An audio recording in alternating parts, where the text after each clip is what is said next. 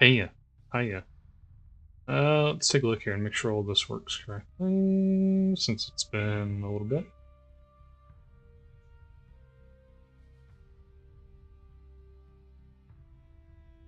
Well, it seems good. It has been a while. I have a little bit of mix of, like, I've been having trouble sleeping recently, which has been a bit of a pain in the ass, as one might imagine. It makes it hard to kind of do stuff like this. In the time that I was not doing this, I did take a little intervening time to make a thing. I made two, to be exact. I made this one, and then I made this one. Crit is cool, I guess. I haven't done stuff like this since I was in college, so it's been, God, 7 years, if not more, at this point, since I did, like, any kind of editing of anything in like, an image editing software, so... I hated it. I honestly, I fucking despised it. But,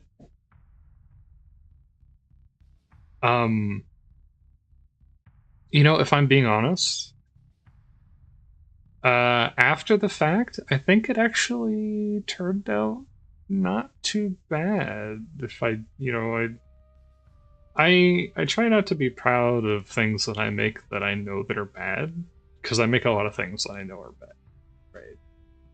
You know, when I made those Z videos, I know that the Z videos that I made aren't, strictly speaking, good videos, but I did make them. That was like the third, you know, video project I'd ever done, so it's like... 206 or 207. Just a bug. Oh, there's a bunch of updates for this stuff, isn't there?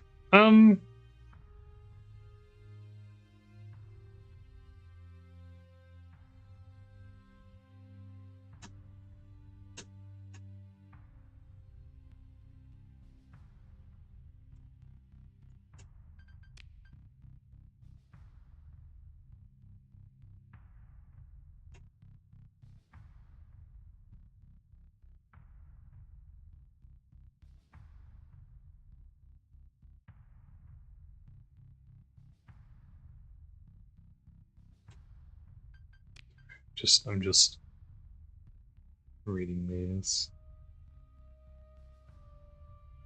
Soccer world from being colonized by other factions. I kind of forgot. I haven't touched the mods that I already had from the last time I did Starsector. I've always had since the last time I did Starsector, and then I added like 20 more. Straight up, I added a lot. The current mod list that I have. Oh, that reminds me, actually.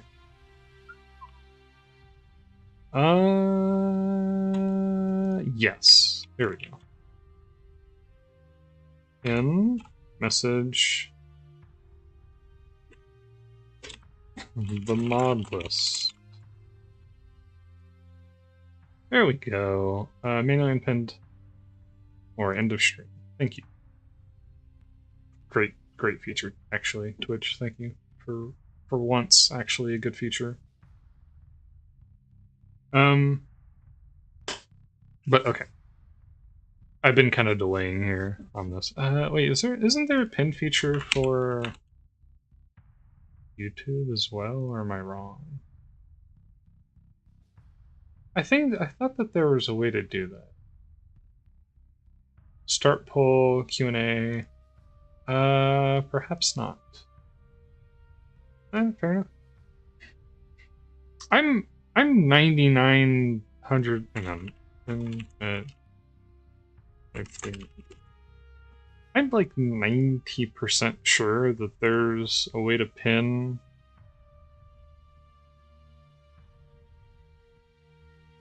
Let me try this. And if I pin message, there we go. Aha! I knew that there was a way to do that. I also need to change my avatar. I need to do a creative project.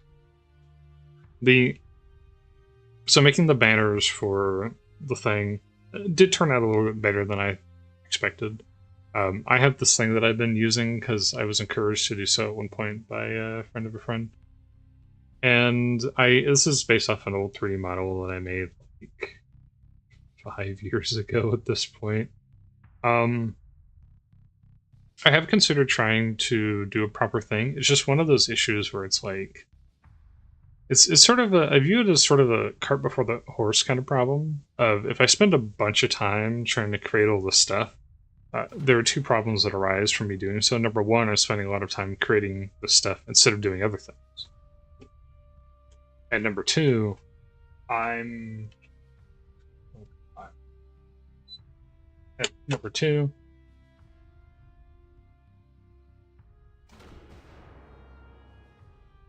I feel like I'm not there yet, but I don't know. I was inspired recently when I was watching a streamer that if you look at my B-Sky, you'll see that I'll watch like Poison and Else Red a lot and stuff like that, and I highly recommend those channels. But I was inspired a little bit by her pixel avatar that she has. And I was kind of thinking that I should maybe try to see if I can create a very, very simplified, like, 2D thing at some point based off of this inspired by this 3D model that I have, which is inspired by another work. But that is, like... That's a 100+ hour project kind of thing, right? So it's one of those issues where it's like, wow, that would be so much. That would be so cool. I'd love to do that. Maybe learn how to do that. I have no artistic background in terms of like actually handcrafting 2D imagery, other than like splicing crap together for like newspaper stuff. So for me to do that would be a whole thing. That would be extremely involved. At the same time, though, I did attempt to, and semi-successfully, sort of, let's say half-successfully, learn how to make avatars in Blender and stuff like that. So it wouldn't be far-fetched, but it is a process. But anyways, I'm gonna stop delaying. I was just kind of given about 10 minutes to get this started. Anyways, let's go ahead and push into it. So,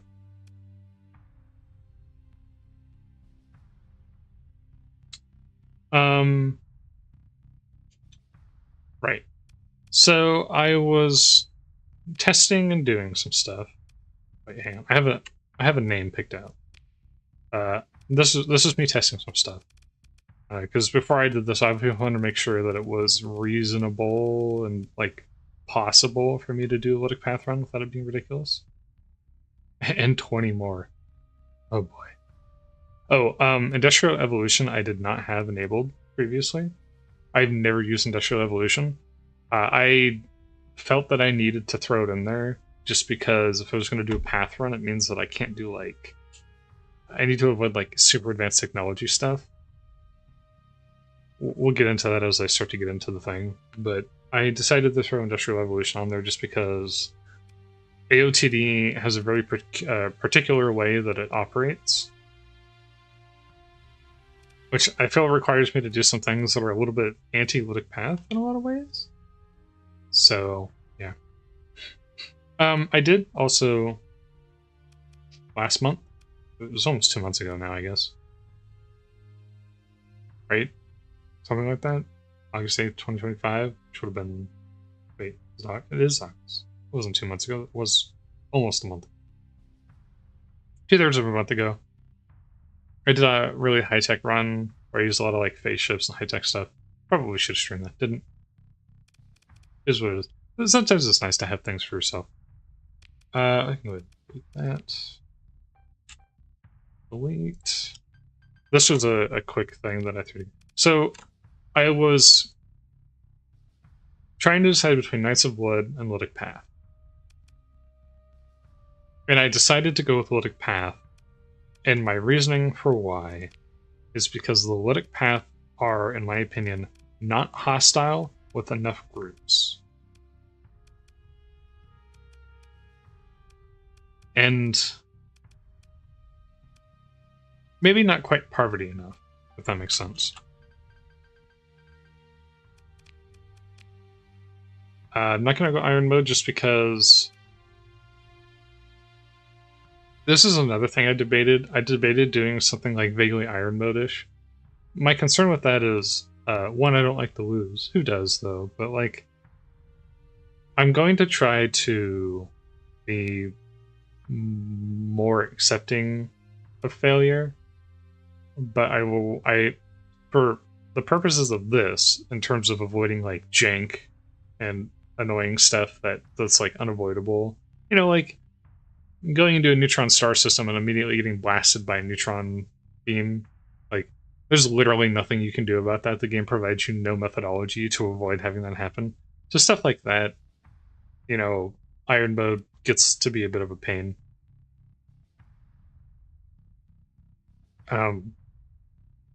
There's still stuff like that can get a little iffy. And if there's like something that would be too much of a setback, I'm probably going to roll it back. But I'm going to try to stick to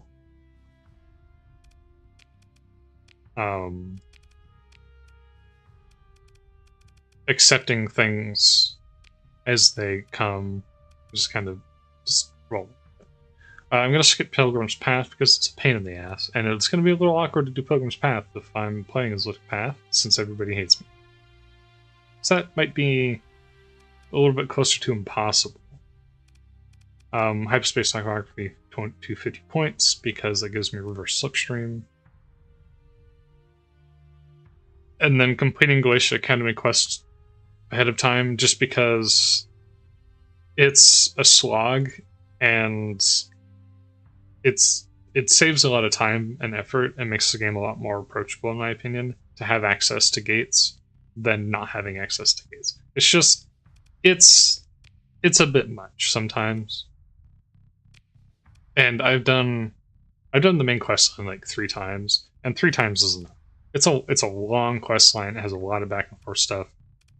If you've done it before, I generally just don't recommend doing it again, unless you really have to. Unless there's new story content, then I'll do it again. But yeah, for purposes of this, Luddic Path people using gates, whatever. I'll get over it. It's one of those. It's a convenience thing. So we'll lore break on that a little bit. Let's see, Luddic Path. This has been the hard one. I want to go with something moderate. Because I don't want to have too advanced of a start, but I don't want it to be ridiculously strong either. What I'm thinking I'll do is I can do custom too. One thing I will say.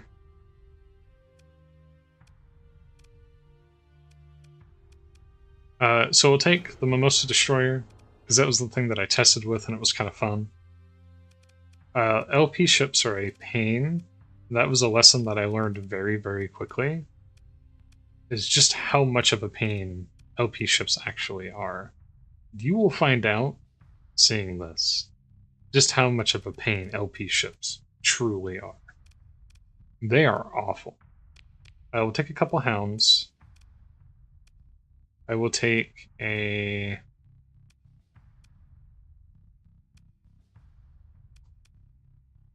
let's see. I need... Wait, what did I take? I took 2 of these. Perverted Liner Hedgehog. Let's take a Tramp. Pitbull. Oh, it has a large ballistic on the front. Yeah, that's a thing that exists. And... no, let's call it good there. 2 hounds.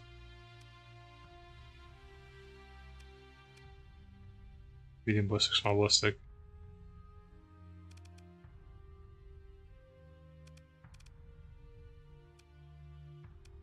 This is about what you would get normally, but I'm just making sure that I have certain things. I'm gonna start. So I'm gonna start at level 5, just because it's a bit of a slog to get through.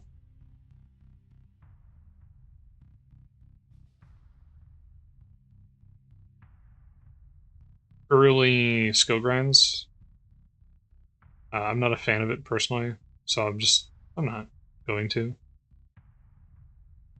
Can I get 40,000? It's interesting that it skips that. Starting level 5, just for sake of getting the ball rolling a little bit easier in the early game. And starting credits 40,000, which is pretty normal. Technically, that's underselling what I should have at level 5, but it's kind of my compromise. For the most part, I pretty much always do, when I do Starsector runs, these days, I will usually start at level 5, just because it can be a bit of a lengthy process to get through a lot of stuff early game, and it's whatever. It's kind of whatever to start with literally nothing in this game sometimes.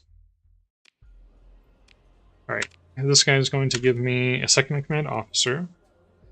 Big fan of second in command. Really, really, really like this mod, actually. Yeah, and I found this out later. I did my AI run. I think I should have gotten synthesis.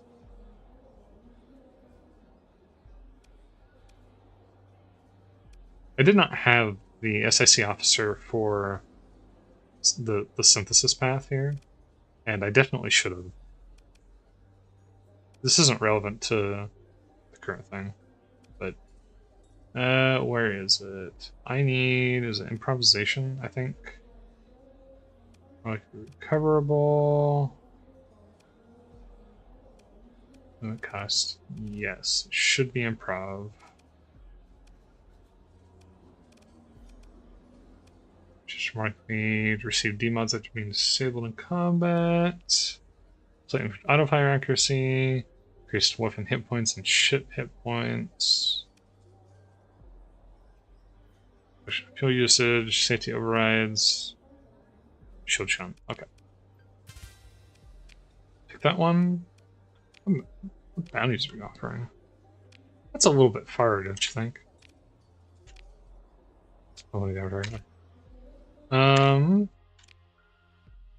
Executive officer for piracy. Hired.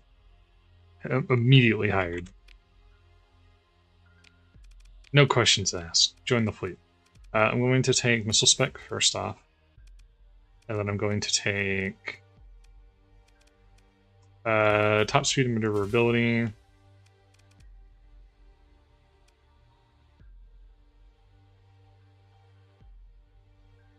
Safety overrides. Open range. Okay, so safety overrides is the ability that's on every single Luddic ship. Reduces peak performance by a factor of 3, presents the use of active venting, drastically reduces weapon ranges past 4 units. 50, 30, and 20 top speed. Flux dissipation rate is doubled. What do I got here? Hammer barrage. Love me some hammer barrage. Love me some hammer barrage. I'll be honest, I'm not a fan of the heavy machine gun version of the ship. I have opinions about it. Those are mostly negative opinions. By mostly negative opinions, I mean they're pretty much exclusively negative opinions about using it. I hope our cannon's also kind of whatever. I do, however, love the hammer barrage. Atropos T-Vats, what the heck? I also do like Atropos. Hammer barrage is fun though. When I did the test for this, it immediately became clear it was like one of the best weapons in the game. Actually, like really cool. Yeah, the elbow and think for anti-armor, but we need something for anti-shield. Let's get the Coxos. Coxos. 1, 2, 3. Auto those. Do safety overrides. We're going to be running a lot of Luddic stuff. And less battle salvage. Not going to be recoverable. Less combat. Less supplies used per deployment. Increased repair rate. Less detection. Top speed for frigates and destroyers. Maneuverability for frigates and destroyers. Ammunition capacity for non-missile weapons that use ammunition. Recharge rate for non-missile weapons that use ammunition. Maybe piracy level.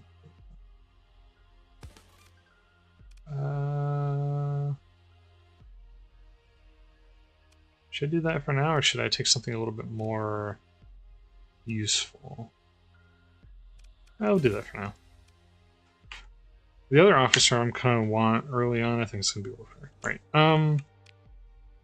So, Luddic Path. The Luddic Path are a terroristic militant faction.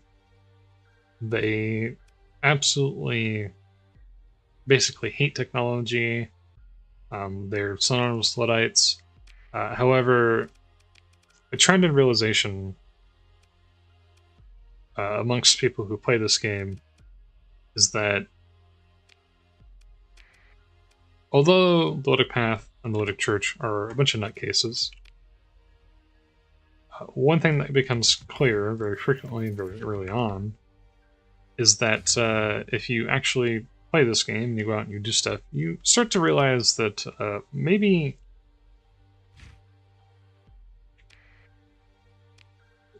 humanity is kind of both created and been exposed to horrors beyond our comprehension. And to some extent, you start to realize that maybe they're onto something. That's not an endorsement, to be clear, but definitely hammers. Like dual machine gun. I'm going to be operating as them with that in mind.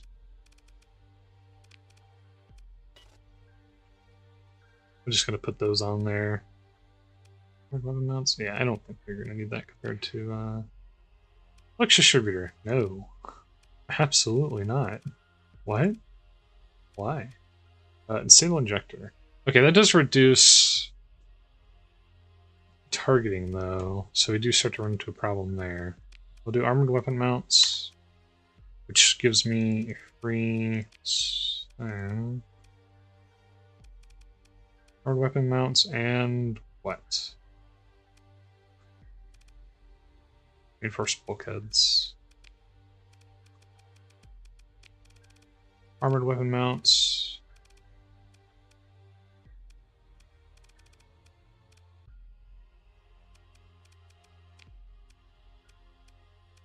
You have an auto... Wait, what?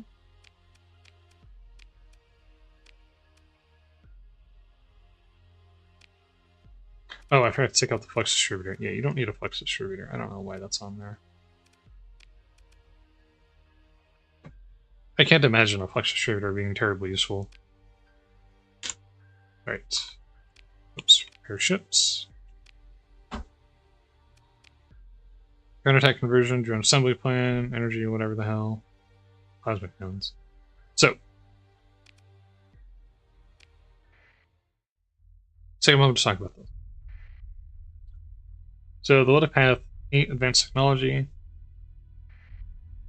They operate, however, with advanced technology and weaponry as a means to an end of essentially divorcing humanity from that high technology and from AI. There have been multiple AI wars in the war of this, so they have some good reasons to not like AI. A lot of people don't like AI in general, with the exception of like the Tritakian Corporation, who are, well, kind of the people who created a lot of the AI. So there's some problems there. They are called the Luddic Path because they are Luddites to an extent.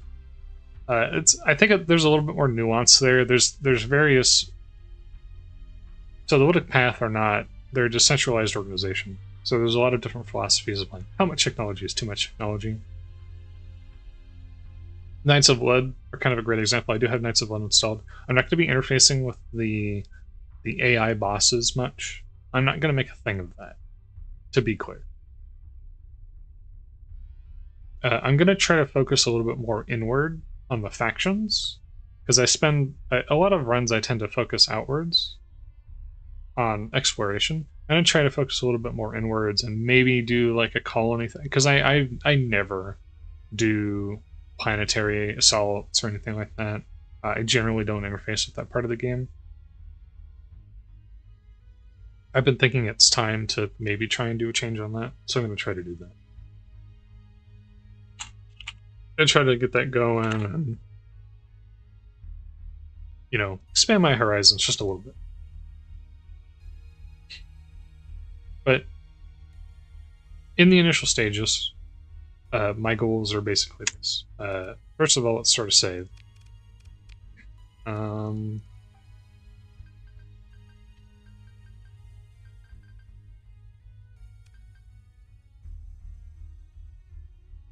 That'd probably be a smart thing to do. So we'll get the save going. So.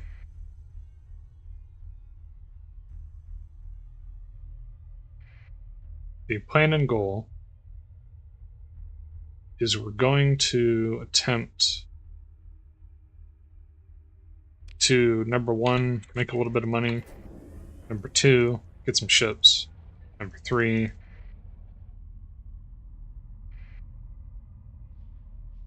get this key here.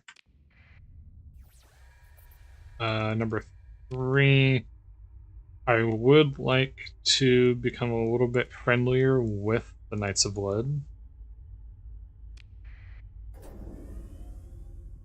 And then number four, we have a whole bunch of factions that are deeply engrossed in AI-related stuff. The Legio Infernalis, spoiler alert, Legio Infernalis to some extent have AI involvement, but that's going to be like a low priority compared to Phase Lab, very high technology, obviously. X Battle Group or Ninth Battle Group, obviously, extremely embedded in AI usage. Tritachyon, like public enemy number one. Let's see. What's the other one? Aerodynamics is, I don't know. I kind of forget that I had ALO on, to be honest. I haven't really touched it much, other than killing a bunch of their ships. P9 Colony Group is going to be, I think, a little bit, yeah. Diabol is very technological, but they're going to be, like, still lower priority. They're not, like, too AI-centric, as far as I'm aware. VRI, as far as modded factions go, is going to be like public enemy number 2, and then the Auroran Federation are actually going to be like public enemy number 3. So all of those groups are like, they need to go in terms of keeping in line with like LP stuff.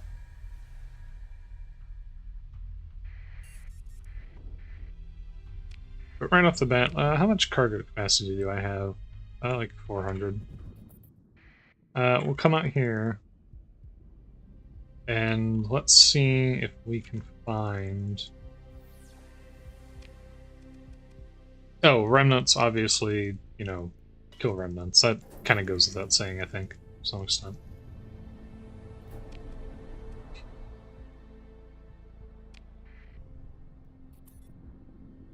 Obviously, we're kind of friendly with pirates, so I don't want to make too much of a thing there. Do I have any intel on...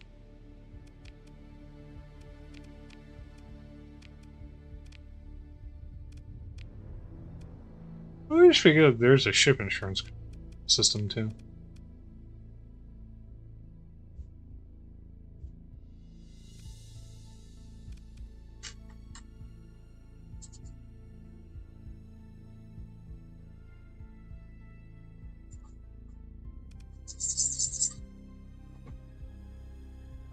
I know that you get a bunch of commission points with Luddic Path.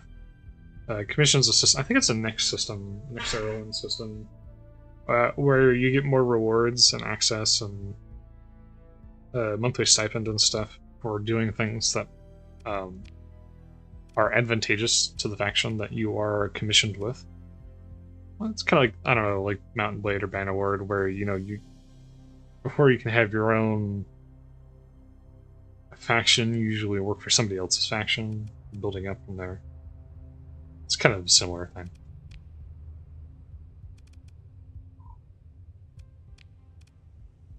Analyze a domain error probe. That's pretty far away, man. 120 days. I'm going to see if I can do that. That might not be possible, but we'll see what we can get going.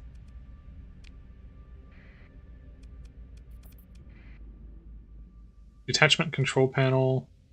Pet control panel. Oh, yeah, that's right. The Industrial Revolution has like pets and stuff. It's not that one.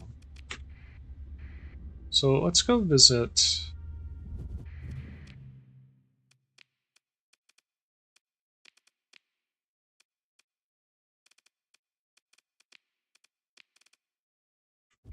Let's go visit Kanta's Den and the Pirates. Oh, there's also a gate here. I need to get a fuel ship of some sort.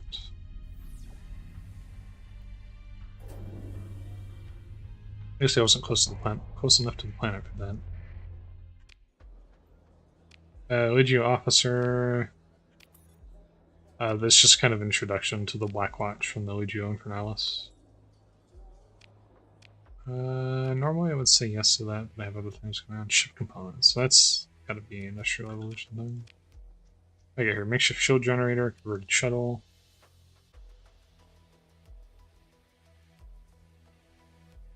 Also, I'm realizing this now. I have a sword in my mouth, and I think it's actually making me speak a little bit funny. Just a little bit. Hammers, always hammers. Never not use hammers.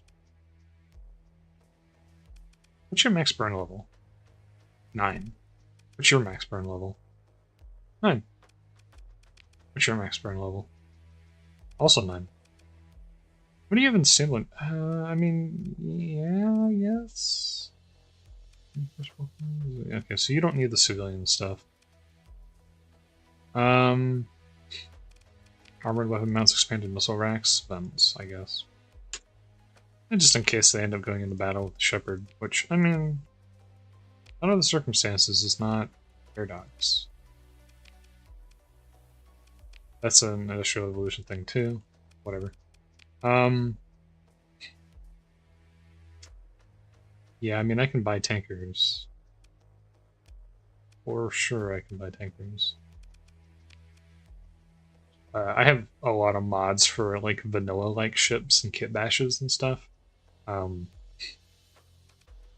There's going to be some cool things that I'm going to be able to get my hands on for this run, which will be really fun to have. 745. So we're going to black market a Dram tanker.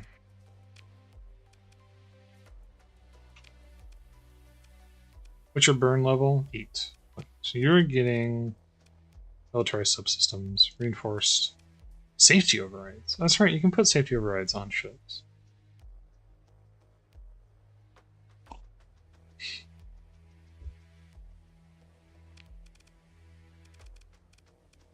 That's right, I can safety override any ship, can't I? I'm gonna put safety overrides on this ship. Oh, actually, I don't have any weapons on you, do I?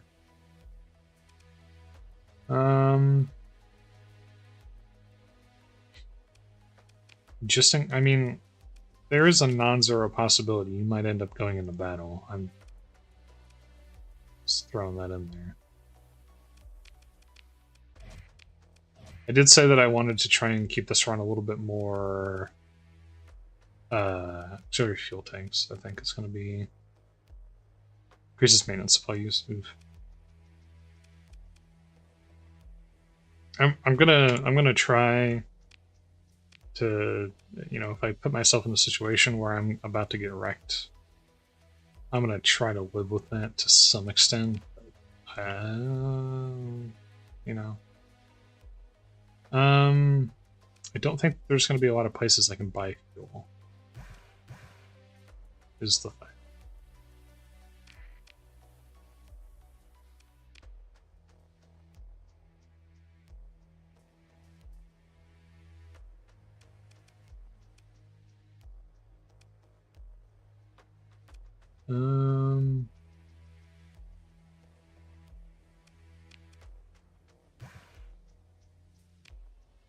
Oof. We're kind of tapping out on cash here. I should have enough fuel range at this point to get to and fro. So we're going to come over here, and we should be good on supplies. I'm only using one a day, which means I have approximately half a year to do what I need to do. I'm going to try and go do that mission. Hi! Oh, hi. Oh, no. Uh-oh.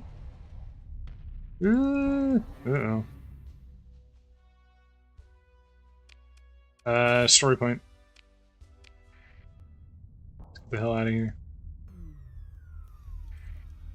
They were a lot faster than I expected them to be.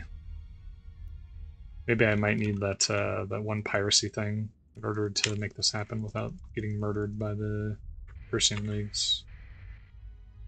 Tourism cruise liner fleet, transporting tourists from Kai habitat to Favonius. It's like someone I can kill.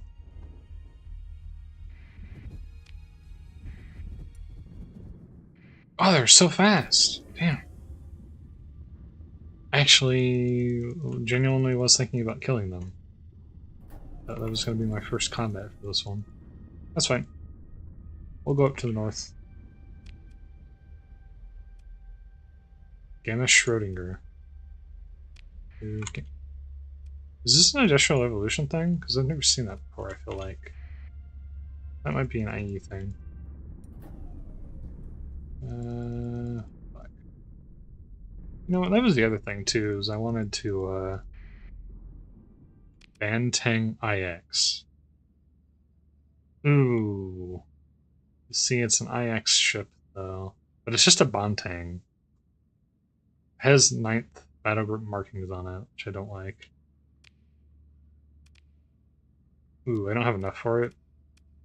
That would be kind of a...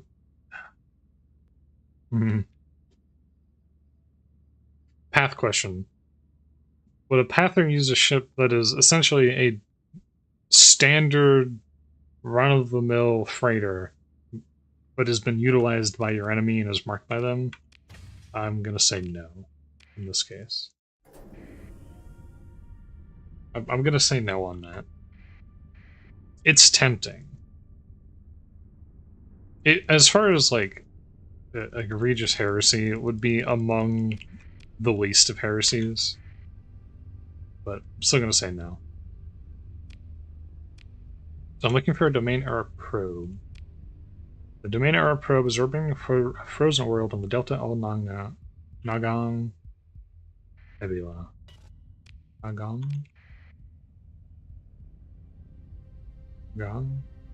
Nagang? I think? Oh.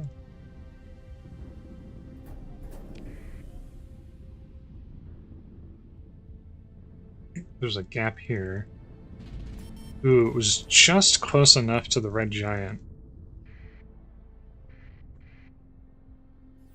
Are those Pathers? Those are Pathers. Oh, it's a lot of Path.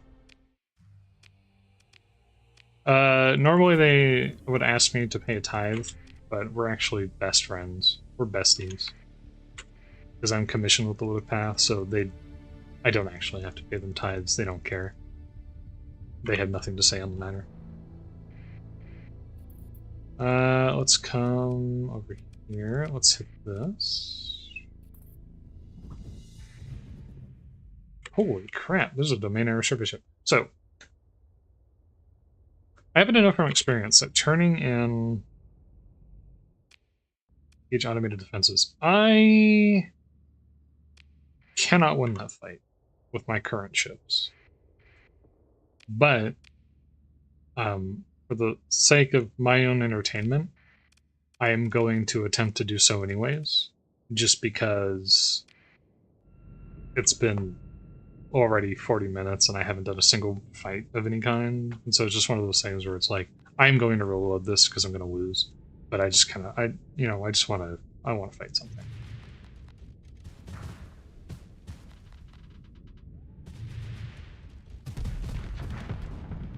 Actually, we could win this. Maybe. Oh, the hammer barrage malfunctions. And the Hellbore is already completely destroyed because it malfunctioned too. The autocannon is also destroyed because it malfunctioned.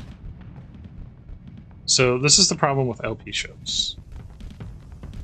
They are so awful. Genuinely so awful. Their parts will... Oh, I've lost almost every weapon I have at this point. Has been critically damaged. Actually, I might win this. Shockingly, for the power of hammer torpedoes, I think we're actually winning this fight. I can't believe it. All hail, LP. I've never done anything like this before in this game. Using faction ships or themes that are a little bit more Wolfpack focused on, you know, like smaller ships. I've never done this.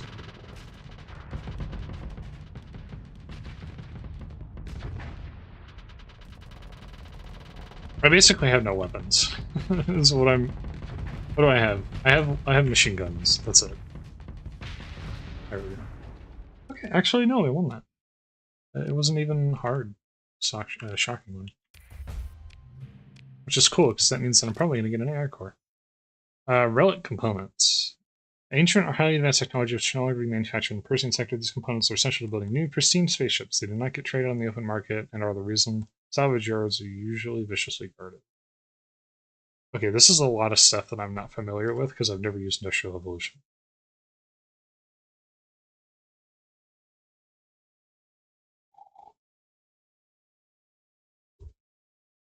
Warning beacon. Standard issue deployable hyperspace beacon.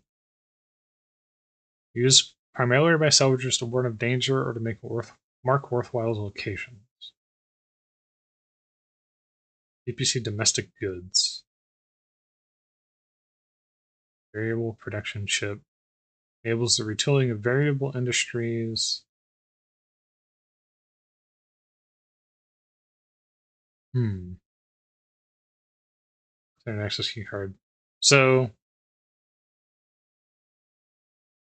let's put the LP hat on. Heretical.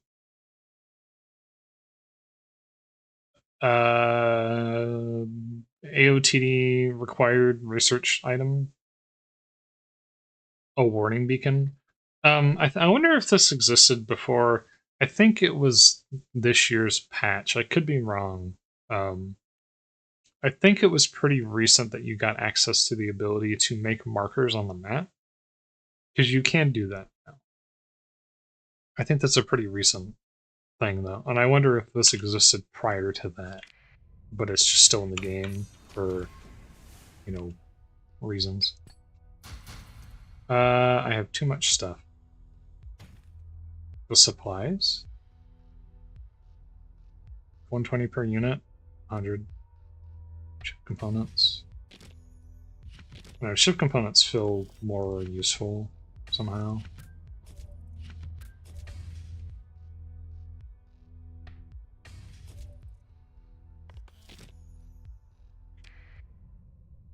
I don't know. We'll do that.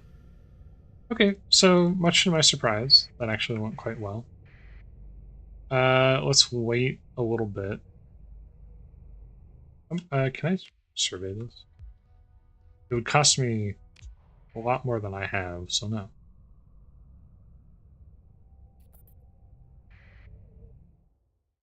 Pod contents. Basically what I'm doing is I have to use supplies to improve the combat readiness of my fleet and repair my ships after that fight anyways. Quite a lot of repairing, I would imagine, under the circumstances. So I'm just passing time here and waiting for the supply counter to go back down to normal.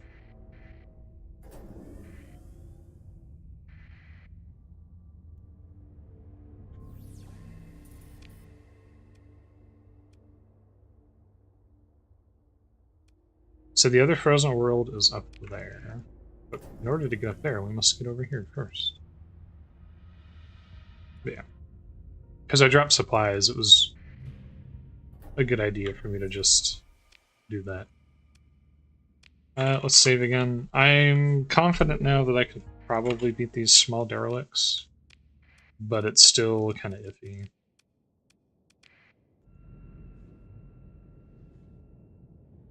It's a lot of malfunction roulette, I've noticed with LP ships.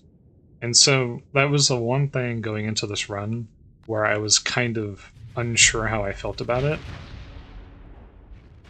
Because on the one hand, I like these ships, I think they're cool, but God, I love hammers so much. Ooh, that one barely missed. Ooh, I missed on that one too. Yeah, see, I'm taking a little bit of damage, critical malfunction on basically every part.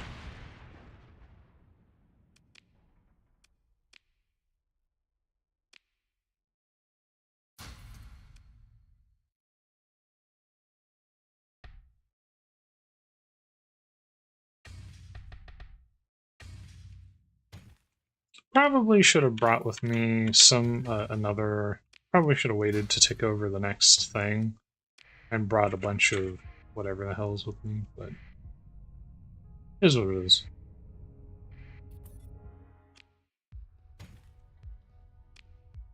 It is what it is.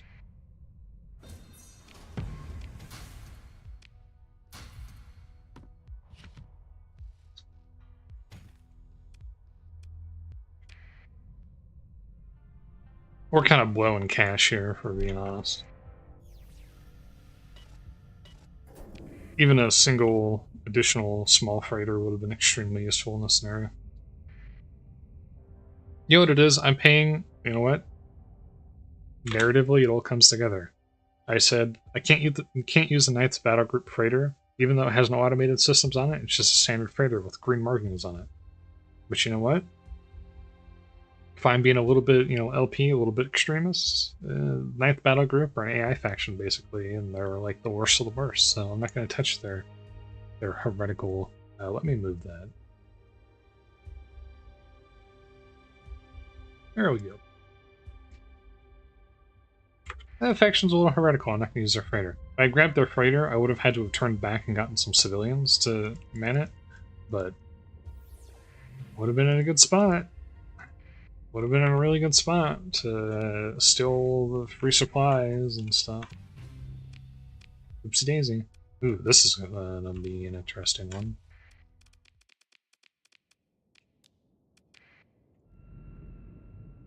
But thus far, overall, this is going extremely well. Much to my surprise. A lot better than I thought it would. Oh yeah, it's gonna be at least one.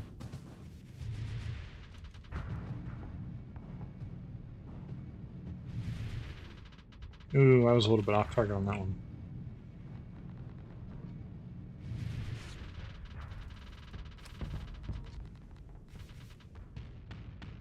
No, my hammer barrage malfunctioned. My engine's malfunctioned.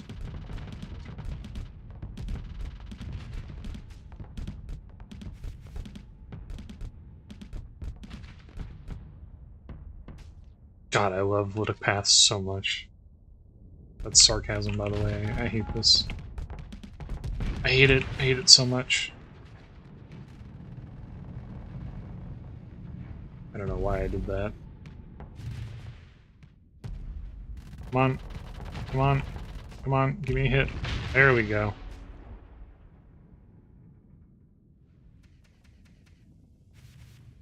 So the bigger of their ships I was able to take out. The Shepherd's not doing well.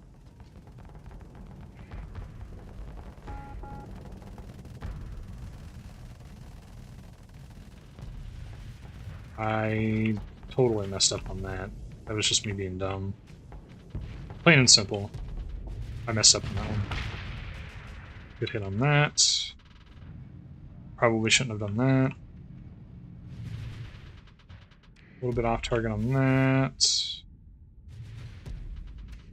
Not on that, though. No, one of my hounds is disabled. No. Now what? Okay, so we've had 3 combats and we've lost 1 hound, which I should be able to get back, hopefully. But I'd say that's pretty good overall.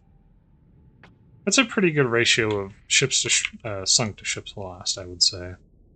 My hammer barrage is destroyed permanently, so that's cool. Ooh, nice shot on the Hellbore. Can he do it again? Can he do it again? Can he miss it again? Nice. Good shots. Oh, there was another ship. Cool. Help if I can see the... he hit a fighter.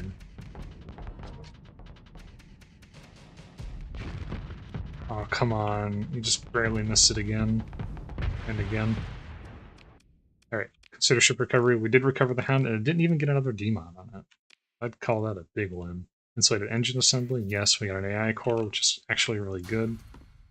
We hate AI cores. We're going to turn them into the faction to curry their favor a little bit and get our commission up. More weird stuff.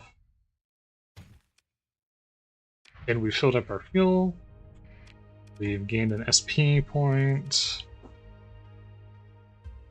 Civilian or militarized ships have 25% reduction on fuel usage. They gain increased top speed, flex dissipation, and weapons range. Interesting. More weapon hit points and ship hit points. Improved autofire accuracy. More likely to receive demods. More combat readiness. I'm not a fan of that one in particular. Reduces most effects of demods and more likely to be recovered. Shield shunt hole mod gives more flex dissipation. I feel like, I will say, I think improvisation's kind of weak, if I'm being honest, the more I look at it. However,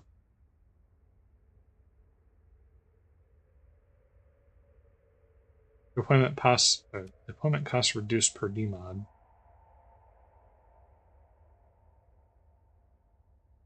Up to 50% damage reduction per 10% per demod. 3 times 5, 15. Armor and hit points per demod up to 5. Sorry, 3% per demod to a maximum of 15. Reduces most negative effects of demods by another 25%. It's hard to say which one of these is better. Actually, I do have deployment points raised currently. I think it's... I have it raised by like 10. 10 it's like 10% or the next 100 or whatever. It's normally like if it's normally 200, it's like 300 is what the deployment points are set to right now. So there's slightly larger battles than normal right now. Let's do this one.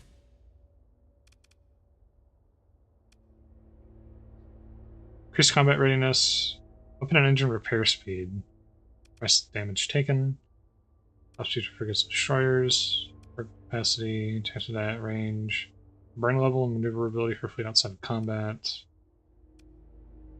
Post battle salvage, increased drop chance for weapons, increased resources but not blueprints. It's an addition to the one we already have for the base thing.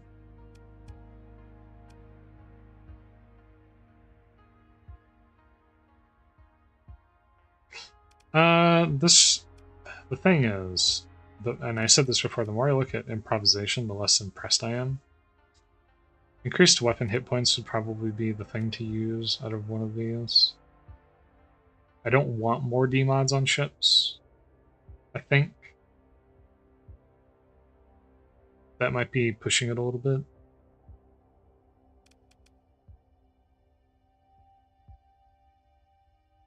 But at the same time, if I'm going to lose a ship, it might as well get demodded at that point. I don't know. I'll have to think about that one. I think increased combat readiness and increased weapon and engine repair speed is going to be good for this because I'm constantly chunking through.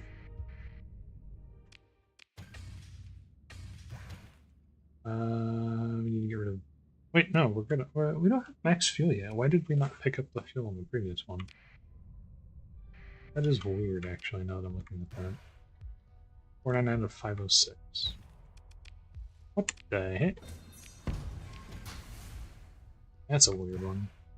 Now we're maxed out. Alright, there's a gas giant over there. Barren world.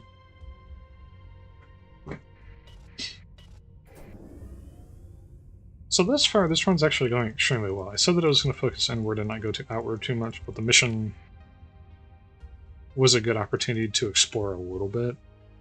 I don't want to eschew exploration entirely, because at some point I will want to create a colony. A Luddic Path-ish colony, so basically farming worlds. I do want to create some farming worlds in time.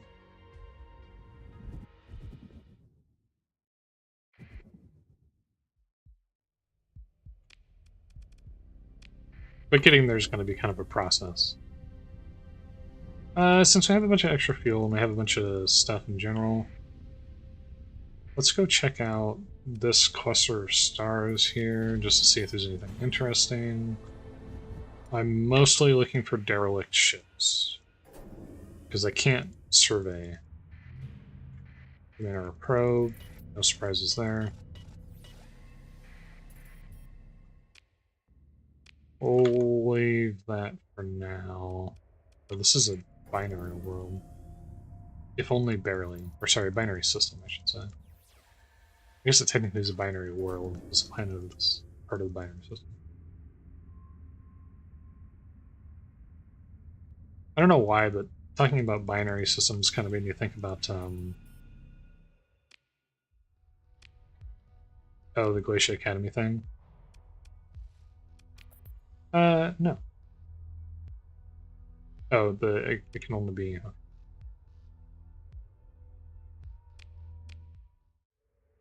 not gonna waste my precious supplies on that.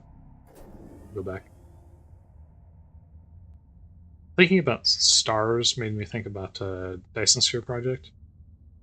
I understood, but it was a little bit disappointed that I was disappointed as like a matter of opinion, like in terms of like how it affected me personally, that they went on hiatus on development for I believe they said it was an internal game jam. I wasn't disappointed in them. I was just disappointed by the circumstances because they did that right after they announced their next update feature, which was basically adding like customizable vehicles. Because the game has a really surprisingly intricate, I would say, system for like customizing the mech that you is like the main character. And I believe what they were doing, if I understood correctly, the previews that they had, they were taking that system and making a way to have vehicles as well, and that was how you're going to fight the enemy in the game. You know, Factorio's biters, basically, equivalent. Automated shipyard. What the heck? What the hell? Satellite rings of this massive auto factory loom in front of a violet star. Heat shields blackened by stellar emissions. Pillars of machinery almost gothic in their complicated shapes and decorations show reverence with which this old station was built to camp, which obviously not save it from abandonment. Anyways, the systems that they were developing, if I understood it correctly, and it is what I thought it was. Super cool. Big fan of that. But they announced an internal game jam and like a development hiatus shortly after that, and I get it, but it was like it was sad because that was 7 months ago, give or take. I think they restarted development at this point. Have they restarted development at this point? License Sphere program. Lunar Mission screenshot contest. China Joy wrapped up Gamescom. Public test for a new multi-threading system. Yeah, they entered a multi-threading system. They're improving their multi-threading. But November. No, was it a year ago? Early peek into the vehicle system, September 25th, 2024. And then at the beginning of the year, I think they announced that they were going to be doing the internal game jam or whatever. If I remember correctly. Anyways, I was really looking forward to that. It was kind of unfortunate that happened like that.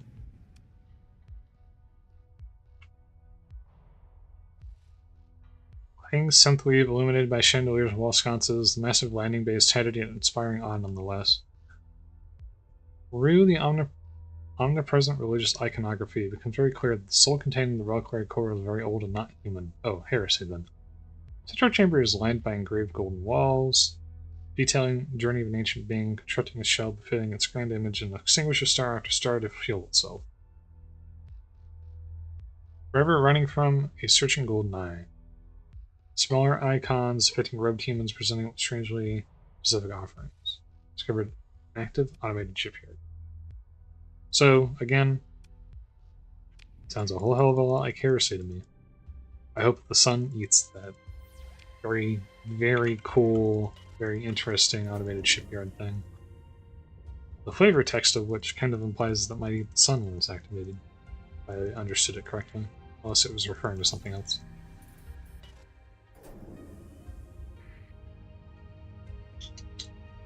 We got here, irradiated world, don't care. This system, I believe, is empty with the exception. Ooh, what do we got here? Now, the main arrow probe. We'll hold off on that for now.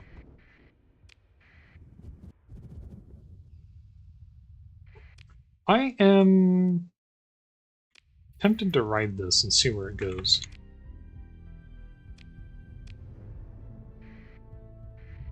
I mean, I know where it goes. It goes to somewhere that's a little bit more traversable compared to where I was before. Now, let me out. What is that? Onslaught DPL class battleship. Oh, what now? Oh. Oh, no. Oh, ew. Oh, that's disgusting. I hate that. Okay, first of all,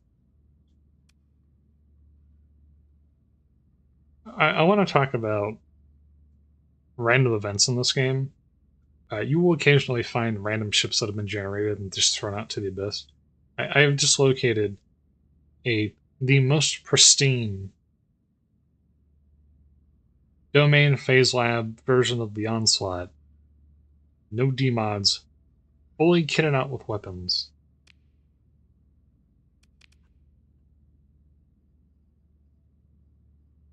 And I could not be sadder about it because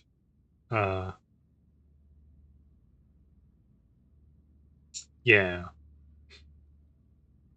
That's I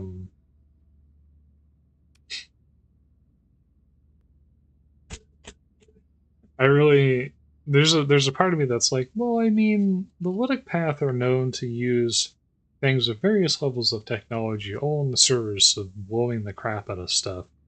And it's not like it's an automated onslaught or anything. It's just really souped up by one of the factions. But like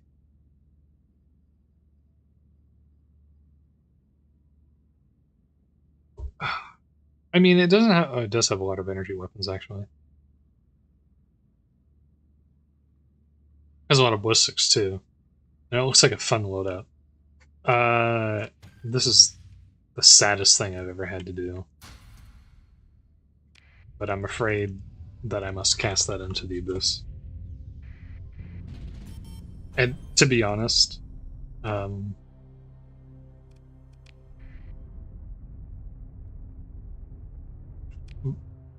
gonna say, motives-wise, I think given that I've been doing this run for 1 hour and 8 minutes, not even that, probably 40 to 50 minutes, I'm just gonna say that it's for the best to maybe not have a no demon onslaught that's fully equipped in an hour, just by pure happenstance. Oh, we have here. Oh, that's funny. I've never found one of these guys in the wild before, but he is an Androdenism SIC, so he has all of the special effects of the Syndrian Dictat. I did actually start booting up you.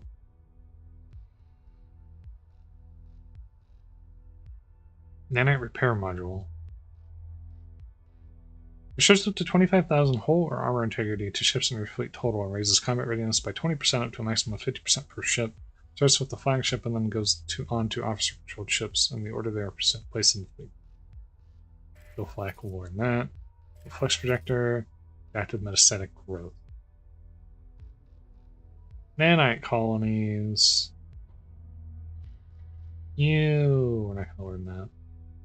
Shield Shun. We will learn that though. What was I talking about?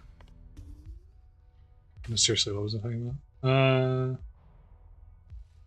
Right, the Syndrian Dictat guy. I did start a Syndrian Dictat run kind of a little bit just to play around because I wanted to kind of learn. Not learn, that's not the right way to phrase that. I wanted to experience the joys of beam fleet, because beam fleets are kind of fun. I've been the victim of beam fleets on many occasions, and they're cool, and I do like them.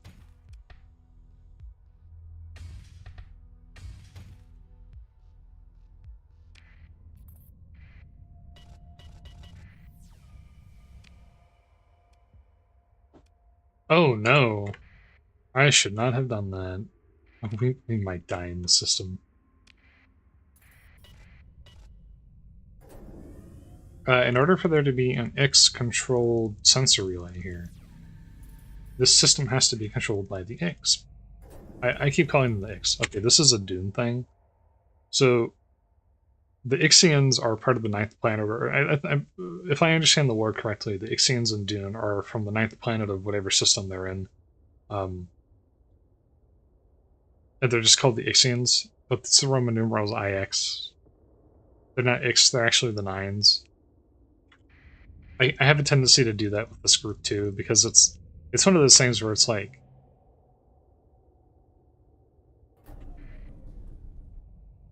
the term IX sounds right to say, even though it's horribly incorrect. It just kind of has a flow to it, you know? That makes sense? And so the temptation exists and is there to do that, even though it's wrong. I will probably continue to call them the X Battle Group, but they are the 9th Battle Group. But it sounds cool to call them the X Battle Group, okay? It sounds cool. I also need to find a...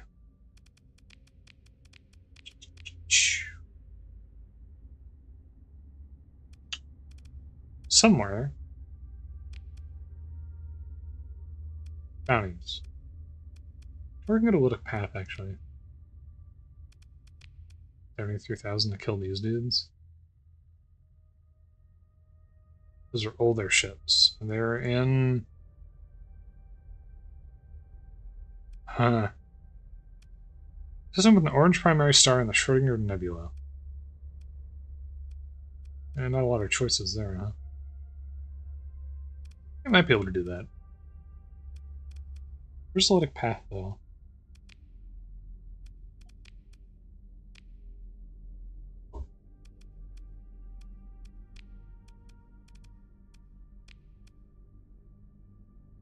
Oh, interesting.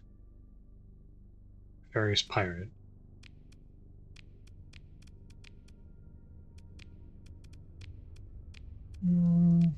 Church of Galactic Redemption, Knights of Ludd, permanent Luddic Church, permanent. Where is... I don't have a thing for that. Weirdly. Potential combat. Yeah, that's from the story missions. I'm required to have that one. Paint jobs. Wait, what? What do you mean? Oh god.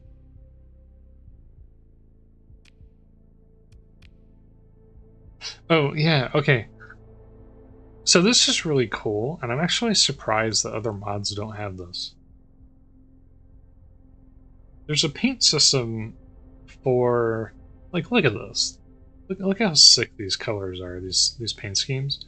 There's a paint system. Oh, and they're placing the weapons, too. For the Diablo avionics ships. And they just look neat. And it upsets me. I'm like, this is like Eve quality of, like Eve levels of like 6 ship skins. Kind of. Eve is, it's genuinely coin flip whether any ship skin in Eve is good or not, but like, man, for old time's sake, I kind of want to do a Diablo avionics run sometime. Diablo avionics is one of the oldest faction mods in this game. And it is still also one of, it's like, I've seen people refer to it as kind of the gold standard faction mod, and I do think that that is fairly accurate assessment. It is kind of the gold standard faction mod, really.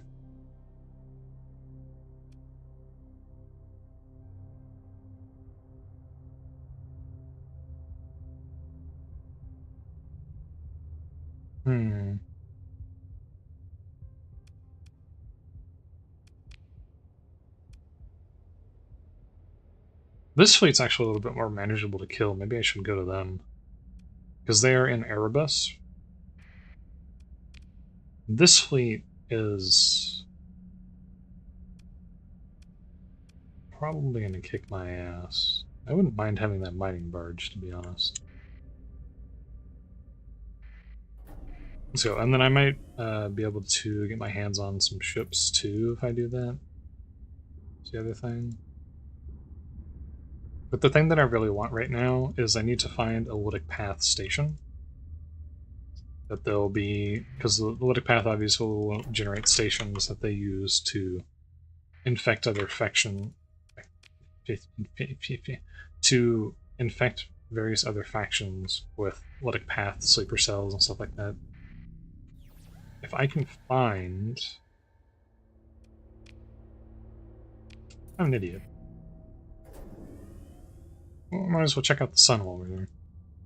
If I can find and get my hands on one of those stations, I can use that as a forward base. And that would be cool, and I would like that very much. So this is a dirty, disgusting remnant station. No, I'm sorry, not station. A system that has remnants in it. Hi there. Hello, Mr. Bounty Target. Oh, they are pirates, though. It's not certain of my identity, so they will have reduced... Okay. Oh, they don't have any... still as many ships from them as I can, I guess. Ooh, if I can get that ship, that would obviously be quite great. So, I fired it once, and I have now had 2 oh god.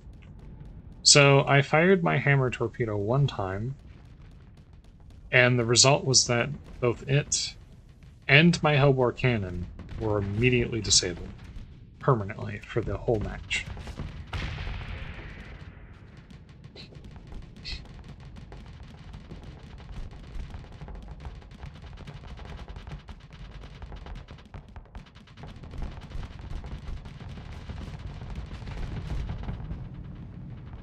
That is, as one might expect, not cool. And I'm not happy about that. She do be fast, though. And the Hellboard disabling itself without even being fired a single time really is the icing on the cake, isn't it? Probably machine guns are better at shields. This is an armor ship. The kite was destroyed. How the hell did you manage that? I'm okay with the kite being destroyed, though. That's a 5k credit ship, basically. The mule was destroyed, so that's going to be a story point, probably. Yep. Yes.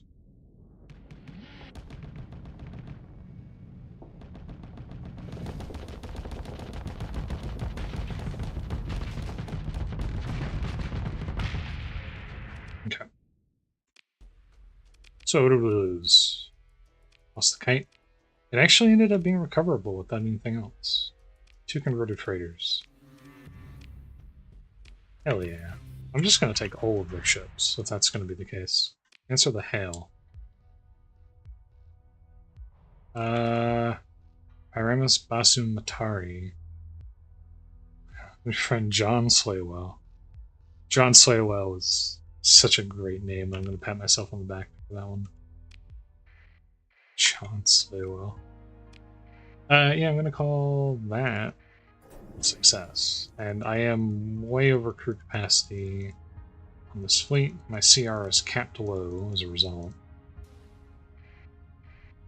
Com relay.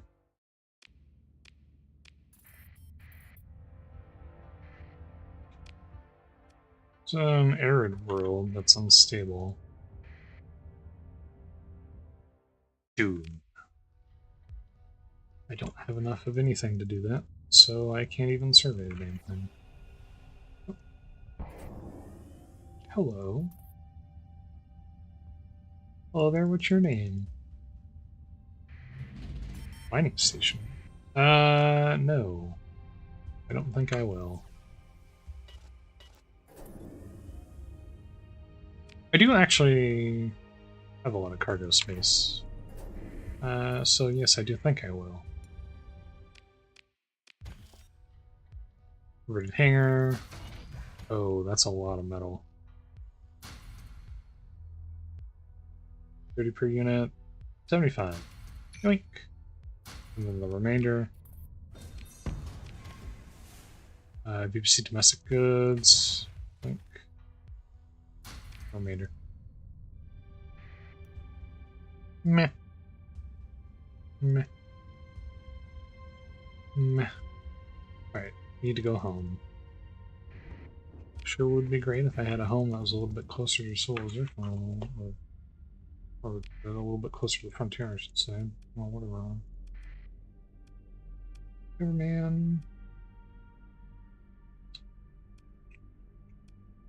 Persian League would murder me if I went in there.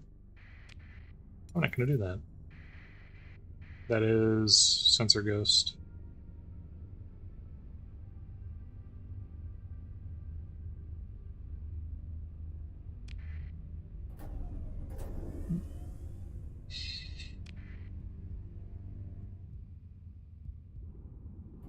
Bing. Go around. No. Let me, while I'm doing this, look at something real quick.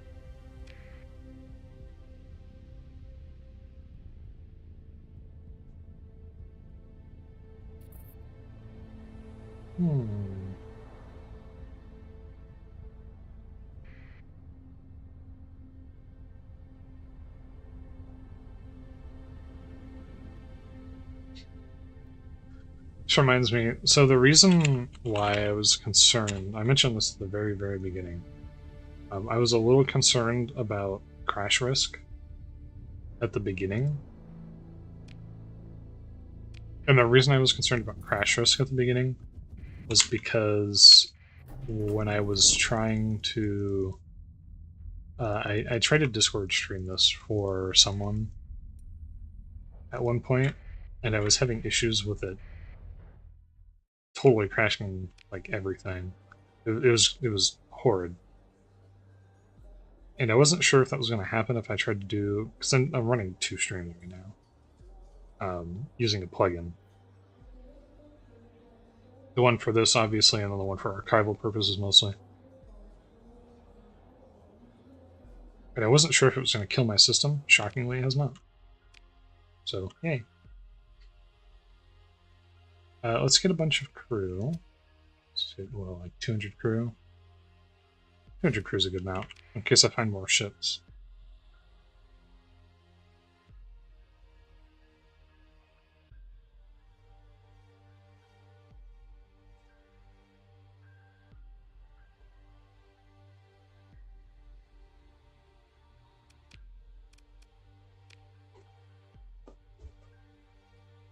Red fighter bay. What is this? Emergency fuel scoop. Oh, that's cool. It's an emergency fuel scoop. It does exactly what you would expect it to do. It lets you get a bunch of stuff. That's cool. I respect that. Let's sell a bunch of crap in the black market here. Let's go ahead. I hate sorting, but this will help me get going on some of this stuff immediately. There. Put that over there. Put that over there. I am...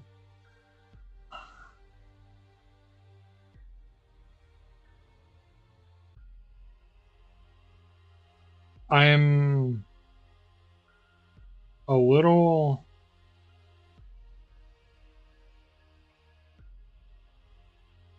Retailing of variable industries. Try tacking on.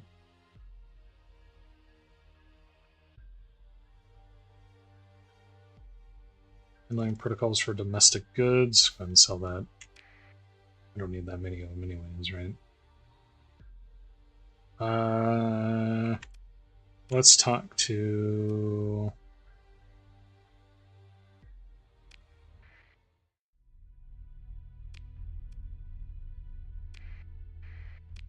my contact? Where's my contact?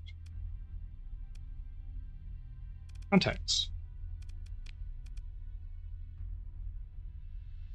Chalcedon.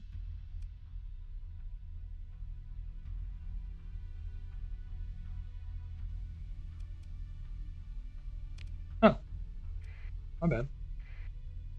I'm in the wrong place. Oopsie. Oh yeah, let's ordnance these. Please, I beg of you, provide me with Typhoon Reaper launcher. I mean, if it's what there is, it's what there is.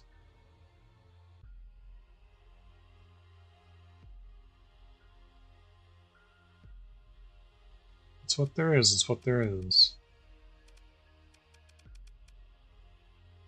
Cable micro missile pod.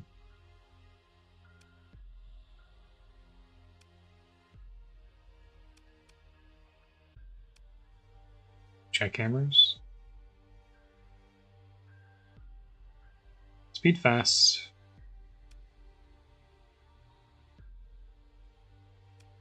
Six times 3. We'll do jackhammers instead, maybe. Medium composite turret, heavy needler.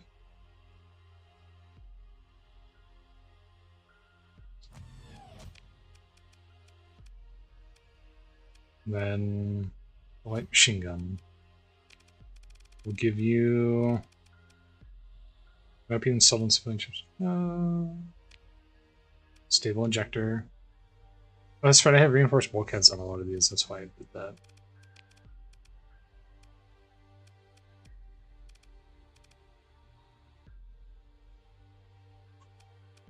I don't know, something like that, it's fine. We'll leave the Arbalest on there. You will also be getting a jackhammer, and instead of a light assault gun, you're going to get a light machine gun.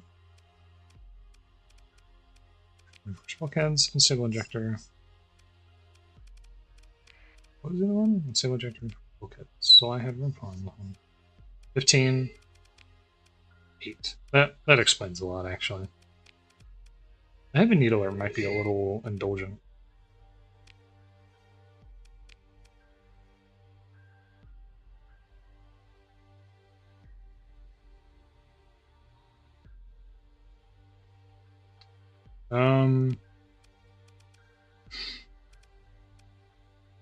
So I have room for potentially expanded missile racks. What's the speed on these? 9. 9's fine. Armored weapon mounts. Reduces the durability of all weapons by 100%, reduces recoil by 25%, but destroys the weapon turn rate at 25%, also increases ships armor by 10%.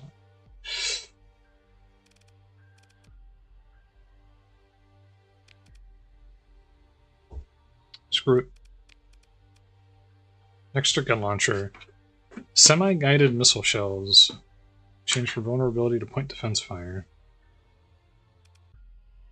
Good versus armor. I would like to give you just salamanders, maybe? Salamanders are fine. Expanded missile racks might not be the best choice for you, though. ECCM package I do think would actually be good for you, though. Shield shunt.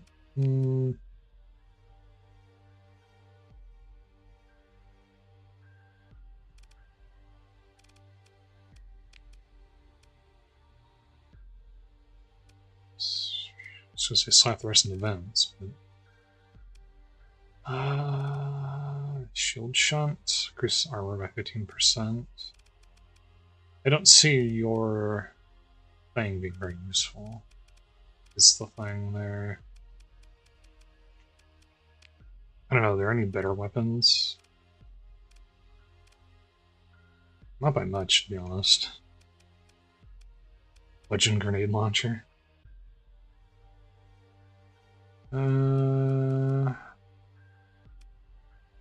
Plasma blaster. That's an AoE thing. Well, we can increase those to doubles at least. That'll increase the damage output.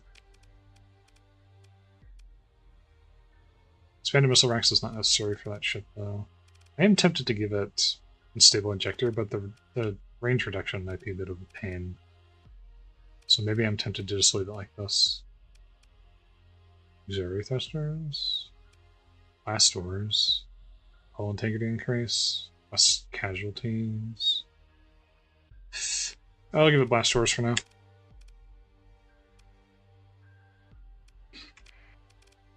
I'm not going to go too wild with ship design right off the bat. We'll put that above there because these are going to be combat ships. So we're kind of getting a fleet together. We're starting to get access to quite a lot of money as well.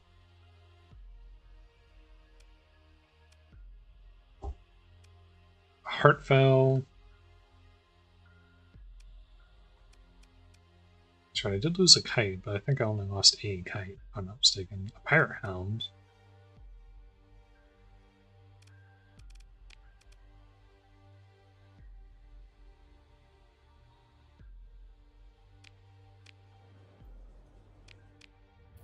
Man, I'm complaining about increased pirate raids? Sir, we are the pirates.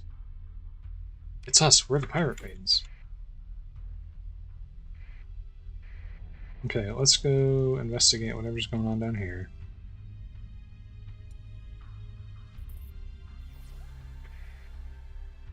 There's just some fleets guarding and booty. Screw it, I'm just gonna transverse jump out. Whee!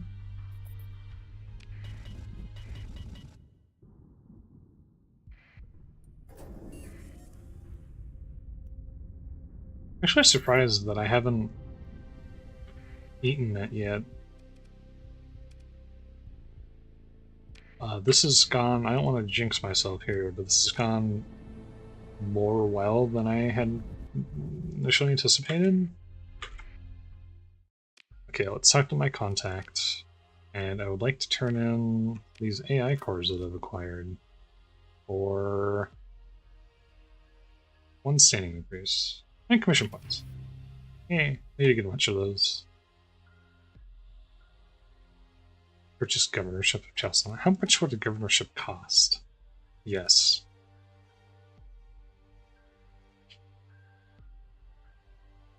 Six-month income of 744. Interesting. Very interesting. You have any work? Supplies procurement. 1,500 units of supplies delivered right here as soon as possible. Surplus domestic goods, 2,000. Data core swap job. Plan to sell a military ship. What military ship? An LP Dominator. Huh. I don't have 50 Marines though. Discreet smuggling operation. Tiger City. No, I don't think that's gonna be a good idea. not with an LP fleet. They'll soon be from like a solar system away. Oopsies,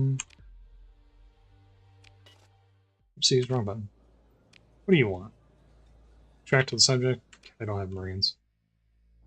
Alright, let's see ships. What ships do we have on sale today? We have a Sunder. A lot of D-mods. Sunder with a lot of D-mods isn't bad though. An LP Kite.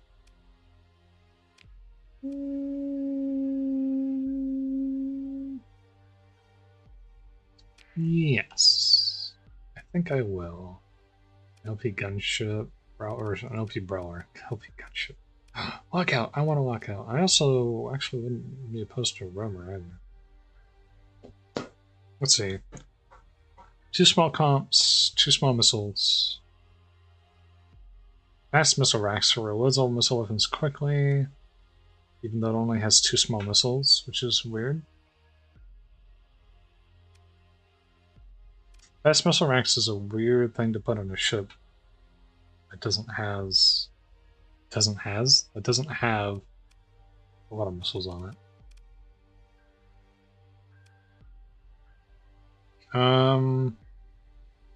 Civilian grade hull, unfortunately.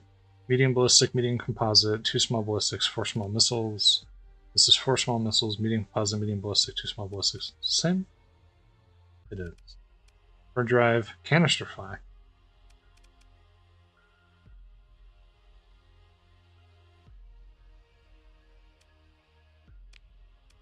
Gimme.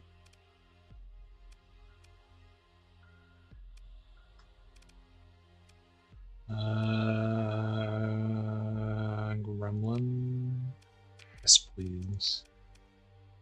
The Sender is tempting, but let's hold off on that for the moment. Let's get 100. I don't need 100 people, but we're gonna get 100 people anyways. So let's sell that, because I'm not going to be using that. Let's sell that, because it's heretical. The standard access keycard, let's also sell, because... actually, let's not sell that. Let's sell heretical items to the Ludds, and we'll sell the other stuff to the black market. Ooh, Auroran tech. Ew. Gotta get rid of that, too.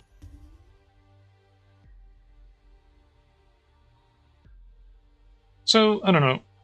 A weird thing about LP, I was looking at their... One of the things that the wiki very helpfully points out is that the Luddic Path do actually have a very open...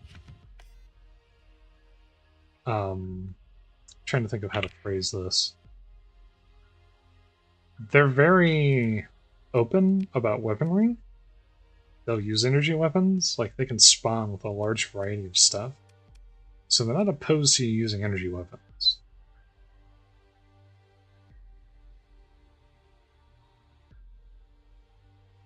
Let's grab that. We have 300,000 already. Stabilize shields, grab that. Escort package. Increases ballistic and energy weapon range by 20%. That's tempting, but I don't know if I'll find much use for that. Although on this fleet, maybe more than any other fleet, I could find use for it. Alright, so we're going to be able to move our flagship up finally. Let's go ahead and get this out first.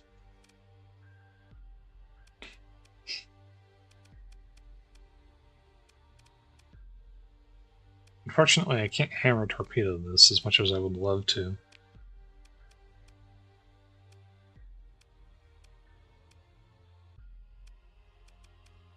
Contradict rocket artillery.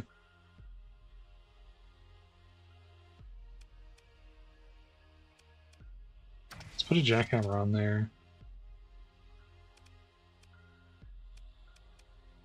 I'll have to offset it in order to fire it, but that's fine. Oh, we don't really have a lot of options for...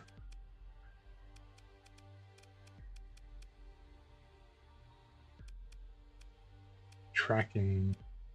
That's a problem. That's a problem.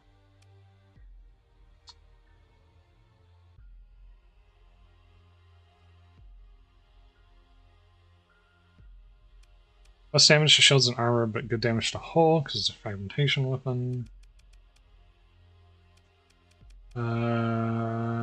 Porphyrion. Illusion impact. I mean, we can test it, see if it's any good.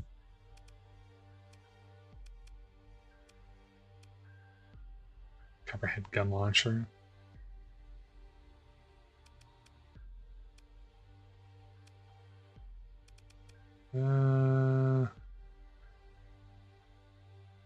Light assault gun, anti-armor. With dual autocannons, I think it's going to have to be the thing for that. Armored weapon mounts.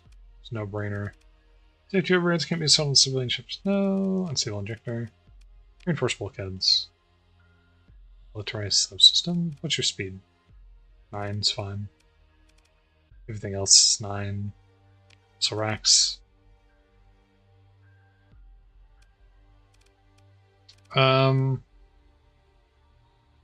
Let's leave these empty for now. The distinct lack of missiles in this station is causing me a lot of grief right now and making me incredibly unhappy. And I need to state that now. Where are my Hammer class torpedoes? Where are they at? Why aren't you giving them to me? I haven't graduated to the point where I don't need those anymore, maybe. Maybe I take those off and put them on the kite or something. Put them in this.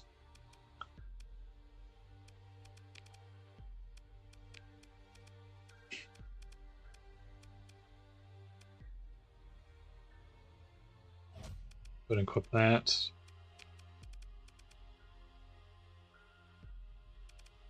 Reinforced bulkheads.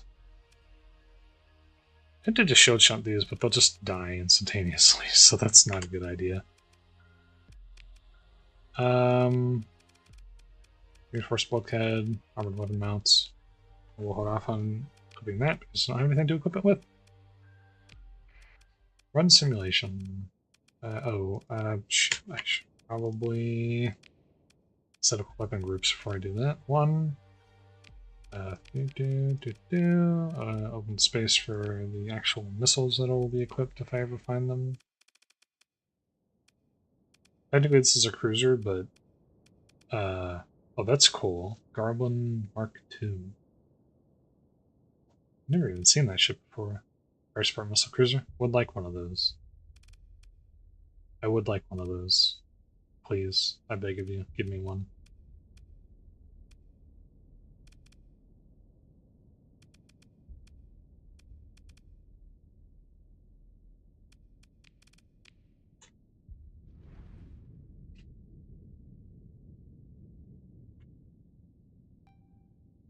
Okay. So I'm gonna have to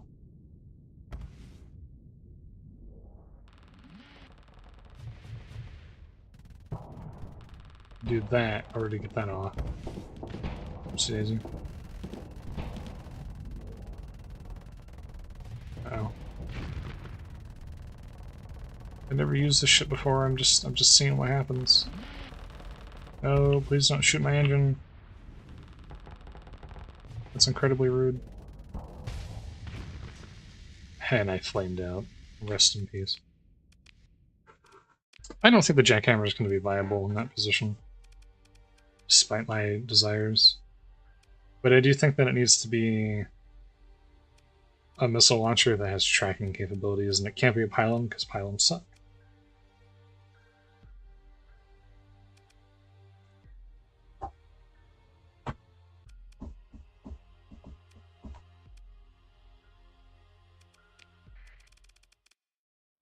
What was that? This thing. Let's just play it straight and see how this goes.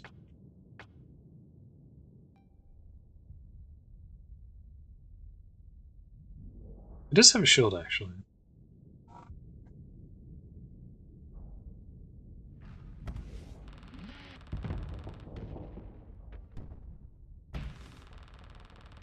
I mean, that did do a good chunk of shield box damage.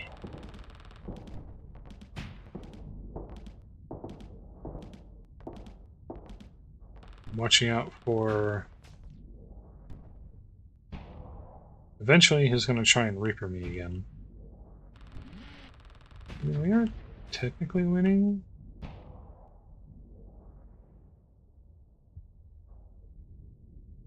Big asterisk. Technically, we're winning. Probably shouldn't have eaten that in the face.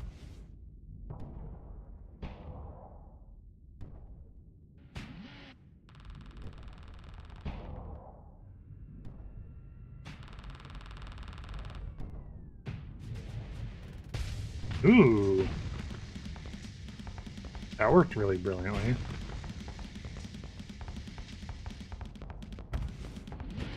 I was a little late on that one. I mean, I would call that a win.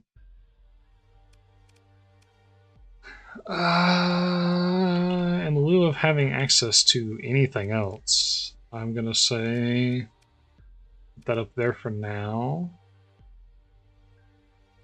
That there, and put that with the other kites. However, I beg of you, please sell me the things that I need. It's so frustrating that they have nothing of value here.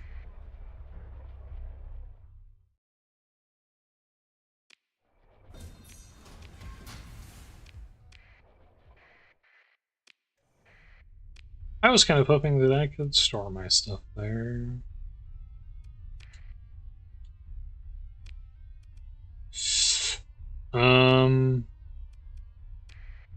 If I try to store things here, they will charge me for it, is the problem.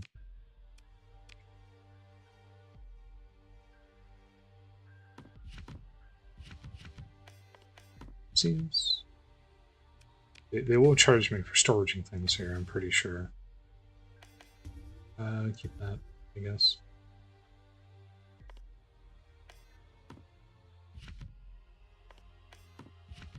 Do-do-do.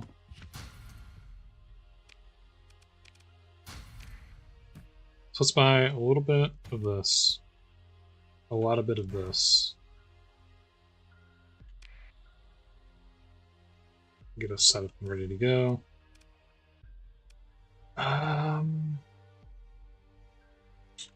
Let's max out our personnel. Because if I lose any ships, I'm going to lose personnel, and then if I find any ships that I want to steal, I'm going to need personnel. So.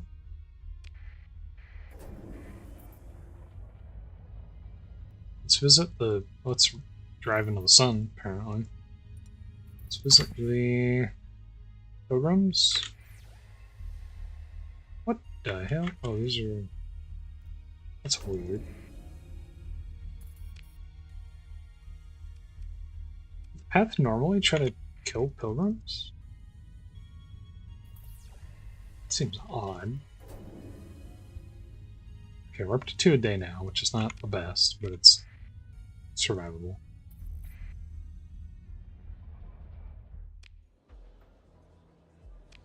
Maybe we'll mercs and see if their contract's up. Need 3 crew bursts, which I don't have. 35 suits. What kind of opportunity? Say a supply of food. Tragedy.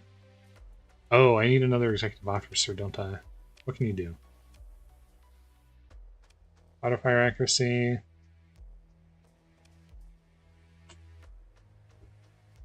Increased max burn for ships with less than 9. Maneuverability for flight outside of combat. Ships lost in combat have a 20% chance to avoid demods. Improved eye fire accuracy. Flex dissipation per ordnance deployed on weapons. Increased zero flex boost. Threshold. And speed. Non-missile weapon rate of fire, 10% plus usage. Missile rate of fire, missile damage, or armor reduction. Small craft. What do you do? Frigates and destroyers.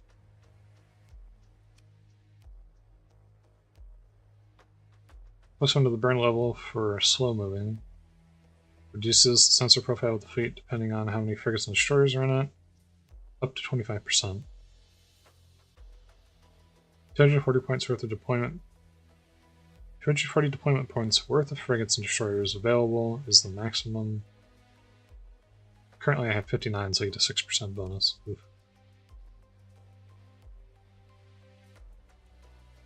Increases nav rating of fleet for deployed ships. All ships with officers, including flagship.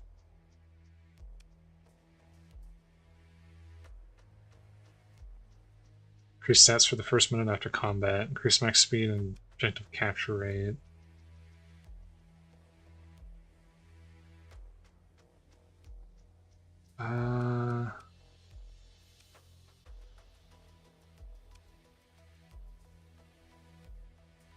Increase stats when near other allied frigates and destroyers.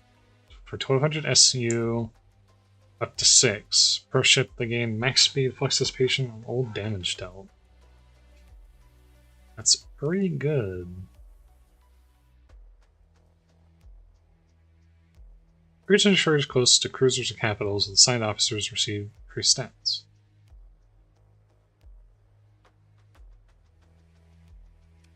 That one doesn't specify officers. Increased damage resistance, weapon ranges. All ships without officers gain non-elite helmsmanship, damage control, combat endurance, and ordnance expertise. Deployment cost reduced by 20% or 10%, whichever is less. Subsystem cooldown, subsystem charge regeneration, non-missile ammunition recharge capacity. I'm gonna be honest, this dude sounds extremely powerful in the context of the fleet that I'm using currently. Yeah, this dude exists too. I kind of forgot about him. The problem is I don't think that there's anything of value that he can offer me because it's primarily ship bonuses to Lands Guard ships.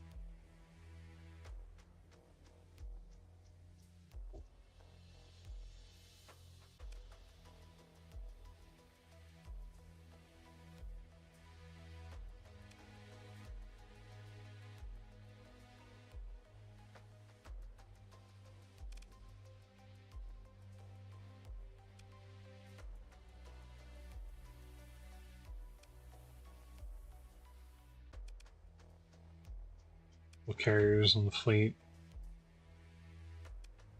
An override, non-automated ships and energy module book here. Yeah, there's no way.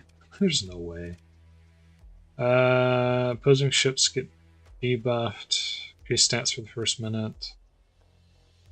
Nav rating of fleet for deployed ships. All ships with officers, including flagship. Oof. Oh, affects. It only affects ships that have officers.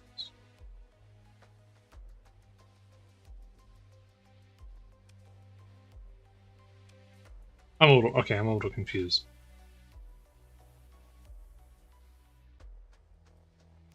Oh, the whole first tier of this is a wash, isn't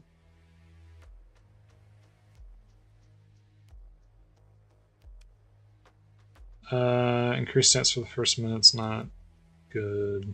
This one's interesting, but it's only... Okay. 6% reduction in sensor profile. And slightly faster move slow speed. I mean, this increases damage against large targets, which is fantastic. And peak operating time, which is extremely useful. So at least the starting one is good. Per frigate deployed per destroyer. I mean, Rating is good because it increases speeds, but I don't have any officers, so it's a little...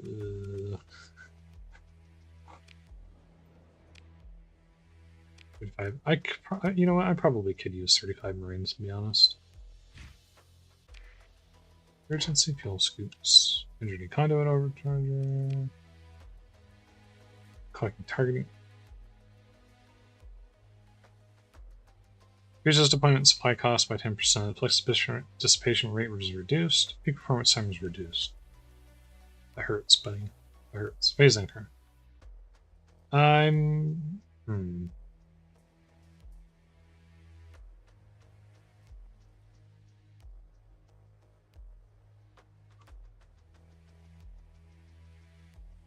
Tempting. I'm not going to be using that stuff that much, though. Anything fun here? Heavy autocannon, kek sauce. Kek sauce. The hammer classes not having any tracking makes it impossible to put those on there, fortunately. I could do all finishers. Sabos would be better, though. How about the back slot? Is there anything better I can put on the back slot? Annihilator? Pylum? Salamander? Salamander I could put on leave, and it would continuously fire and do its thing without me having to give it any additional input. So that wouldn't be a bad idea, to be honest. And that would allow me to focus on using the harpoon as a finisher. Well, the salamander operates as a disruptor.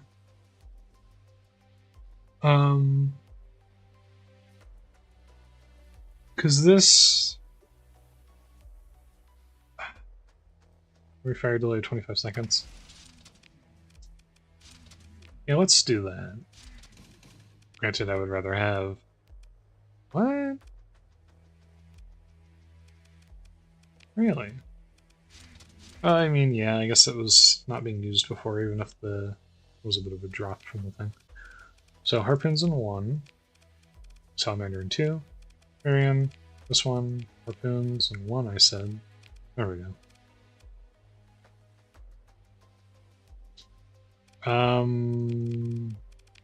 No, that was correct. Yeah, okay. Not a great ship loadout, but it is a ship loadout. There's 7 available here. Thank Ludd. Thank Ludd. Oh, we really don't have much of value here.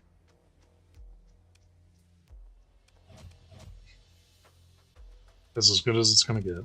Expanded missile racks. Do capacitor because you can vent soft flux anyways. More hammers. You have a copperhead gun launcher, which is whatever. Expanded missile racks. That's all she wrote for you.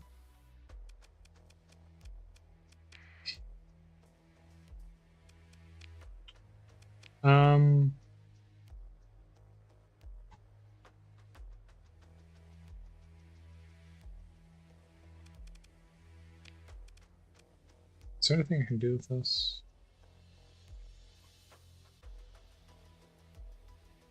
100% versus hull. So to remove a little bit of anti-shield capability, but I'm wondering if maybe I don't need it.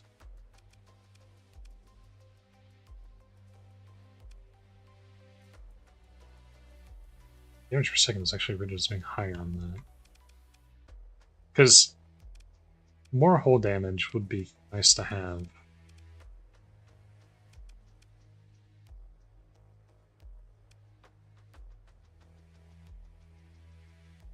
Energy beams. Hammer barrage is obviously here to stay because the hammer barrage is just...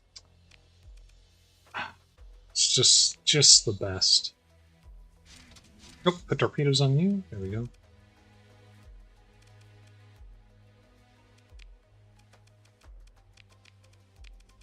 Just in case I ever end up using this ship for any reason. Check the weapon groups on this, make sure they're good. I'm tempted to use this ship, but I do kind of like this ship, even if it is incredibly annoying and breaks down constantly. All the time. All the time. Even with hardened subsystems.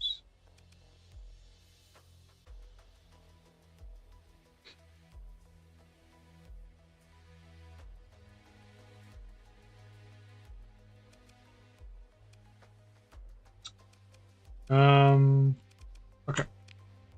Oh, no. Okay.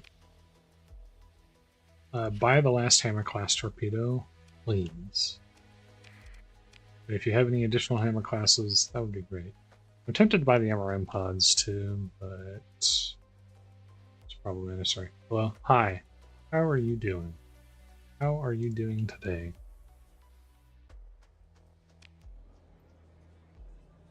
By the mercenaries. And double check the ships. I don't know if I checked the ships here yet. Tower heavy cruiser. Ooh, we got a nice selection of black market ships here in this port today. I see. What do we got? What do we got going on? We got a Shade. Tubing ballistic for small. So did ammo feeder. Omni shield. The game after a friend told me about it, but I feel so bad at it. You know, in some ways, when you're first starting to learn Starsector, that can be the most fun part of the game. Because I would say this about most games. When you're first starting out with the game and you haven't learned how it works yet, and you haven't learned how the AI handles things yet, that can sometimes be the most fun part of the game, because it's when the game can be at its most challenging. And the AI in Starsector is quite good, especially for a game as complex as it is, in terms of like the number of permutations of various equipments that the AI can have and all the stuff going on there. So it can be very difficult when you're first starting out to kind of like learn how to play the game and to deal with the fact that the AI will actually kick your ass pretty hard. But, you know, once because this game, I think I first got this game back in like 2011 or whatever, or somewhere around there, like 2011, 2012. It was like real early on. It's been a long time since I played this game for the first time. When you start to kind of get good at it, you get used to it. You start to get better at handling the AI, and you do lose a little bit of that, but the AI is always challenging for the most part. Basically what I'm trying to say is, don't feel bad if you're getting your ass kicked by the game a little bit, because that is normal. You will get beat down quite a bit. And it's, you know, my personal opinion, enjoy it while you have the opportunity, because it is a fun game. It's a really good game. But yeah, if you have any questions though, if there's any pain points that you're struggling with in particular, let me know, and maybe I might be able to answer it, or I might not. Just depends. Yeah. Let's see. Burak Tower, heavy custom cruiser. I would like to upgrade.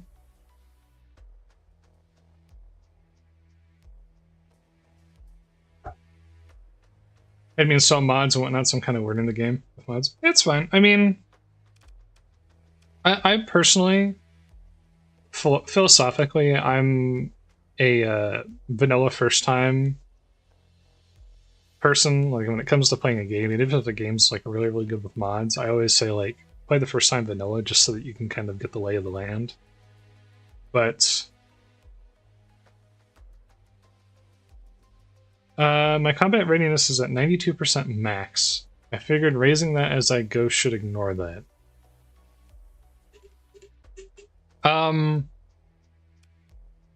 Combat readiness being sub 100% is not abnormal.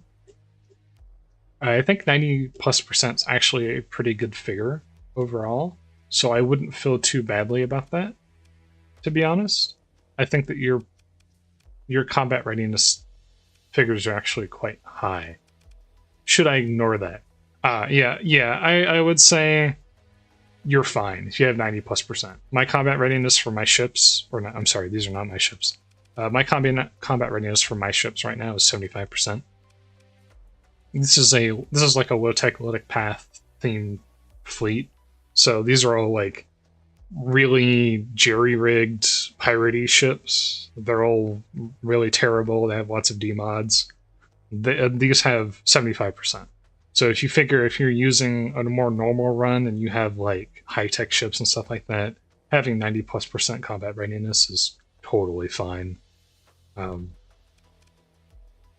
Combat readiness doesn't necessarily make, if you have a lower combat readiness, it doesn't really make your ships bad or anything. It just means that the amount of time that they can spend in battle, for the most part, before they start to run into problems and before they start to have like random faults occur and stuff, that'll occur quicker.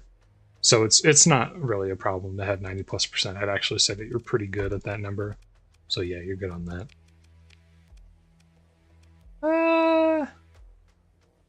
I mean, I have the money. Let's go ahead and buy this.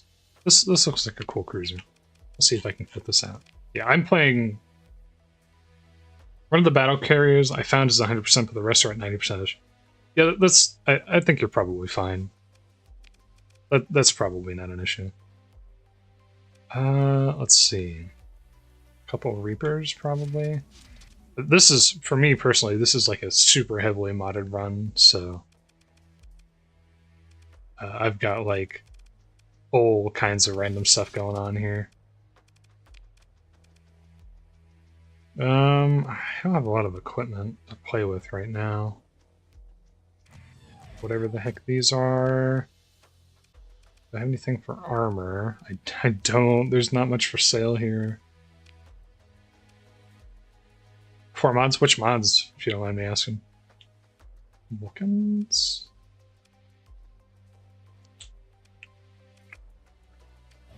There's some Vulcans in the back here. Ballistic rangefinder, okay. Safety overrides, yeah, that feels thematic, I would say. Expanded missile racks. Oh, I do have access to dedicated. Oh, it's because it's a cruiser that I have access to dedicated targeting cores. Industrial Revolution, random assortment of things, Sarah and United War. Okay, yeah, I actually have all of those mods installed right now. I've never used Industrial Evolution before today. This is actually my first time using it. The only reason I installed it is because AOTD, Ashes of the Domain, or whatever it is called, is another mod that does a lot of like colony-related stuff. And adds like colony systems and research and stuff. Is focused a little bit more on like high-tech, and that was not really viable for the run that I'm doing right now, which is like Luddic Path, like tech-hating, AI-hating people. So I added IE, and so I'm just I don't really know much about it. It's my first time experiencing it. But like, yeah, I have all those mods installed, and UAF is a good faction. That's a pretty fair set of mods, I suppose, if for someone who's just starting out. Next does a lot, though. Next is a pretty substantial overhaul from how vanilla plays, for the most part, in terms of changing how how the AI factions interact with one another. Colonies are a pretty substantial investment. A lot goes into... So, in terms of money, the last time I streamed this game, and the last time I did this game, I think when I made my first colony, I had more than, I think I had like 10 or 20 million credits, plus a bunch of modules for inserting into various colony industries and stuff already on hand at the time. It takes a lot to get into them. They generally are worth it, but it takes a while to get to the point where they're worth it, and it can be a little bit difficult to find like a good colony position starting out. So if it takes you a while to get to the point where you're comfortable making a colony, don't feel bad about that. That's pretty normal. The other problem that's worth being aware of when it comes to colonies. I'm gonna try not to, like, I don't want to spoil game experience too much, but trying to think of how to phrase this to be the most the least ruinous. You should be prepared to defend your colony, I guess would be the way to phrase that, without going into detail on how those systems work, so that you can kind of, you know, experience it for yourself when you get to that point. But I would say be in a really healthy position in terms of how much money you have on hand, and in terms of having a strong fleet. And don't feel bad if it takes you a long time to get there, I guess, are the things that I would say about that. But I would say that if you have 20k, but your fleet is okay. Yeah, so I would say you're probably quite a long ways off of being to a point where you can comfortably get into building a colony. You're going to have like 10 to 20 million, I think, is actually a good figure. Because some of the structures that you build for, like, industries and stuff like that on colonies, they can easily be $1 million to build, $1 million to upgrade and stuff like that. So 10's a good, like, amount to start out with. A battle cruiser, 2 battle carriers, 2 cruisers, and escort carrier. Yeah, I mean, it sounds like you're getting your fleet together pretty nicely. But yeah, I would say build up a capital of about 10 mil if you're thinking about getting into colonies. It's probably not a terrible number. Maybe like 5 minimum, but 10's probably a little bit more ideal if you're thinking about doing that, and that'll put you in a good position. Most are derelict ships you found. Yeah, so you probably have a couple of, I forget what they're called, the legions or whatever, the old hegemony battle carriers and stuff. Yeah, that's pretty typical. The game seeds a lot of legions. It's kind of a weird thing. That's actually one of the reasons I personally, because I played this game for so long, I don't like legions in my fleet. Not because they're bad, per se, but just because the game tends to seed them, and I kind of get tired of using them. So you just kind of step away as like, I'm not going to use this time. Like, we're going to play with other ships today, right? We're going to do something else. Yeah. I mean, it sounds like you're having a pretty decently successful run for your first time, though, so... yeah. It's good that you're having fun with the game. It's a good game. It really is. I consider this to be one of the best games of all time. Like, it's a genuinely great, amazing game. I don't want to spend any story points yet, I think. That's right, I have fighter bays, too. Prevents use of active vending, drastically reduces weapon ranges past 450. That might be rough on this ship. Expanded missile racks will reduce rate of fire by 20%, but that's probably fine.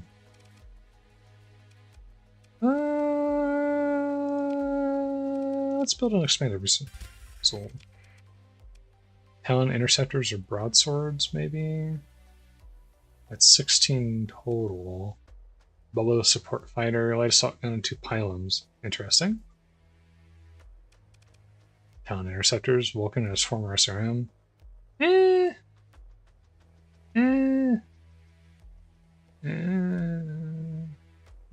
just put Talon. Oopsies. Put Talon 1.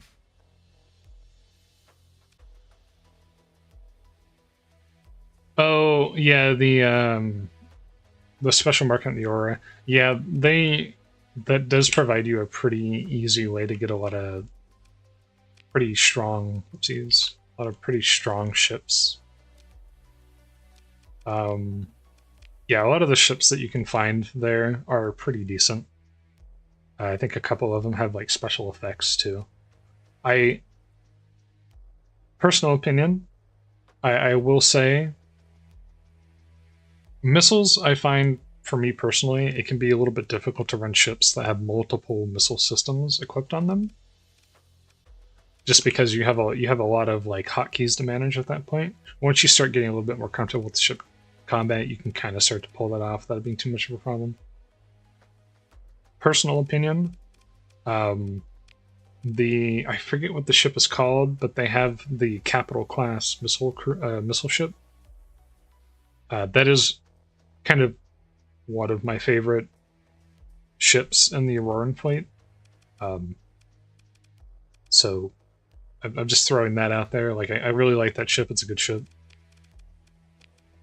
It's a fun ship to play with. You can just kind of spam missiles at people, and you can throw nukes on there. You can have a good time. Retribution class. Okay. Which one's the Retribution again? Retribution. Oh, yeah, the one with the nuclear pulse drive thing on the back. Yeah, those are pretty decently fun ships too. They can be kind of... You know, this is interesting. I just noticed this, but this might be a bug. Or not a bug, this might be unintended. But I think whatever mod added this ship in, I think they forgot a ballistic turret slot on the back, because I think there's actually supposed to be more ballistic turrets here than that. That's kind of funny, now that I'm just noticing that. That's fine. Wait, I can't even put anything in there. Hello, what? Oh no, I ran out of machine guns, that's why. Fair enough. Let's go with this for now, so I'm not delaying too much longer on doing stuff. Let's give this a sim, see how it goes. It was a good ship to fight. I'm making 6K a month. Yeah, that's normal. Once you start getting bigger fleets, you have to pay for the crew. They have every month, you have a monthly payment that you have to give to your crew. They expect you to pay them, the bastards. So it is very normal once you start getting into like mid-game and you have a fleet, especially if your fleet has a lot of capital ships in it, it's very normal to have a lot of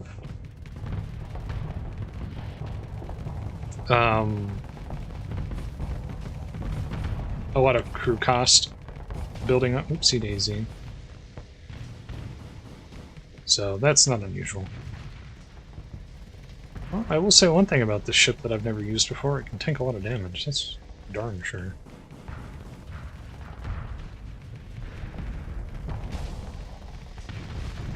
Okay.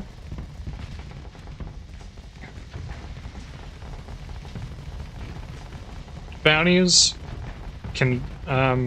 doing like bounty missions and exploration missions can be a pretty decent source of income for a long time.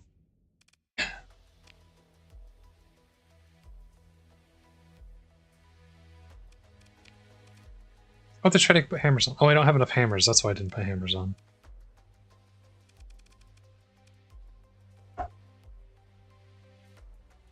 Started with no faction, ended up signing up to home. Yeah. Doing commission's a good way to kind of get a... It's kind of like... If you've ever played Mountain Blade, have you ever played Mountain Blade Bannerlord, or whatever the old game is called that I'm blanking on the name of at this moment in time? It's kind of the same idea where, like, when you're first playing the game, when you're first kind of learning it, trying to figure it out, it can actually be really good to sign up and do commission. Warband, yeah, that's what it was. It can be a really good idea to commission your first time, just because it provides you a really good base of knowledge and experience of how the game works and stuff. So yeah, doing commission's a good way to start.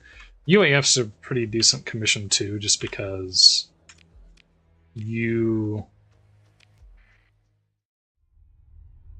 Yep, Warband, yeah, you're right. It is Warband.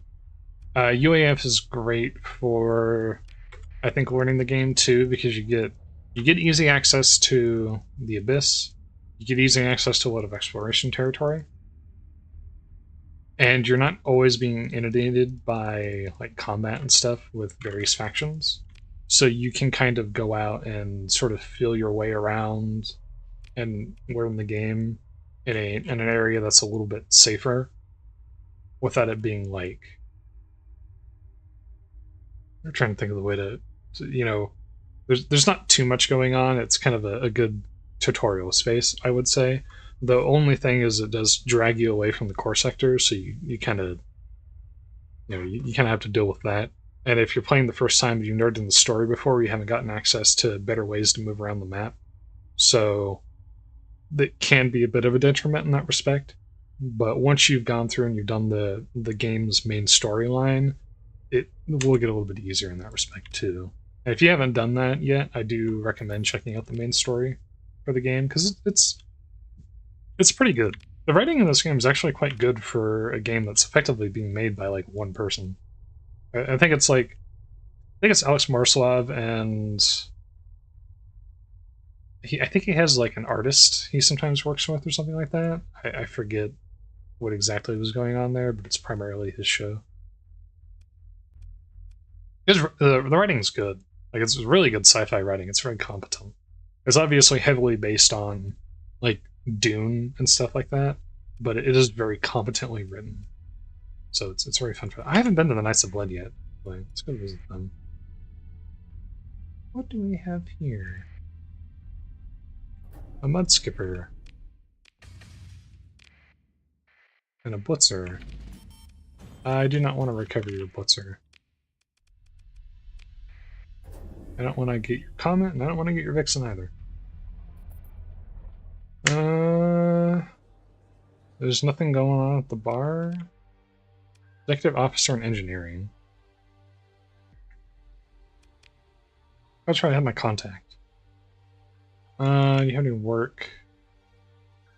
Still military ship. I do actually have Marines now. Oh, I need 50. Dominator LP. Which is a cruiser. Oh, it has... Ooh. I mean, that thing is in terrible shape, but man, it does have 2 hammers, and I do love my hammer barrages. I love hammer barrages, man. It has a 3rd medium missile slot, too, which can probably, be another hammer.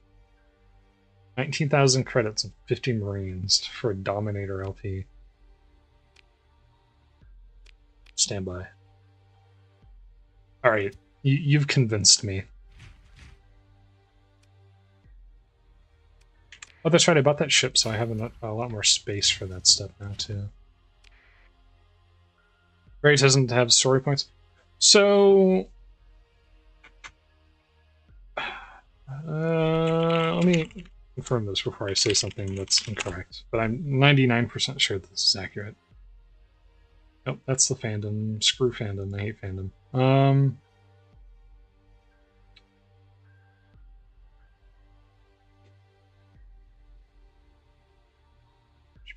Yeah, so you do get unlimited story points. They are continuously accrued for gaining experience. Even if you hit max level, you do continue to get story points.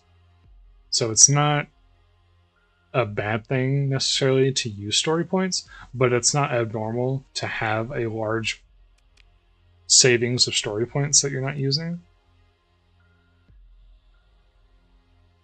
So that's pretty common. I've had runs where I've done a bunch of stuff and then noticed that I had like 30 story points or like 40 story points. So, ooh, hammer barrage. Yoink.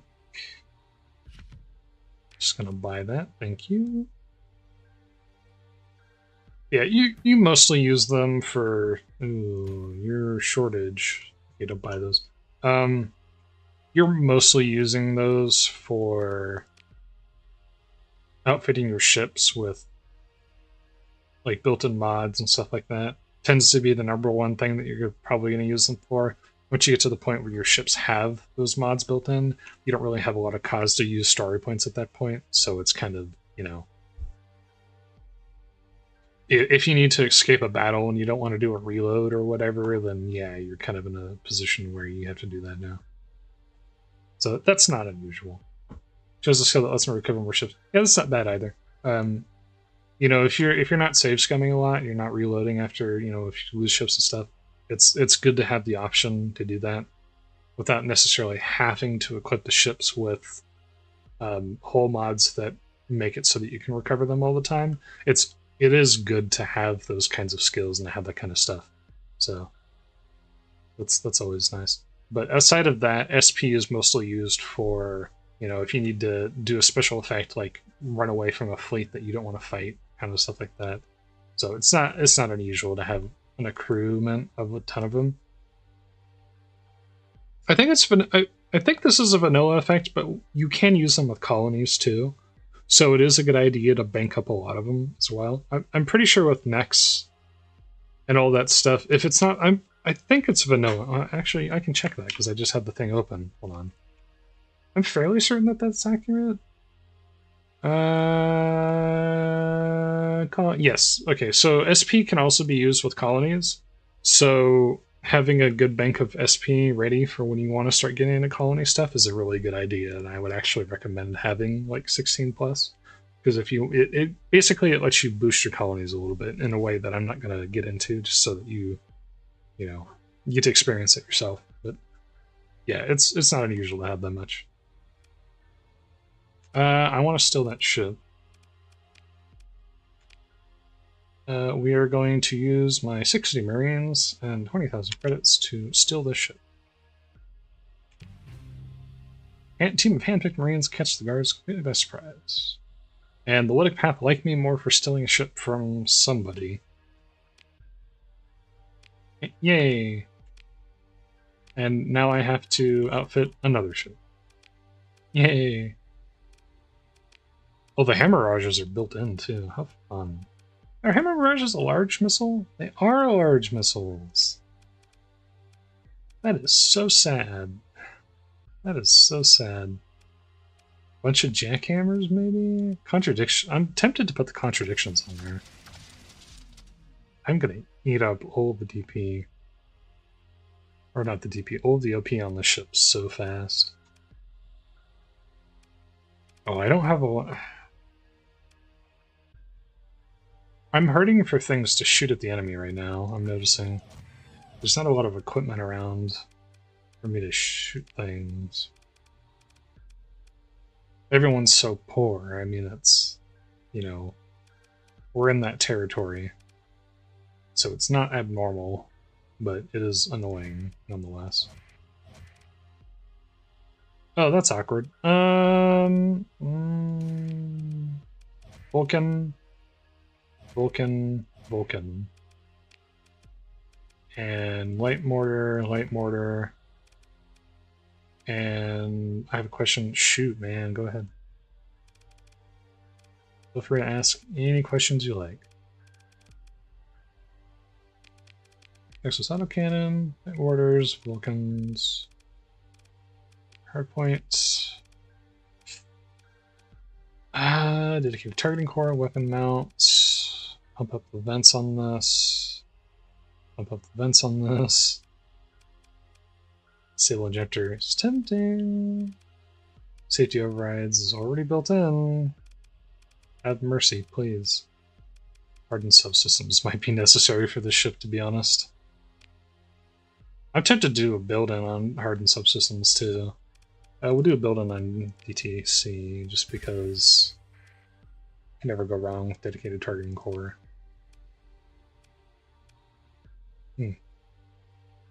Ooh,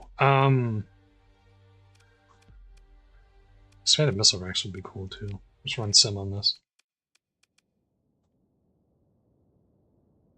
Mothballing your Rangers tankers let me keep their swords. No. If you mothball a ship, it is effectively the equivalent of if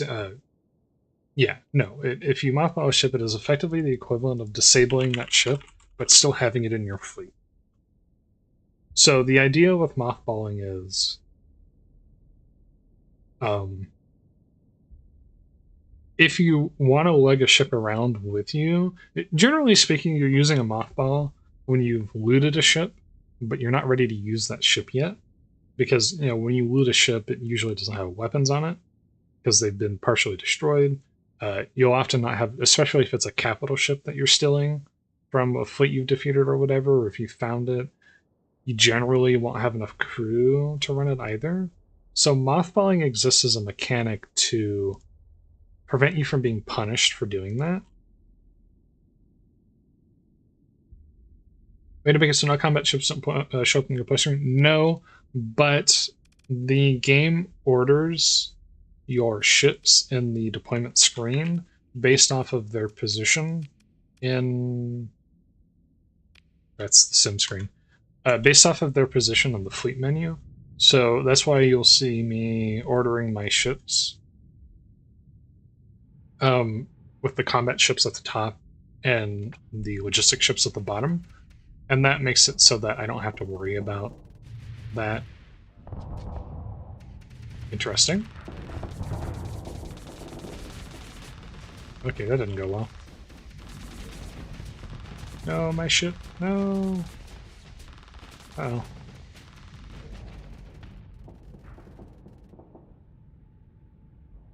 That's right, I can't vent. Yeah, so if you order your ships with the logistic ships at the bottom, you won't have to worry about that.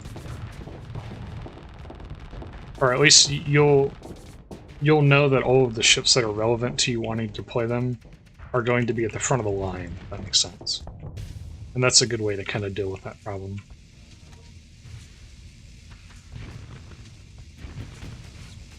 No, it got disabled. Come on. Fire the missiles. Fire the missiles.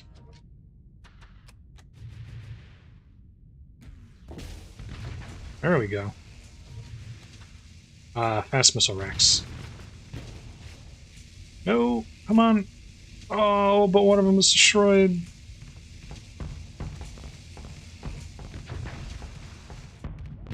Oh, we got one EM in. Come on. There's no way. Oh, the blueprint for it. Yeah, that's good. So the ship blueprints, you've probably already met people, and if you're not bar crawling when you go to new stations, by the way, I highly recommend doing that just because you can find a lot of useful stuff in there.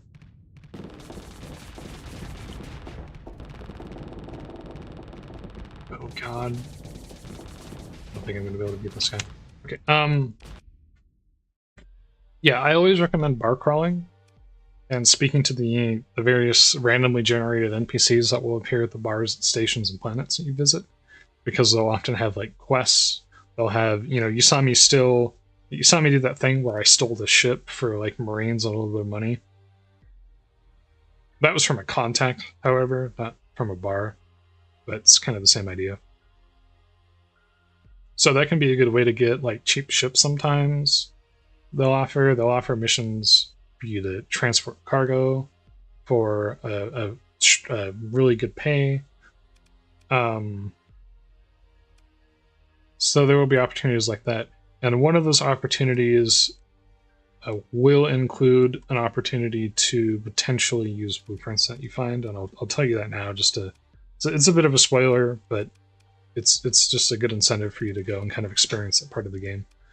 Otherwise, blueprints are generally for colony stuff, and that'll give you a lot of options with that later on, where you can, you know, build your own legions and stuff. That's one of the main reasons to have colonies, is because it gives you an opportunity to build ships of your own.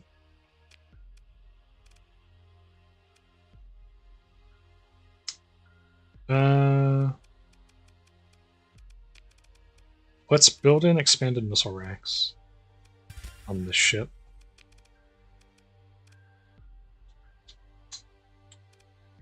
I'm tempted to shield shunt this.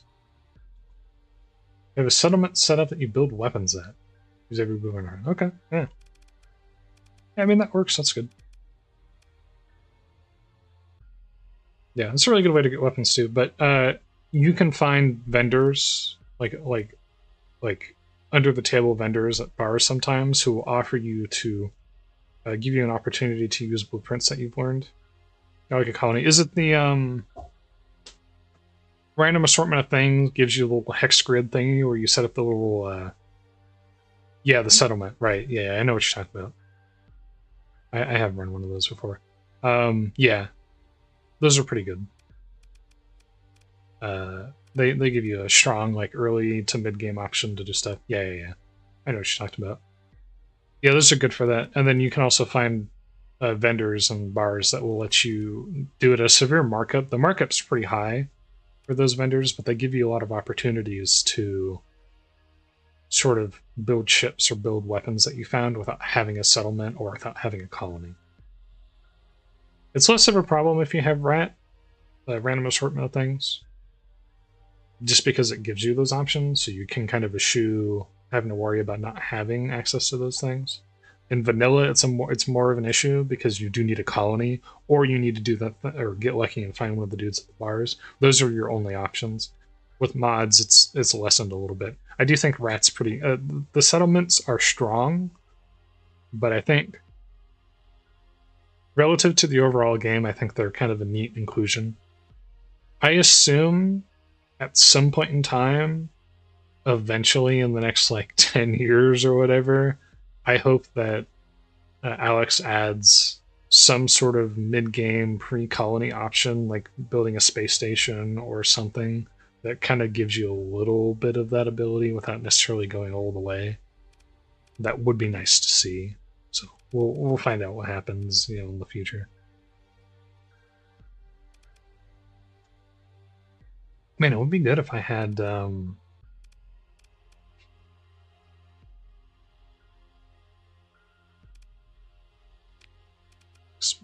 armor. That would be nice.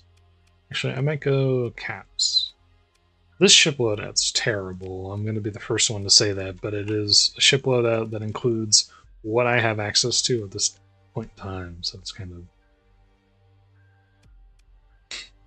Sometimes you just have to play the game gives you, I suppose. But that's what happens when you play... Like, when you're playing Luddic Path, you're playing as a faction of, like, crappy pirate ships, so you just kind of have to roll with the punches. This is the coffin that I've chosen for myself. Just have to live with it. It's a medium, not a large. Jackhammers.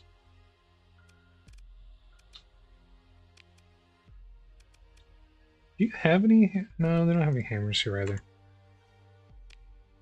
I think we should be. We are a little bit low on supplies, but I can rectify that by murdering people. Let's find something to do. I have not gotten to enjoy any killing of... Ooh, 26 days remaining. Can I get there in 26 days is an equally valid question. Let's head that direction. Ooh, the problem is, can I get there in 26 days and... Actually, oh, well, I don't have any fuel, so that's one reason maybe not to do that.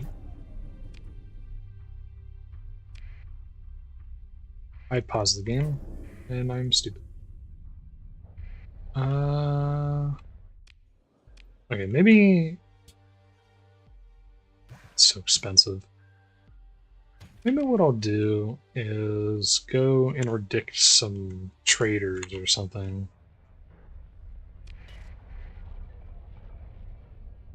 It's a Luddic Path run. Let's go beat up the Tritac or something like that. Find some of their traders and kill them. That seems like a fun thing to do. Oh, what's going on over here? Uh-oh. Oh! Hi. I can't beat that fleet. Oh, hell no. Heck no. Ain't no way. I will take that though. Wait.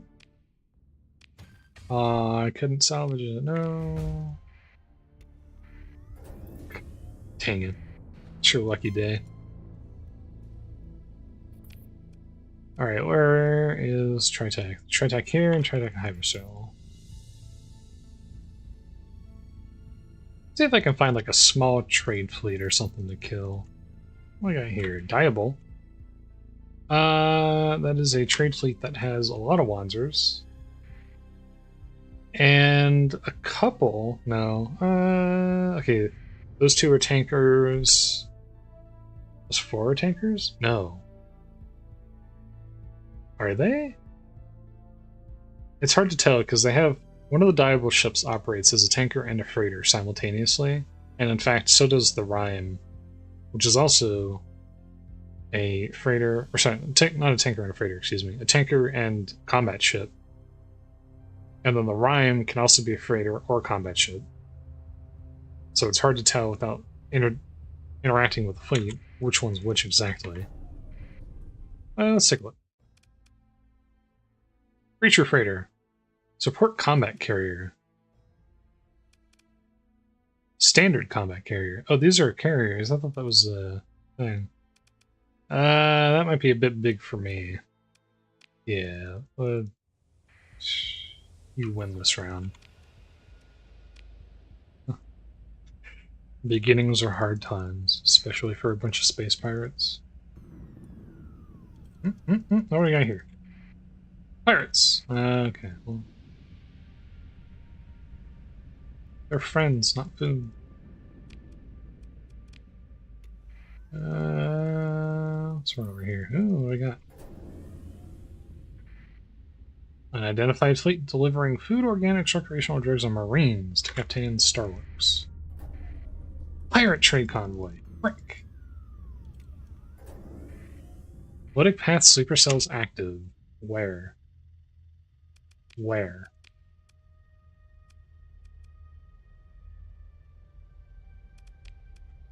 Somewhere in this nebula is a Luddic Path station. Good to know. Good to know. Tempted to fight a 2-star pirate station. Honestly, if you have a large capital fleet, you can probably take that, to be honest. Pirate stations are pretty low tech and tend to be a little bit on the small side, and the small station's usually not too difficult, especially if you have a lot of capitals at your disposal. Hi there. You are a neutral convoy. You are uncertain of my identity, and you're running away. Kill them. Kill them all. What is this? Frontier drone tender. Yeah. Consider ship recovery. Standard freighter Baldric. Dunnock standard frigate. What do you got? Small missile, medium ballistic, 2 small ballistics, canister flag. Tempting. I do kind of want that Baldric though. It has compromised storage, which I'm not happy about. Yoink! Thank you for all of your items. I appreciate you. Yeah, pirate stations are usually kind of a pushover. Tritech Corporate Trader. Hello, friends. Free capitalist workers is less. Yeah, you'd probably be able to take if it's a smaller size station. I think there's a good chance you can probably take that out.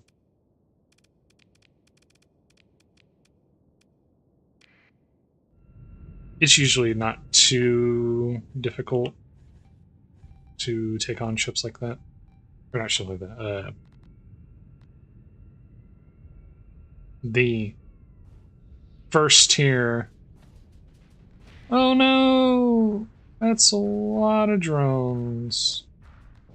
The first tier stations for the low tech is often a bit of a pushover. 2 of my kites have been destroyed. No. That makes me unhappy. Am I gonna get creamed by this fleet? Is that what's about to happen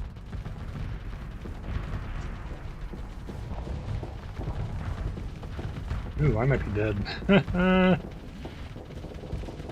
Oh, I never outfitted the ship properly. I'm just realizing that now. Oh, that completely missed. I misjudged that. Oopsie daisy. Are the Reaper... And it got intercepted! I might have to reload this.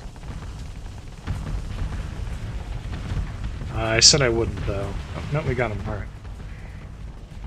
We're good. We're fine. It's fine.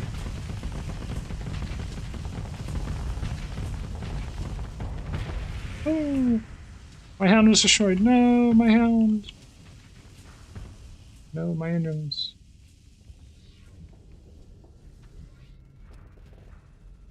I think the most difficult station to deal with, I believe, tends to be the 3rd level high-tech one. That one can be a bit of a pain. You have to be a little careful with those ones. They can really get you. Especially with mods, those can dish out some real hate. And that was a little bit of an overkill on that. Enemy fleet is defeated. Yeah, let's go ahead and end now before they blow up more of my ships.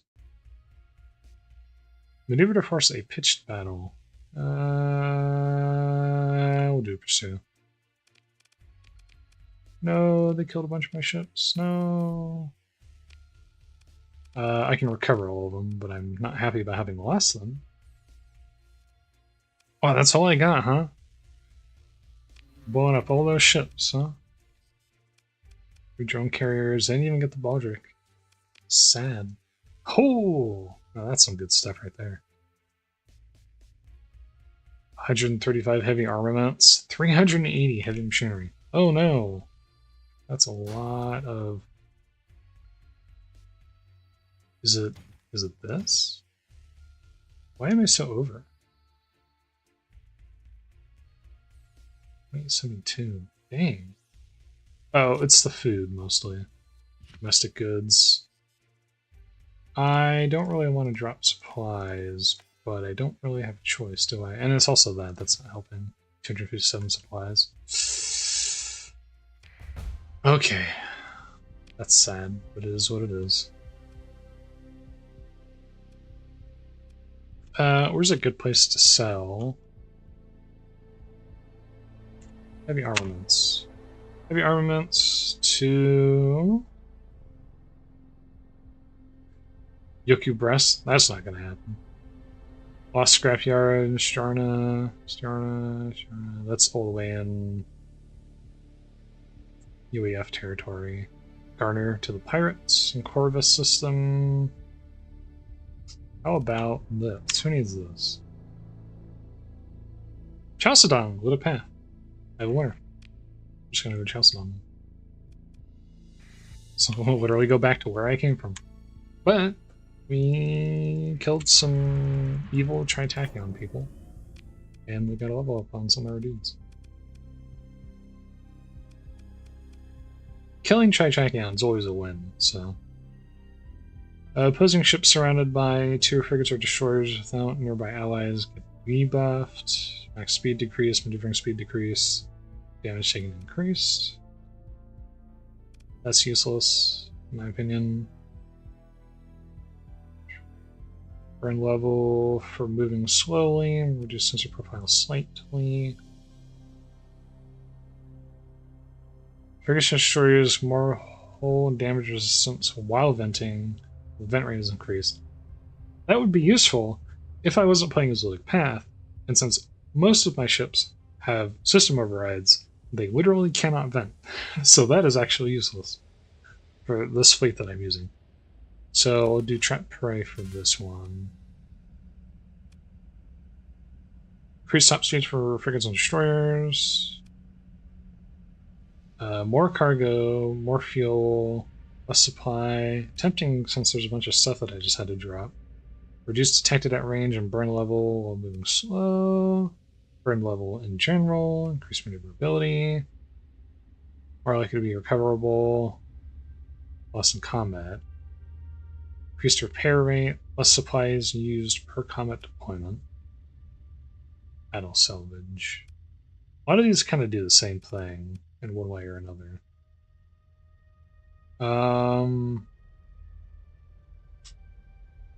Stockpile is tempting, but I don't want to get stockpile just because I have a bunch of crap to grab right now. But I might grab stockpile just because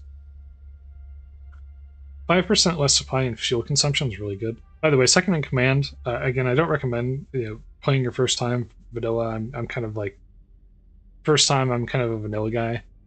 Doing light mods first time is it's fine too. I don't have a problem with it. People can play games however they like. So I'm not going to yuck anybody's yum, as Co would say. To steal a phrase there. I will say, if you wanted to do a modded run of this game, second in command is what has these like interchangeable executive officers that give you various abilities. I love this mod. It's actually one of my favorite mods that's not like a faction mod. It's just really fun. It gives you a lot of options and a lot of different ways to play the game. and a lot of the abilities are kind of repeated from 1 to 1-2, so it's not like super out there or anything. It's mostly based off of stuff that does kind of exist in the vanilla skill tree anyways, for the most part. So it's not like super out there, but I like this system a lot. I like it's fun and I enjoy it. But 30% more cargo and fuel capacity plus the supply and fuel consumption. This actually, both of these are supply and fuel consumption reduction, because increased cargo capacity means that you have to have less ships that carry cargo and fuel. So this is actually like a pretty huge bonus for making the fleet require less supply and fuel, even above the 5% reduction. That's yes. Do not sell a pristine nanoforge, and especially do not sell a pristine nanoforge on the black market. You're gonna have a bad time. Pristine nanoforges are quite rare. I've definitely gone games where I've not found pristine nanoforges before. That can absolutely happen. It can be hard to find them sometimes. They are the best module for inserting into colonies for making your heavy production better. I think it actually tells you directly on the tin what it does, but basically it makes it so that the fleets and ships that you create in heavy production of the colony have less damage mods on them when they are produced. If you do not have a nanoforge, heavy production will create ships with the potential of having demods on them. Because this is it's sort of like Dune, Warhammer 40k-esque, like we're in a lost technology sort of environment. Like this is effectively a post-apocalypse scenario. So a lot of the technology to build like perfect ships right out of the gate that have no damage or that have no like problems with them is not available for most people. There are a couple factions, I think, that have pristine nanoforges, like the Hegemony. But for the most part, a lot of factions have demods on their ships because they do not have them. And so that's how that works, basically. More likely to get demods is kind of Weapon turn rate increase. More weapon hit points and ship hit points is good. Civilian and military ships have 25% reduction in fuel usage. Military subsystems gain effects. Tempting. Shield shunt increase is something that I've kind of considered. I have considered shield shunting some of my ships because it would be kind of nice. 10% more armor. Less EMP damage. Better flex dissipation. It's so tempting. I need to have at least 2 more of these anyways, so I might get around to that. Because I might not use this one. Actually, I won't use that one. This one is a maybe. I have 2 now, so it's between this one and this one, or this one and that one. I'll have to think about it. And we'll do that. Okay, so we get that out of the way. And I might as well go back and pick up some of these cargo pods. Ouchies. So pick that back up. And pick up whichever one is the most, which is definitely this. And then the food is actually the least valuable item after that. Save. While I'm being blasted through space by the nebula. I have so much colony stuff you told me I would sell, but I don't have the money to make a colony. Yeah, it's a bit paradoxical, but the reasoning behind that is it actually is pretty difficult to find colony stuff. So it is genuinely good and sound advice not to sell your colony stuff off for that reason. You'll want to hold on to that, just because if you build your first colony and then you start expanding, getting like more planets and more colonies and stuff like that, every one of those becomes very precious with that in mind. But yeah, it can be a little hard and it can be a little tempting because you kind of need them, but you need the money, but you know. Faithful trader that will depart. Oh, no, I don't want to join. Powered armor suit. Do tell. Lockout D destroyer. 20 Marines and 8,600 credits. Sure. I'm already running into problems furnishing the ships that I do have. So what's a couple more ships? 10 AI cores, no. Yeah, those are good to have too. Those are also very good to have.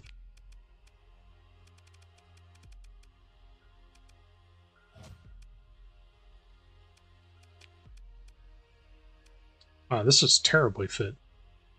What are you doing, AI? You know, I don't have access to. Yeah, you're definitely getting militarized for sure. I don't have access to efficiency yet, annoyingly. And it gets increased crew requirements. 100%. Yikes. Yikes. Increases maintenance and supply use by 50%. To get C maintenance cost increase, I'm going to build that in. I have some story points to spare if the expanded cargo holds on. Reinforced bulkheads on a ship that's not ever going to be in combat. Nah, not necessary. Slated engine assembly, maybe? In lieu of other things that I don't have access to right now. Or ox fuel tanks, though, will double the maintenance, as will this. Is it civilian hull? Yeah, bounties. Some of the bartender stuff is a good way to get a lot of money in a short amount of time. Bounties are a good way to get a bunch of money repeatably. And then, you know, if you find something, an Explo is kind of a coin toss just because exploration, you have the chance. You can do missions to do exploration. They will give you missions that are usually be like, I don't know, 100,000 if you go survey this planet kind of stuff. It's not great money, but it does kind of give you an excuse to go out in space and explore.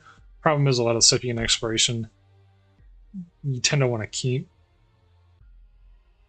unless you have like a theme, right? Because I'm playing like a Luddic Path theme. If I find, I don't know, the blueprint for a Tritachyon ship, I'm gonna sell it.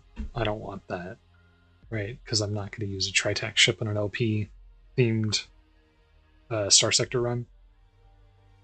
But if I was doing like just a journal, like I'm just playing the game however I want kind of thing, you know, I'm probably going to keep a lot of stuff that I find as far as blueprints go. If you find resources like transplutonics, you know, you might sell that, but it's just depending on whether you actually find that stuff and you have the cargo space for it. So exploration can kind of be, it can kind of not be a great way to make money, but it kind of can be a good way to make money. It just depends. It's one of those things.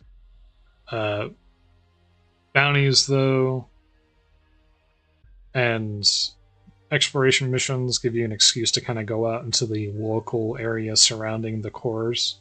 Sorry, the core sectors, and gives you an excuse to do a little bit of exploration mixed with making a bunch of money killing stuff or scanning stuff or whatever. So it's just it just depends. Depends on what you find. We'll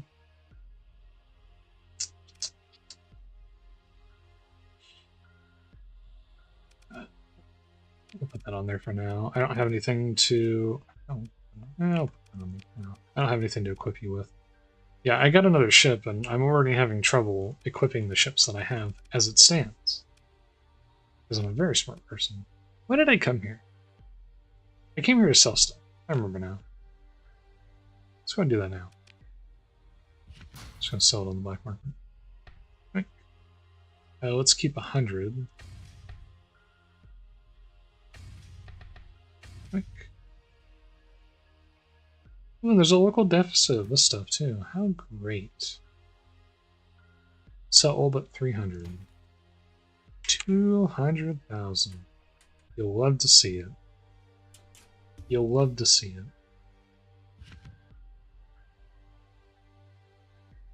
Red cards, yeah. I mean, the cards are good because, yeah, they're used to get special stuff in ships. And you actually can get some colony modules from the Aurorans as well in the items category of the special market. And, oh, efficiency overhaul. Convenient. Rate of fire increase, ammo regen increase, plane supply cost increase, recoil weapons increase, weapon turn rate. Yeah, these are very useful for that. You can get colony modules from that, and I'm kind of this is me saying this is a balance. Yeah, 985. Yeah, I mean, once you get more crew and marines and stuff, you have to pay them, and it can start to add up pretty hard. The colonies can start to offset that once you get to that point. I've done runs where I've been negative monthly income, and I've had to basically just go and like wall-to-wall bounties and a little bit of exploration to make a bunch of money so that I could create a colony so that I could fix my income a little bit. It can be hard though, and the colonies can also be a bit of an income sink, which is why I generally recommend, like, if you're at the point where you feel like you can start to put a colony together, I highly recommend getting a good amount of money of, like, you know, maybe 10 mil even, and that being the point. That way, if you spend like 5 mil starting to get your colony set up, it takes a lot of time for the population to build up so that you can build more industry and stuff. And you can be in the hole for a while. And the game doesn't really tell you this, which is why I'm going to say it. Because I try not to spoil people who, you know, so that you kind of get the experience. But it can be a bit of a filter when you make a colony, because it's a sink before it becomes very profitable. 2 Baron, a Frozen, Ice Giant, Toxic, and a Gas Giant. It just depends on what's on the planets. And a Terran. Okay, I was going to say it would be better if it had a habitable world. If it has a Terran world, then that sounds like a good system, actually.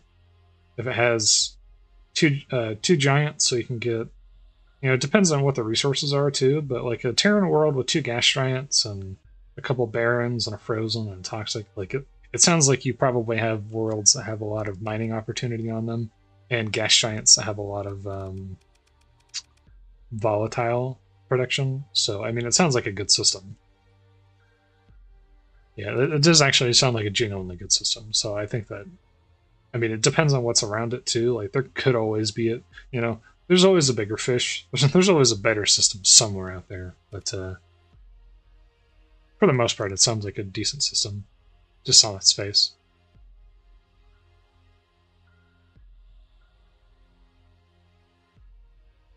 Boy, oh boy, we don't really have a lot of weapons in here, do we? What do you want? No, I don't want to do that. You know, I also haven't found a single officer yet, which is really annoying. Spy set deployment, military grades, arms procurement opportunity. Up to 300,000. Oh, I see. This is, yeah, and this is what I was talking about. This is an opportunity for me to buy blueprints, both of blueprints that I've learned, potentially, or blueprints that this person has to offer. This is what that looks like.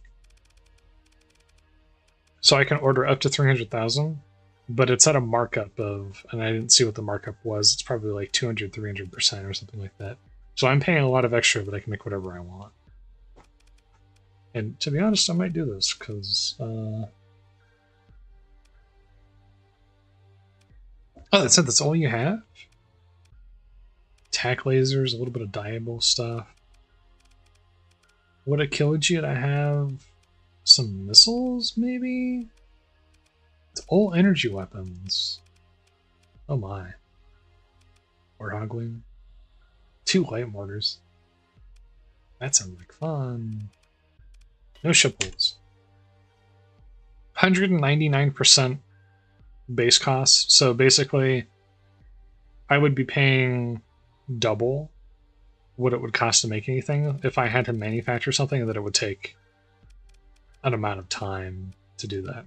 And that's what that looks like. And that gives you an opportunity to make blueprints and stuff without having to have a colony. Heavy machinery procurement. Boy, it would have been nice if I had checked that before I did the thing, I guess. Surplus domestic. 2,000 units of domestic goods for 20 per unit. No. Faithful Trader, secret package delivery, surplus nanoforge. That's the one I was just looking at. Spice at deployment. No. No. Yeah. What ships do you... I don't know why I'm bothering to look at what ships he has for sale. I can't find equipment for them. Like I can't even equip the ships. Look at this. Look at this. I don't even have equipment. Ooh, 2 light Neoers. Yes. Meaning composite turret, that can go to bipartisan LRM, maybe. Or the salamander. Splits it to a pair of heat-seeking submunition on nearing its target. Increase damage to armor. Pendragon Merv. Fast but barely maneuverable carrier missile to deliver a swarm of agile micro missiles into effective range. I do kind of like the jackhammer. I am tempted to get the MRM. The anti-engine is kind of useful. I don't have anything for this. Anti-smallcraft. That's a rocket launcher. I don't have any way to equip you. Anti-smallcraft. I could do that as like a helper for... I don't like the idea of doing this. But in the interim, I might give him that. Just so that I have... What's your burn? Mine's fine.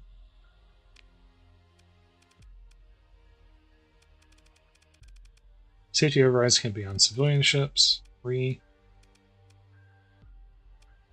Efficiency overhaul, I think, is a little weird to put on that ship potentially. I'm intending this to be a combat ship. Shield shunt. No shield shunt. No shield shunt. Go ahead and vent this. Quick. Unstable injector? Might not be a good idea, to be honest. I don't really have a lot of good things to put on you, do I? I need to get more stuff. Stabilize shields. Weapon turn rate, stick radius, deployment cost.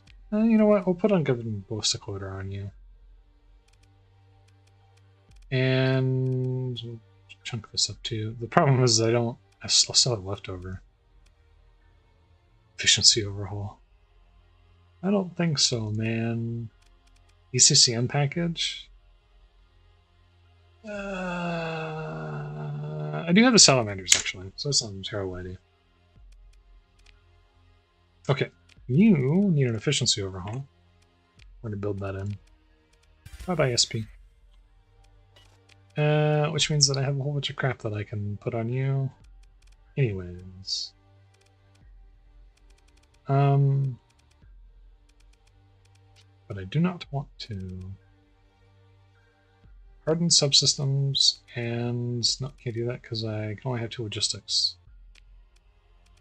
Insulated engine assembly, I guess is the other one I'm going to put in there. And we'll just do that for the rest so that it'll stop bothering me about it. Oh, you have the Ox fuel tanks and stuff on you too. I don't like that. Thought SP, but that's not something that I'm going to be able to do anything about. Oh no! I mean, we're good on that. Let's put... Where is Efficiency overhaul. Oh, there's more down here. Why is it down here instead of being up here? It should be up here. It's so weird.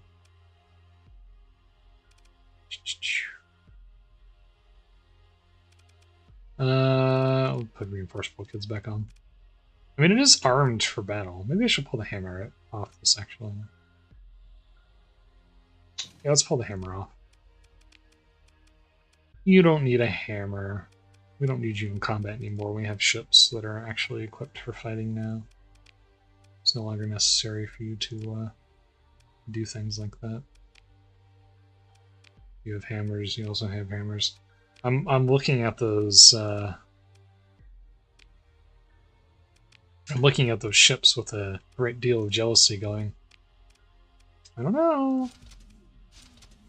I don't know, man. I like my hammers, and no one's selling them anymore. Apparently, I don't know if I approve of you having hammers. That's fine. We don't need hammers on the fuel ship, though. Okay. Oh, and this is the other thing I was mentioning. You were talking about filtering out ships that you don't want to deploy in combat. There's not an explicit way to do this, but you can see that I can click on and move the ships around in the fleet menu, in the F fleet menu here. This sets the position for deployment. So what you see here is exactly what you'll see on the deployment screen. And you'll notice that I have arrayed the ships that I have in my fleet based off of their my deployment priority. And I do this by class of ship. So you see my cruisers are here, these are my destroyers, these are my frigates. All the way down to the bottom.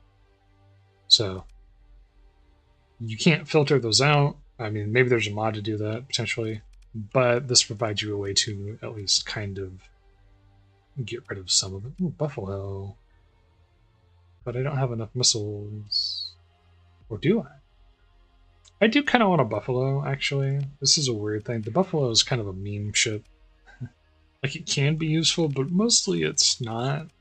However, I wanna play with the Buffalo.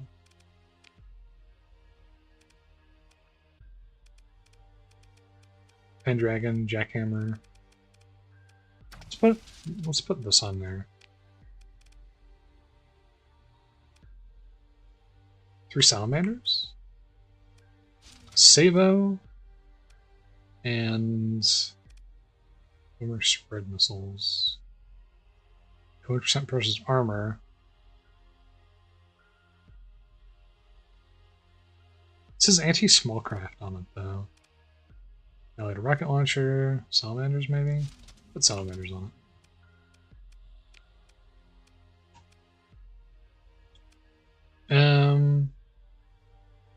Ion streamer, sure.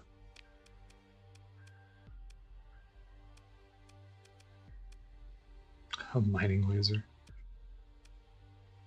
I have opinions about the fact that it's directly forward facing.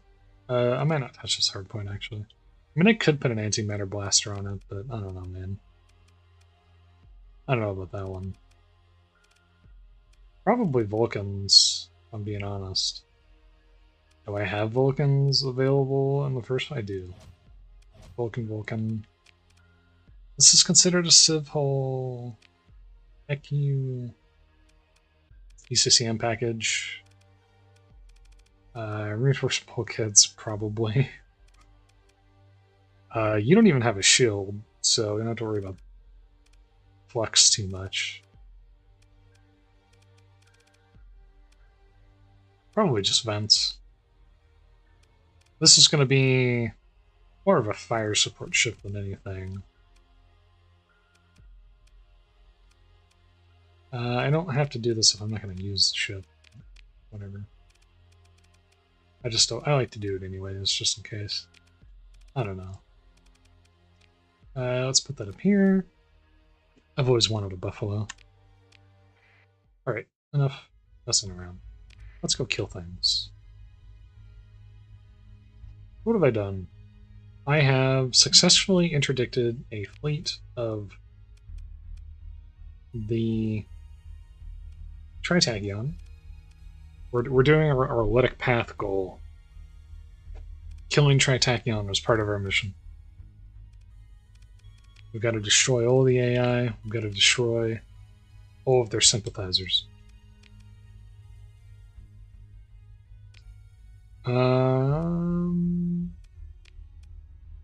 What's high?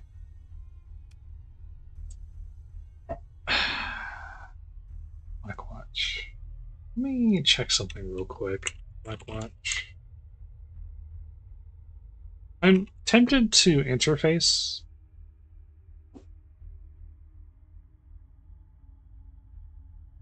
with them.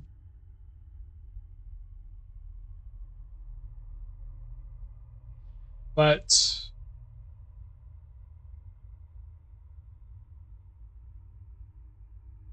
I'm pretty sure the Legio Infernalis use AI. Well, I'm not pretty sure. I know they use AI because I've gotten AI from killing their ships before in the past.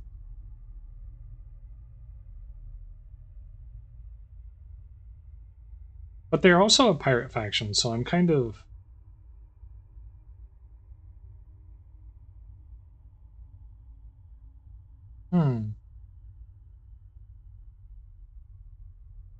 I'm a little torn in that respect.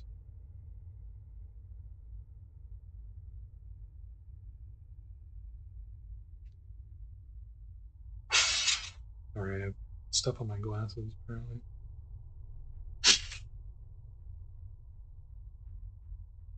I always love it when an eyelash falls on my glasses because, you know, it's... I don't know what it is. I mean, I know what it is. If you get like a little piece... If your glasses wear, you'll know exactly what I'm talking about. Probably get like a little piece of dead skin on your glasses. That's usually fine unless it's like a large piece. But eyelashes are the worst because eyelashes, you will always be able to see eyelashes every time, and like they will block your vision. You will be able to see them. It's so annoying, and I hate them. I hate eyelashes.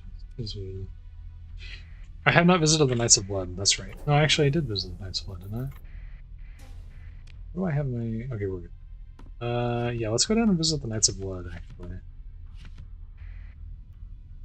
Didn't I just say that I was going to go kill stuff, and now I'm going to buy ships? Nah, let's go do something else. Let's go interdict trade routes. Or I could go find some remnants to kill. That's also a good option. I wouldn't mind increasing my commission, and I think the best way to increase my commission is probably going to be... I know wear glasses, but I have to wear safety glasses for... Yeah. Yeah. You know the struggle. If you wear any kind of glassware, it's normal to get particulate on your glasses, or anything that has, like, open air access, especially if they don't have, like... It's not, like, perfectly cushioned. You're going to get, like, a little bit of dust or whatever on them sometimes. But eyelashes are just... There's nothing you can do about them. They just fall off. Oh, that's a terrifying fleet. To be fair, how much of that is... Pretty much all of those ships can kill me, I think. Maybe I'll let you have this one. I'll let you live. How about bounties? Is there any bounties? Exploration. There's a thing up there. There's a pirate base over there. The Knights of Ludd. The Diable Corps is invading Starkeep Lyra on the Eos Exodus system. Oh no. Oh, the invasion... Oh, no, they're going to get defeated. Okay. Interesting. I don't... It does help to have more salvage ships. I'm fairly certain of that. I do not know the mathematics behind it, however. That's kind of mathematically, that should be more of a wiki question. I know it helps for Starsector salvage entry. You know what? Actually, I don't know the answer to this. Maybe now is a good time to find out.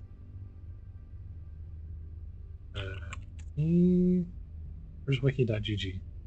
I don't want the fandom.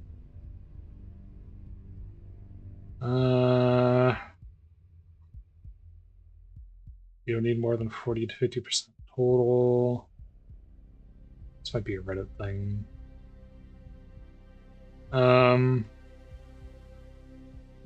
Diminishing returns. Yeah, I don't know. That's a code and math question. In terms of, I don't know what the diminishing returns for having a stack of multiple ships are. It's obviously better to have them, and you do absolutely, especially if you want to do surveys, more survey ships is better. That's why a lot of players, I think, will have like, ooh, it's a danger level low. I should not have saved. It'll be fine. We'll be fine. In order to get like reasonable survey costs on things, you will need. There's a lot of crap over here. You will need to have multiple survey ships. But yeah, I don't know. I usually will pack just. I'll usually have a couple ships, either a salvage gantry or a bunch of shepherds. I'll usually have, 2 or 3 shepherds or a salvage gantry or something like that. Not like, what the heck is this? Ancient useless files. I almost read flies, and I was like, wait a second, why would there be flies in space? There wouldn't be.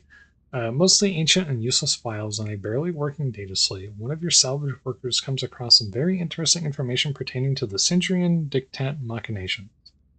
Sending the data slate back to them will surely raise relations, but their competitors might value it even more than them. I hate everybody, so, like, I don't know, man. Ooh, that looks very high-tech. Oh, no. I don't want any of that. No.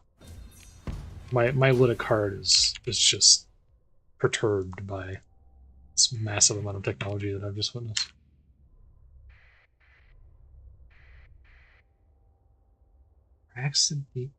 Praxidike? What I'm assuming is probably the correct pronunciation of that. Class Super Freighter. Hello. How are you? What's your name? Oh, it is recoverable.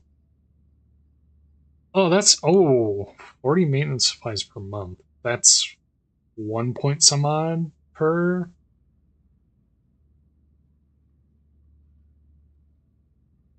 I'm really tempted to take this though.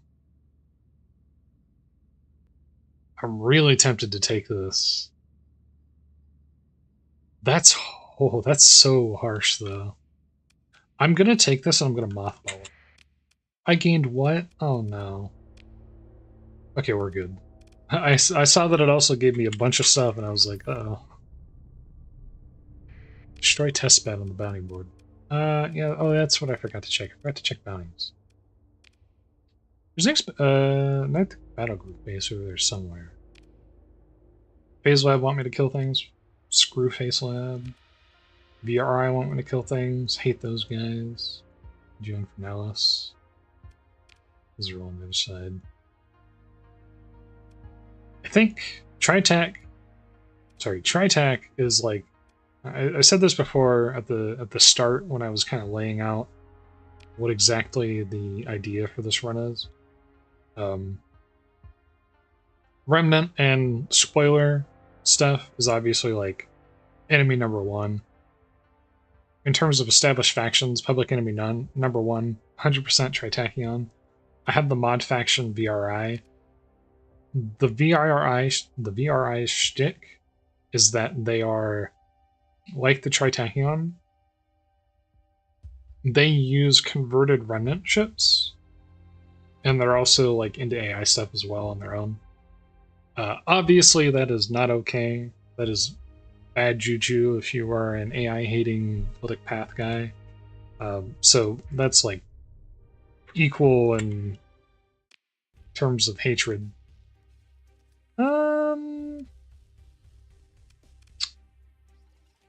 Do I want to auto resolve this? Not really. I'm a little worried about what's going to happen though. I'm a little scared. We'll hope that they don't murder me.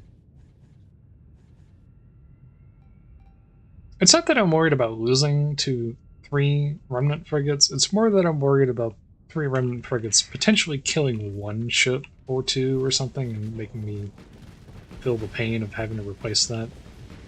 Let's fire those hammers and see if I get lucky. Yeah, let's go. I'm that good.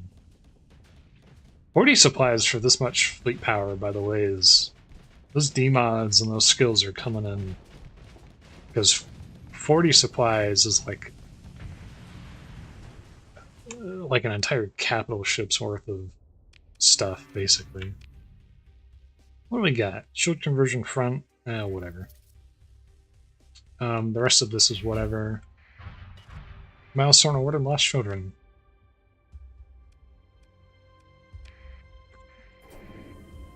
Well, not lost anymore. What do we got here? Portable habitat. Bunch of remnants. Time to open the pod. We have finally gotten our first officer, and it has been 3 hours. That is in part my fault for not checking hard enough at some of the stations that I've been to. However, that is also in some part just because the game has been screwing me. New research projects available. Visit the Galatian Academy. Is that how that works? Oh yeah, the bounty board. Is there anything interesting near me? The bounty board for the... What the heck?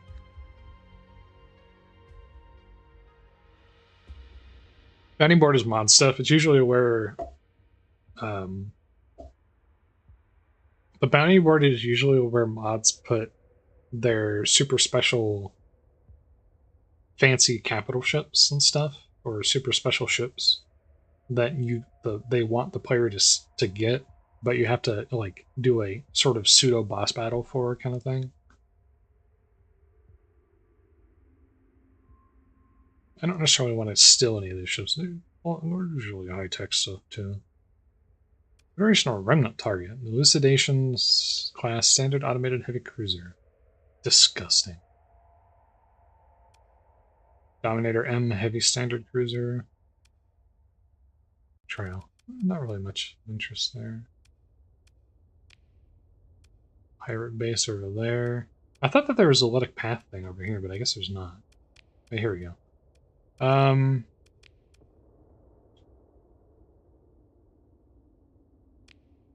Okay. There's a Luddic Path cell active, but I do not know the location of the base yet. And if I can find the location of that base, because I am a member of the Luddic Path, I can trade with them. And that gives me a cheap forward operating base, basically, to operate out of and do things. I'm going to auto-resolve this one. Relationship with the remnant decreased. Good. I have advanced to level 6. I only get a skill point every other skill, so that gives me nothing. Sunder. Oh.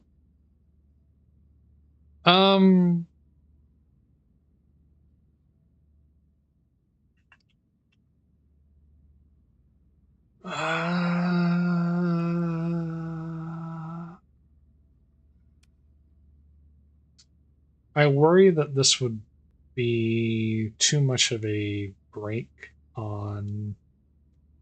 No, I mean, I've seen the Luddic Path sell Sunders before. I worry a little bit about the theme is the thing. If you see me encounter a ship like this and I'm like, man, that would be a great ship to have in the fleet, but it's because I'm playing a Luddic Path and I'm trying to stick to the theme.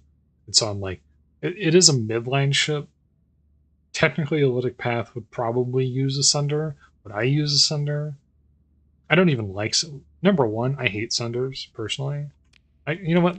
Having said that, more than anything, screw it. I don't want it. I have a personal beef with Sunders.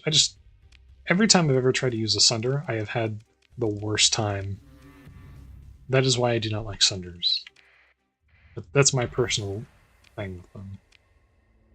I don't know what it is about Sunders, but man, I have had problems with those ships doing nothing but dying constantly. Thanks. Oh, gosh darn asteroids. Consider ship recovery. Main transport. Kite. A kite with no weapon slots. Nah, I'm good. What do we got here? VPC ship components. This is for... Ooh, cryo-arithmetic engine. I can sell that. Another thing is, one thing I learned, apparently the Luddic Path aren't fans of like domain era stuff, so I actually probably will be selling this. Under any other circumstance, I would absolutely not do that. Hang on, let me abort that. Suppression protocol. When doing damage to a target more than 1,000 SU from the ship, the target gains the coordinated suppression effect for a set duration. Each stack of coordinated suppression increases all damage taken by the target to its 1, 2, 3, 4% based on the whole size of the source. The duration of the coordinated suppression can be refreshed, and a maximum of 2 stacks from different sources can be applied, with only the highest value applied.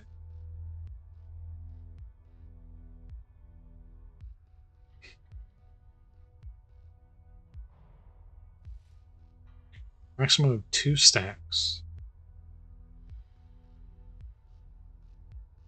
Or 2.5 if it's built in.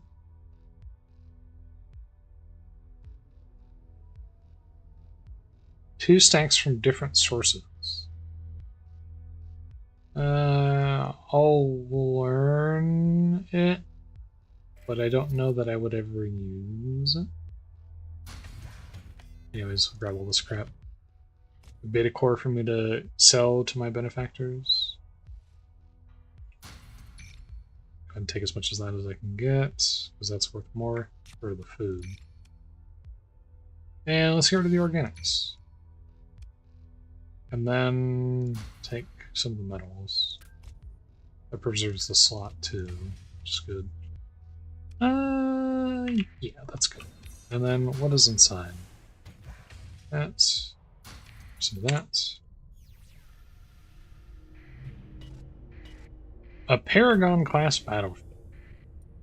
Man, I've noticed that the game has a habit. When I do themed runs like this, the game really loves to give me ships as derelicts that I cannot use. I'm about to walk up on what is probably a pristine Paragon, and I'm going to destroy this. And it makes me a little sad. Yeah, it is an almost pristine Paragon assault battleship, and it is going straight into the trash.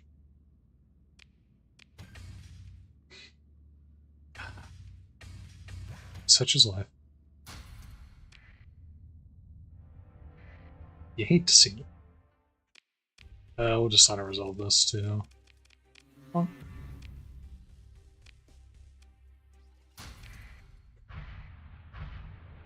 And let's take a look at this barren world. 35. Screw it. Oh, it's got widespread ruins on it. Nice. Oh, that reminds me. I need to equip my officer. That's wrong menu. You can go with the Dominator. My goodness. This dude is quite the officer too. Ordnance expertise. Gunnery implants. Target analysis. Point defense is not quite as interesting. Oh, he's got all of these at elite too. Combat endurance. Actually, combat endurance is... If this were a different thing, I would say that's terrible. But because this is an LP fleet, and peak operating time and readiness degradation is actually a genuine issue, this is actually really good. When below 100% hull, repairs 0.5 per second. The higher 2,000 points or 50% of maximum hull. Increased maneuverability, increased top speed, but because it's not a lead, it doesn't get the bonus, so that's kind of whatever. That dude, though, is really good. Good for you. Whoopee. Alright,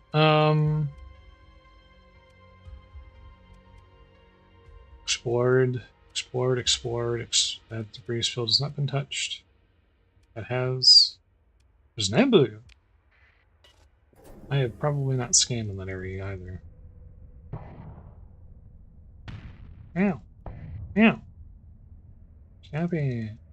Just trying to go through. Burnt world. It is looking mighty burnt. I'm not going to survey it. I need to get more survey ships. I'm going to do stuff like that.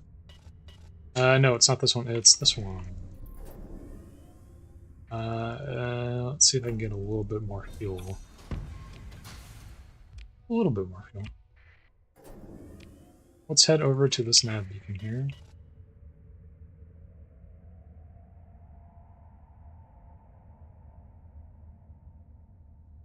This has been convenient, though. I managed to find a beta core, which is cool. Oh, there's a bunch of stuff going on over here. I have a derelict ship, found A. I might take that, actually. Claiming to bring it online. Sometimes you have to be careful so you don't accidentally fat finger destroying something you want. Oh, it's a derelict field. Nice.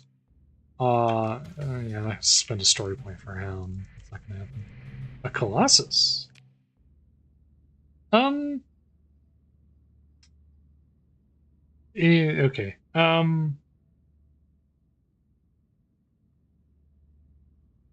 Actually, yes, I will take this. Because I have enough...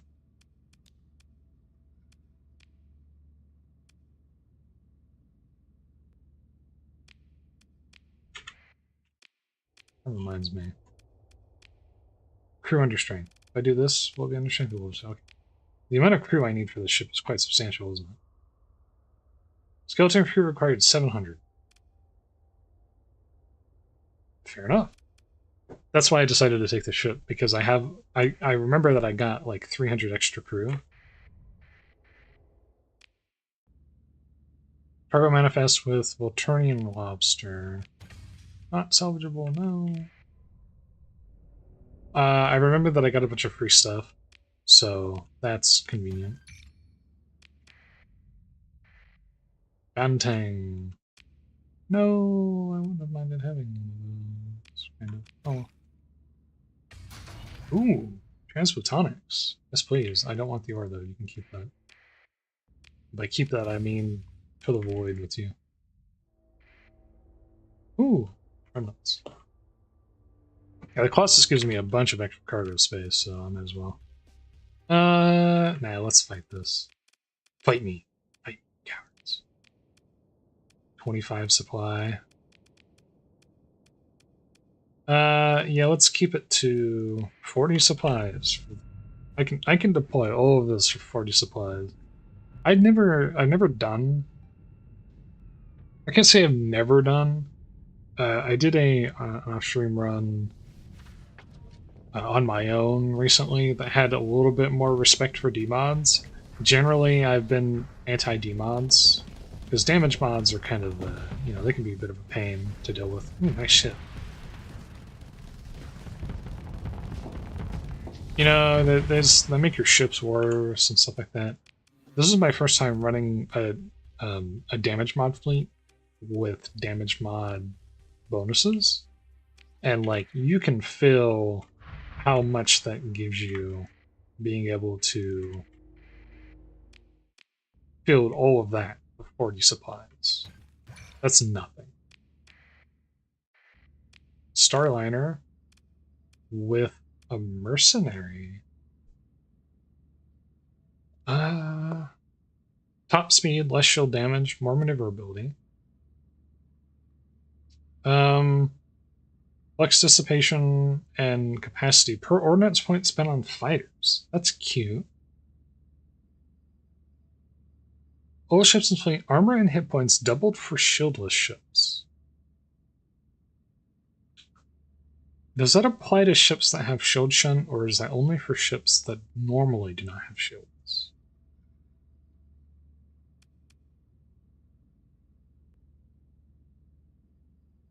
Frigates and destroyers close to cruisers with assigned officers receive increased stats. 1500 SU, that's pretty good range too, actually. Under the effect gain maneuverability, speed, and 10% weapon range. Is kind of similar to what I have on the other one. All ships with fighters or ships with the Strikecraft hull mod. Faster fighter replenishment. Increased damage against cruisers. Decrease energy and ballistic weapon flux cost. Decrease damage taken by beam weapons. Interesting. Minus 15% monthly supply consumption for ship maintenance.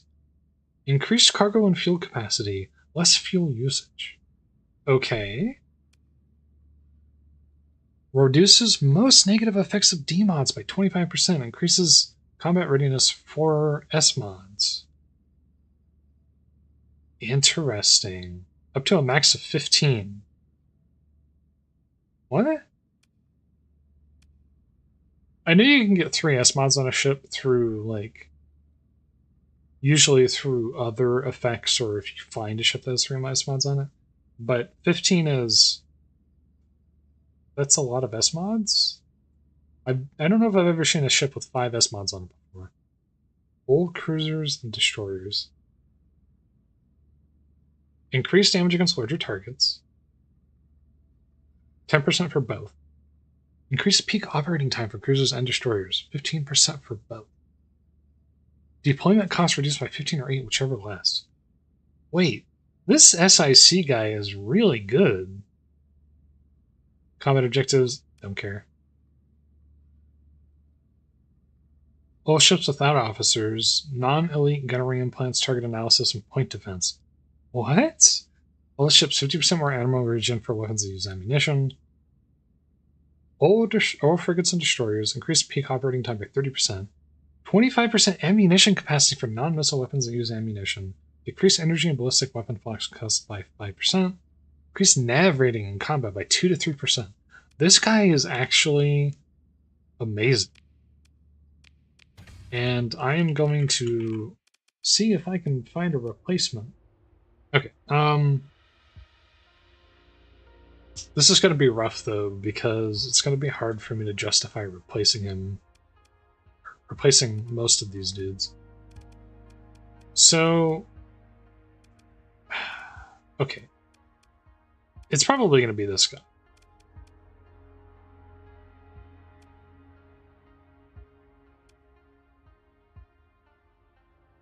Oh, he has a better version of this skill, too.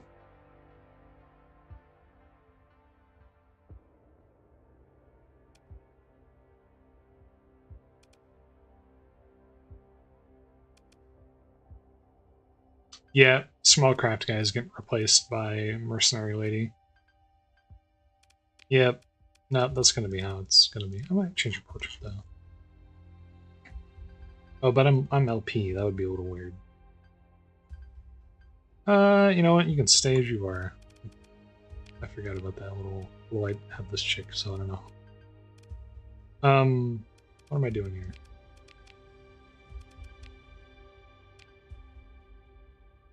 Oh, I have to be in range of a colony. That's right. As soon as I get in range of a colony, I'm definitely replacing him, because that mercenary second command officer is amazing. 1? Interesting. That is less than I expected. Moving to engage. Some of these. 1. Interesting. You are being quite obstinate, aren't you? Oops. I like that. There we go. Okay. I don't want to know how many supplies they use.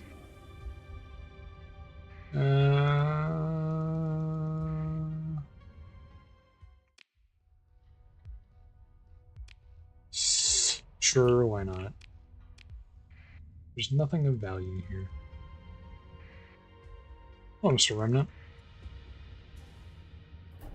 Better run. Oop, I got you.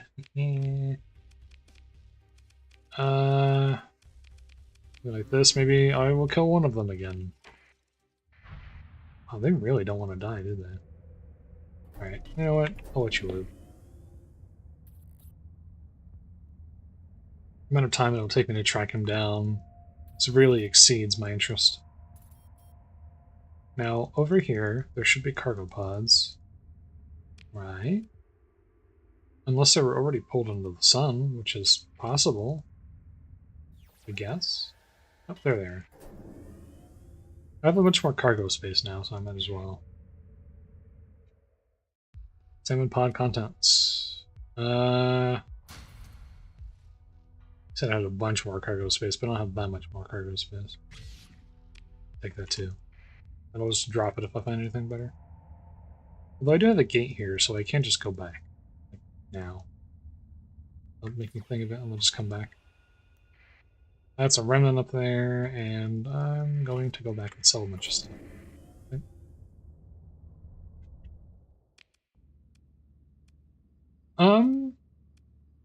Just on. Fuel required 200. I have more than enough. More than enough fuel.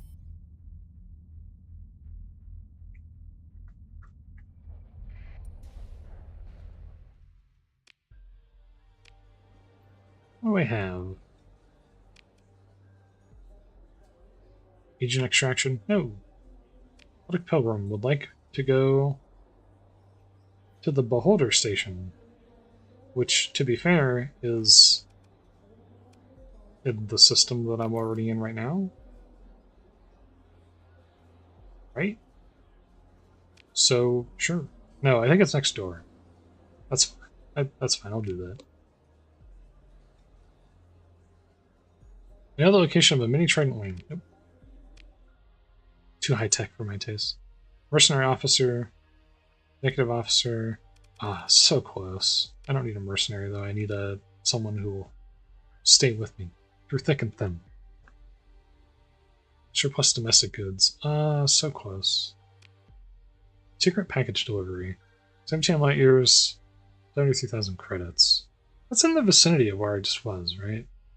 Because where I was is here. So it's I mean, it's not in the vicinity. It's like halfway through. 100,000. I don't know. I don't know.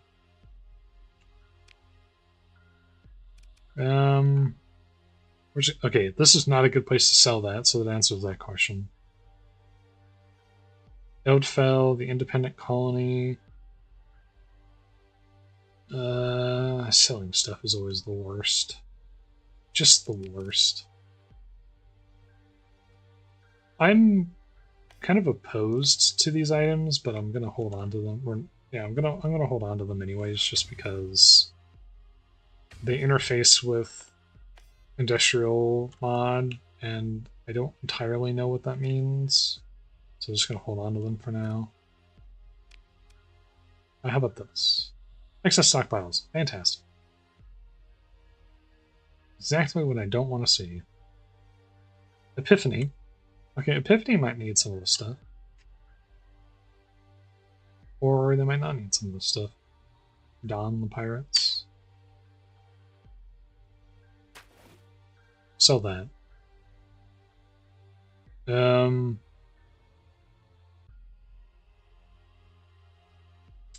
Sell the cryo arithmetic, because again, Luddic Path.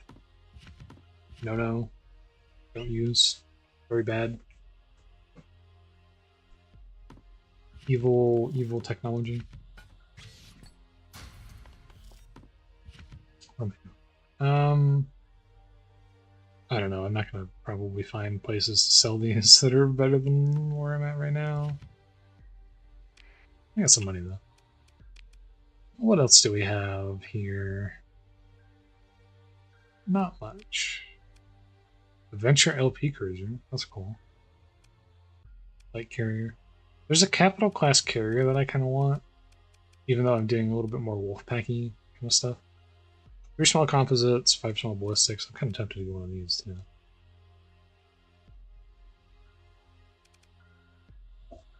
Um, 2 small missiles, 5 small ballistic. CMT freighter. Medium ballistic, 3 small ballistic. I should get another shepherd actually.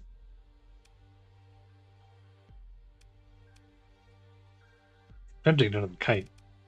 Let's grab the shepherd. I already have so many cruisers. So many. I have 2 cruisers. I have 2 cruisers. This is a destroyer. I have a lot of destroyers, but having a lot of destroyers is fine because that's kind of what the fleet's supposed to have anyways. Let's go ahead and remove the hammers from these and replace them with basically anything else.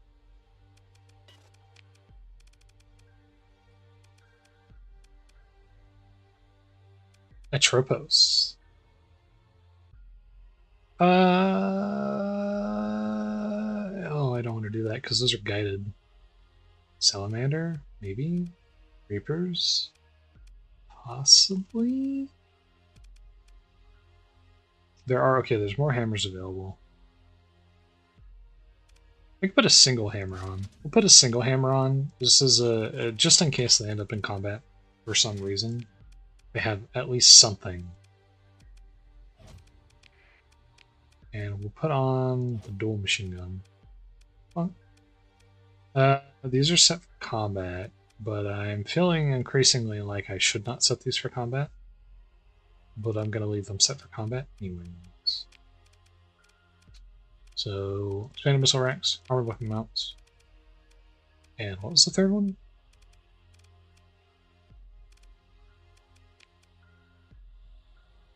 Reinforced bulkheads. That was in case they died. Why are we worried about them dying too much? So, when I say set for combat, I'm talking about bidding the ship or a combat role as opposed to, because these are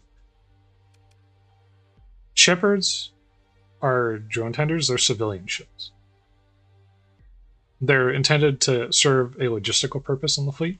They're not intended to generally be used in combat, but because I am more of a wolf pack, like frigate and destroyer doctrine fleet to some extent, and because I had that one early in the game, I was using it for combat because the Shepherd can have, a strong torpedo weapon on the front, and then it has a machine gun, and then it has the drones.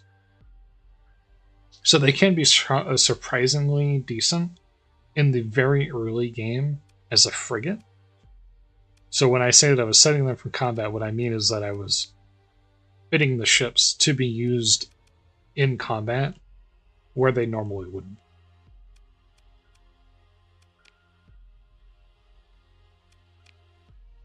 Ah, yes. This ship has how many large ballistic turrets on it? Can this ship be used? Hold on. Can this ship be used in combat viably? That's a lot. This is a broadside ship. Oh, these are all forward facing. Okay. Okay. Okay. I'm intrigued. Okay. I don't have large weapons to equip on the ship in the first place. That's a lot of small missile hardpoints. Wait, this ship is actually kind of awesome. Okay.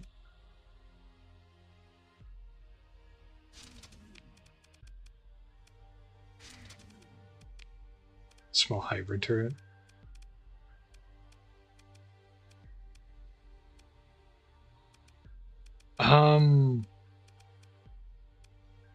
Okay. I'm intrigued. I thought that this was just going to be a ship that I was going to put back, like, you know, I was going to freighter equip it and then never look at it again. But now I'm like, okay, but like, what if I actually used the ship? It's got a Devastator on the back, which is cute. I'm inclined to leave that, to be honest. I mean, I have Mark 9 autocannons. I don't have another large to put on there, so I can put the Goss. And it just has like a broadside available to it, but I don't have medium weapons really either. Anti-armor mining blasters, I don't have much range.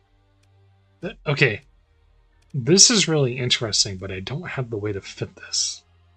Reduces the ordnance point cost of large ballistic weapons by 10. Does it? Does it now? Reduces most negative effects of demods by 50%. 50% chance to avoid new demods. Supply cost to recover from deployment and to effect repairs is reduced by 50%. Okay. Armored weapon mounts, dedicated targeting core. 60% for capital ships. I am intrigued. Very intrigued by this ship. I was intending to use this as just a backline logistics vessel. With every passing moment, I gaze my eyes upon this monstrosity of low-tech deliciousness. I am inclined to turn this into a combat ship of some kind. There are a lot of aspects of my person that are screaming out at me, don't do this, don't do it. But I want to do it. I am going to build in, however, efficiency overhaul, because the ship has pretty substantial requirements to use.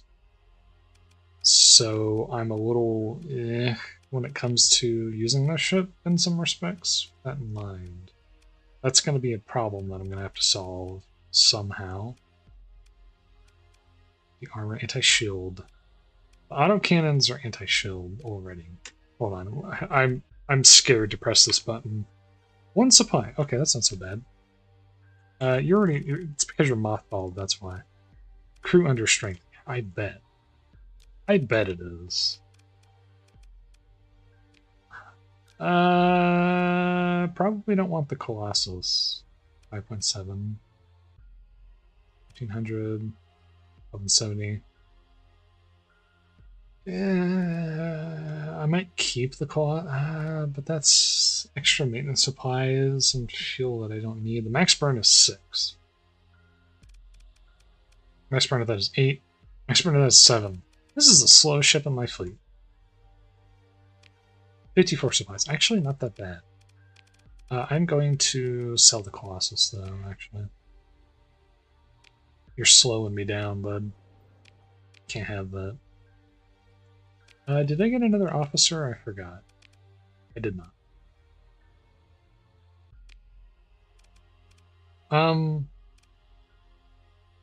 Let's max out the vents.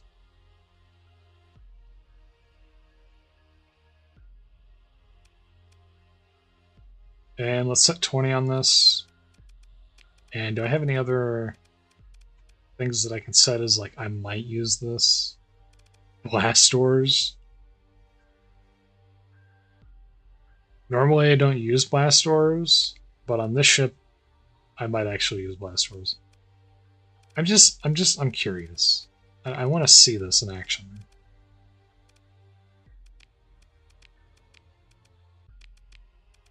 I need to feast my eyes on this.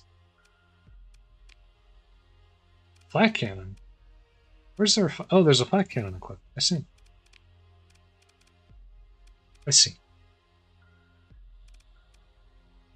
Okay, I'm gonna send this. I need to see this. I need to understand. What are you? What are you really? As a combat burn. It says super freighter on the tin, but in reality, this is one of the heaviest firing ships I've seen in a hot minute.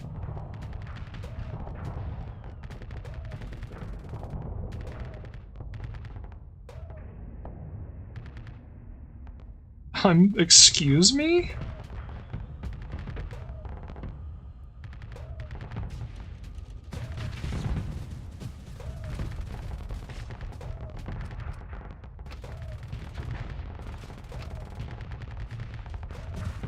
This ship is crazy. You know what? We're a Luddic Path. Hold on. We're not doing this right.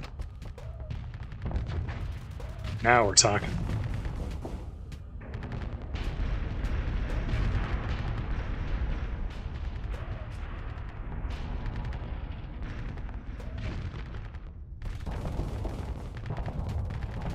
It's not right without a little ramming action.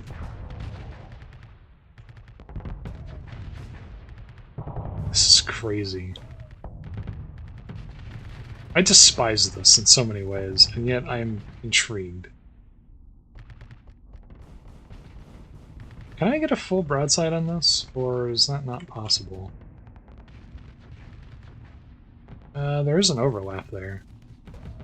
Oh yeah, this can totally broadside that ship. My hull was about to die. I am losing this fight, technically speaking. But this ship wasn't even equipped fully. This is my new favorite ship. This is my new favorite thing. It has no right being as cool as that is. Pirates are over there. Let's go to the pirate station real quick and see if they have any weapons for sale. That ship is very interesting. I got baited. I thought it was just a super freighter. I was wrong.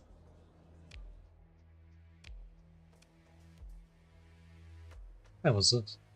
Transpoofer. Emits a fake transponder signal, lasts for 4 days, and gets disabled if another fleet comes too close. Currently set to Trinity Worlds. Use arrow keys to change the faction. Huh?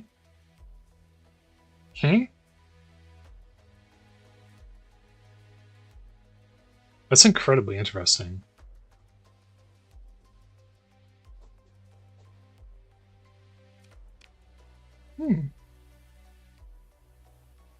Sensor decoy. Well, this fun. Adds all kinds of interesting things, doesn't it? Hardened shields. Go ahead and get that.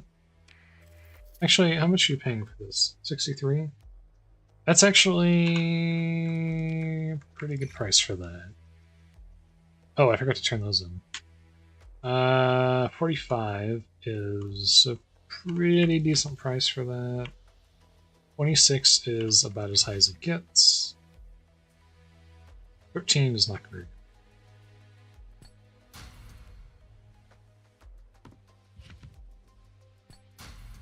I don't know why I'm doing that. There's no point.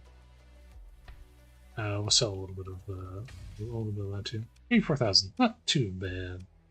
I do have a bunch of supplies. Hold on to that for now. Ouch, I almost bit my tongue. Hold on to that for now. A Triplus TVAT. Yoink. Bunch of hammers. Yoink. Twin tactical laser.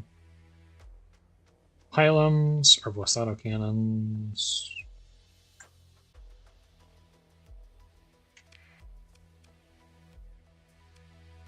What else do you got? Raja spread cannon. Large anti-shield ballistic with a range of 800. Projectiles have varying velocity and range. All projectiles will reach at least 70% range, 25% will use max. No, I don't think I will. Bumpers, jackhammers, annihilator rocket pods. Let's take a look at the equipment here. Lightning blaster, arbalests, bumpers, heavy mortars. Maybe one. I need a bunch.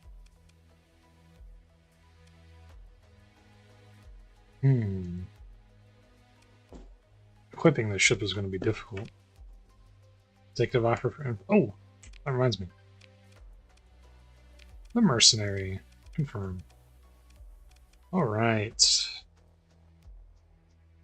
Cargo and fuel capacity, fuel usage. Negates most negative effects of demods by 25%. Combat readiness multiplied for every S-mod on the ship. Faster fighter replacement. Close to cruisers with assigned officers receive increased stats. Very useful. More armor and hit points doubled for shieldless ships. So, okay. I need to think about this. I have 5 skill points. Which of these do I want to get? Peak operating time for frigates and destroyers, increase ammo, nav rating, decrease flex cost. This one I would probably not get. I want this one, so that's 1.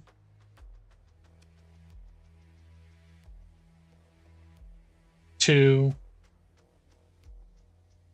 maybe 3? No, definitely 3. Which gives me 2 more. Maybe 4.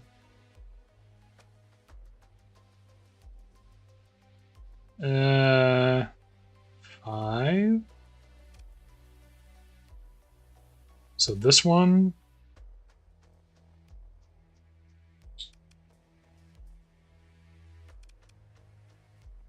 That one. And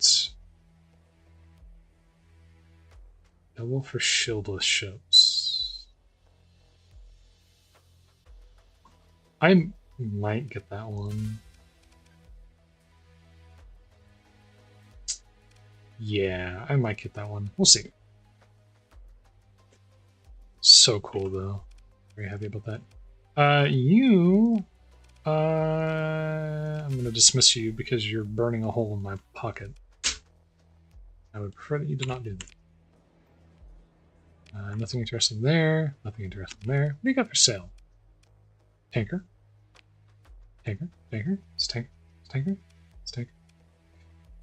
Really good Vanguard. Shepherds. Do I need shepherds? Third shepherd wouldn't hurt. I'll take a third shepherd. Screw it. Outfit this real quick with a light dual machine gun, a salamander,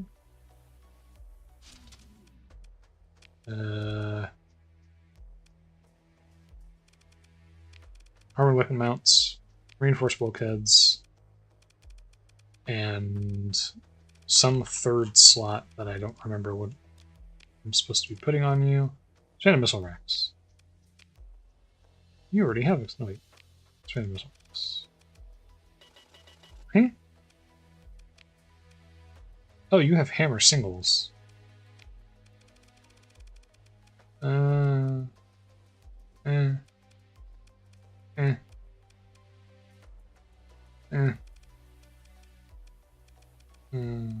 put a reaper on that, I guess. Stranded missile rack. Just fire 2 instead of 1. Yeah, it's fine. I should probably give them efficiency and stuff, but I don't really care. I don't really care. I don't know. Okay. Let's go back to Chalcedon. And this time I'm going to remember that I actually need to buy more crew. Probably a lot more crew. Nope, not actually that much more crew. We'll get 400 though. It's good to have a little extra. Oh, that's right. Transphotonics. Sells for 230 per unit. Really?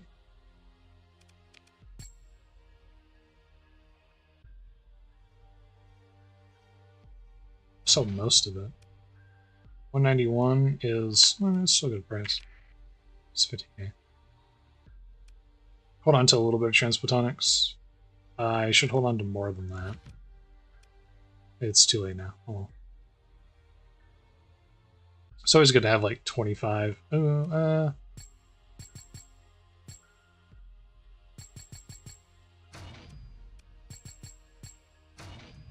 little bit wasteful, but it's always good to have like 25 Transphotonics because expanded magazine, yes please.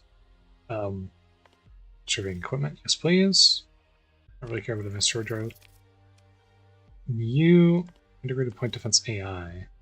AI? I think not, sir. So it's good to have a little bit of Transphotonics on hand and volatiles because they are both consumed very regularly if you're doing exploration for various things, like if I need to make a nav buoy or whatever and a stable point, the game will make me use transphotonics and stuff for that kind of thing, generally speaking. Talk to my contact. I want to turn in these AI cores that I have. Luddic Path will improve by 3 points, and I will get 27 commission points. Yay.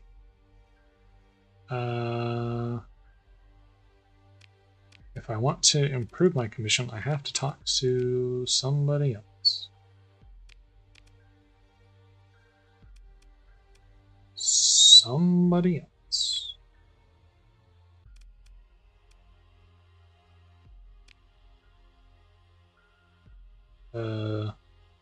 Surplus transphotonics.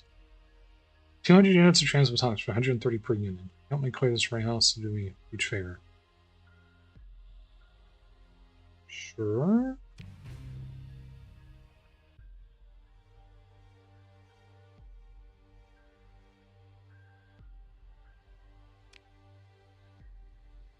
You need 2,000 units of fuel. No.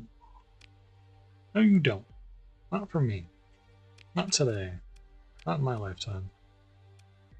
That's the one I sold. And that's the same stuff that was in the black market before. I see that they refreshed. So let me double check this real quick. Another hammer barrage. How many of these do I have? I have 3. Now I have 4.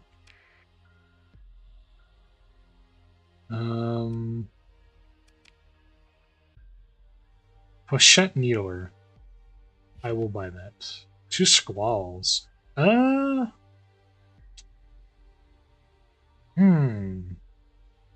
class, yes please. 2 squalls.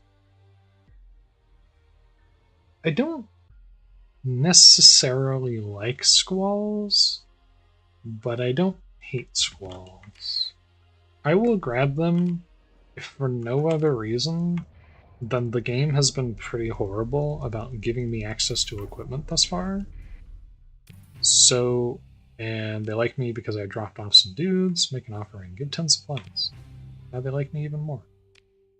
Yay. The game has been pretty bad about giving me access to a bunch of stuff, so I'm gonna do the smart thing here and do that.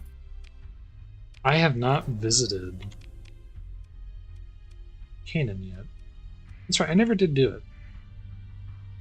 But we're gonna go visit the Knights of Ludd. Knights of Ludd are a mod faction. They're a mod. What's going on down here? Looking for Luddic Path watchers. What a convenient. I'm looking for you too. Hi. Let us engage in not that one. Not that one. No, sir. So the Knights of Ludd are based off of, I think, an actual faction that is implied to exist in lore, but doesn't actually exist functionally. They are like a militant wing of... Sorry, not a militant wing. That's a weird way of phrasing that. They're like a military wing of the Luddic Church. So they're not a terrorist organization like the Luddic Path are, but they're not... I mean, I guess that explains it pretty well, I would say. TLDR, they're a little bit more intended to be a little bit more pure-hearted, I guess would be a way to phrase it. Oh, I missed. They're so far apart. Okay, one of my tramps was disabled. I wasn't even aware that I put them in combat, to be honest. Knights of Blood mod also comes with a whole bunch of like AI boss factions to fight. I'm not really too interested in that this run, because I'm trying to keep the focus of my Luddic Path hatred a little more inwards. But I might fight them at some point if I continue to do this run a bit in the future. A lot of my fleet got distracted by smaller ships, unfortunately.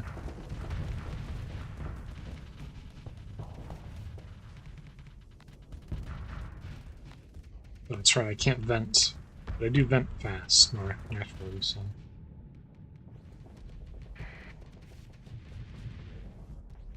Oh, that's right, they are only slightly guided.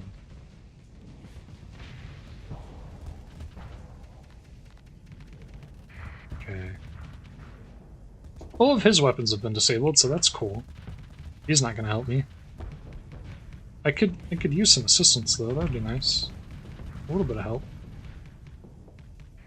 All of the other ships on my fleet are off, like, fighting frigates. It's putting me in a bit of a bind. Because I can't take the ship on by myself.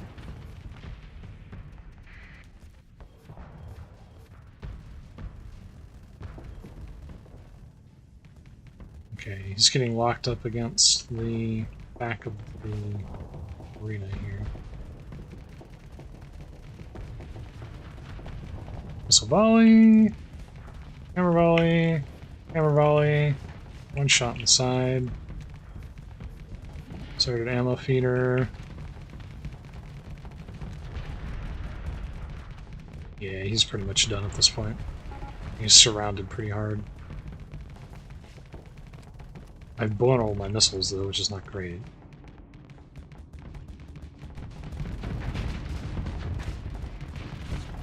I was gonna say, I have like flat cannons and stuff. I feel like I should be doing a lot more damage than that. The dual flat cannons have a very small range. That would be why. Pursue. +8 for destroying enemies. 30 crew and no marines were lost. I mean, yeah. Second in command to handle some stuff. 2 ships survived. Let's go ahead and rescue this. Oh, the tramp is not a raider. This is a midline destroyer. Medium hybrid, medium missile, 2 small energy, 4 ballistic.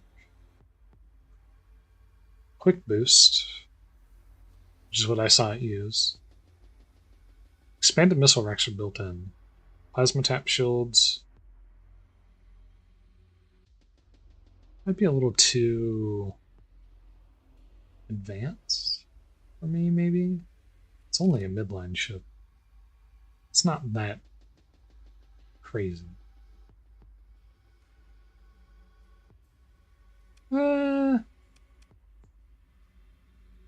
Screw it. Let's take it. What is this? Atropos Merv. Atropos.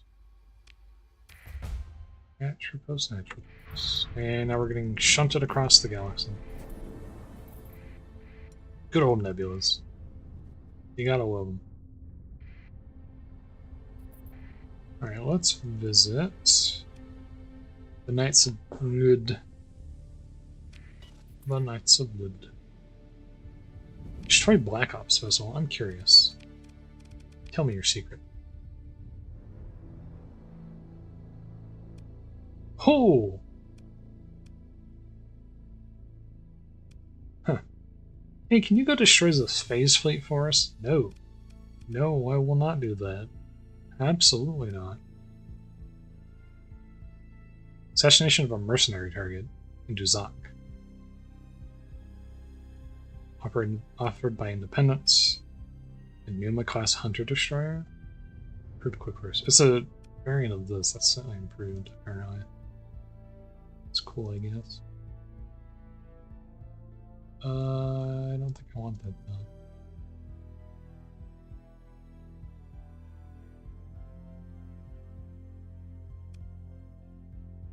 This is about a high-rank Luddic Church official.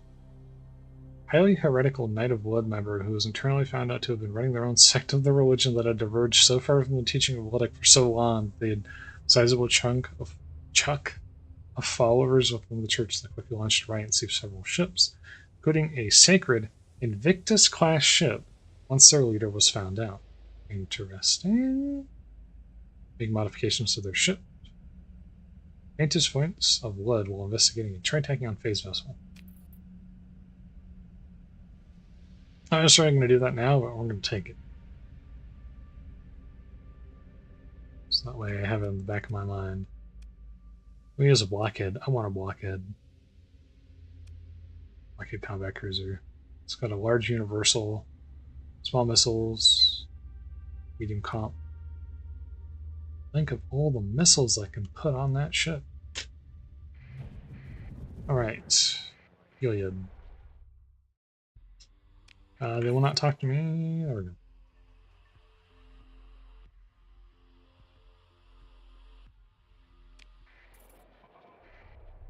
Really?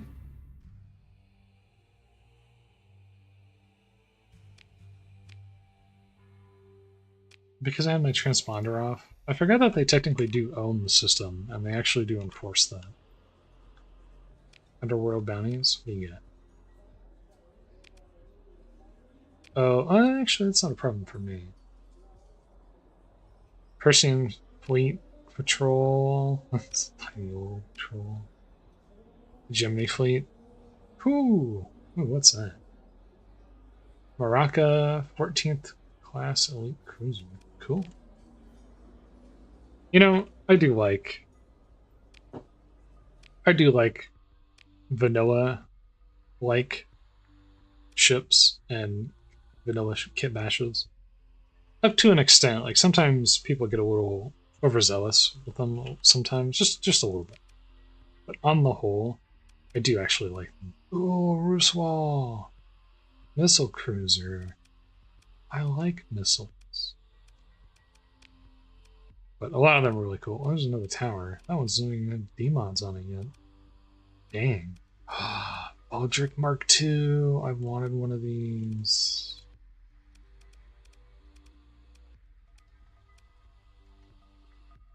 This is basically a Buffalo Mark II, but in cruiser form. Which is to say it's terrible. That's exactly what I wanted.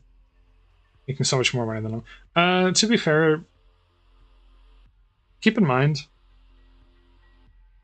part of the reason is that, like, about 200 to 250,000 of the money that I've made is me selling colony stuff that you wouldn't want to sell because thematically, because I'm playing Luddic Path, I'm not allowed to use it. And if this is a normal run, I would not have as much money as I have now. I feel like I need to emphasize that. A lot of that money is just because I'm able to freely sell things. What does this have? 3 medium ballistic, 4 medium missile, expanded missile racks, fast missile racks. Civilian grade hull. It's a it's a civilian grade hull though. 8 supply per month. 2 per year. Fuel.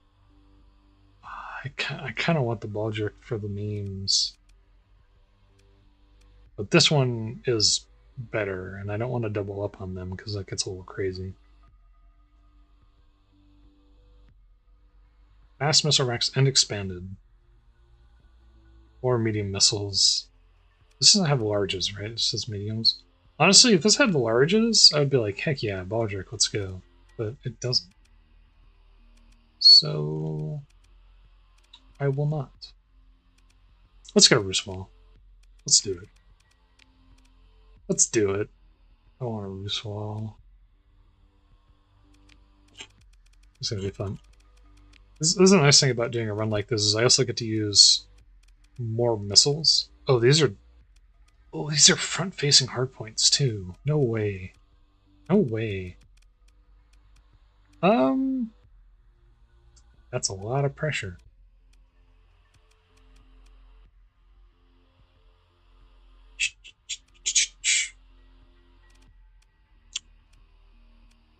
Oh, that's right. It's 3. Those are medium missile turret. Who? What do I equip you with? Have fun. Gable micro missile pod. Okay. Max ammo 24 with the reload. What is the Sabo SRM. Maybe? The Annihilators. Limited ammo of 100. This one's reloading. Let's test out something like this. And then, oh, the one thing I hate about this is if I put... This is the problem that I'm having with the ship that I'm running right now. The ship that I'm running right now, the hammers that I have equipped on it are so far apart that they do not hit their targets correctly. So I am tempted to put an Atropos on them, but I think that might not be wise.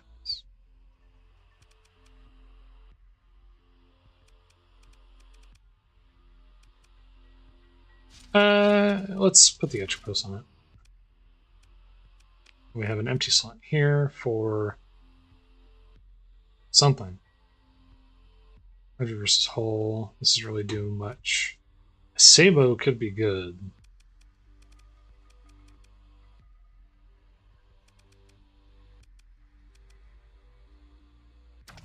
Because that would force shields down.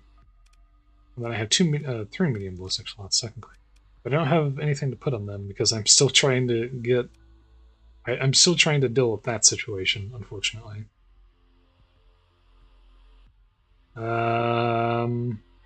Because I still have to equip this thing that is apparently an actual battleship disguised as a super freighter. What am I going to do with you? You're going to get the Flechette Needle there, that's for darn sure. We will give you a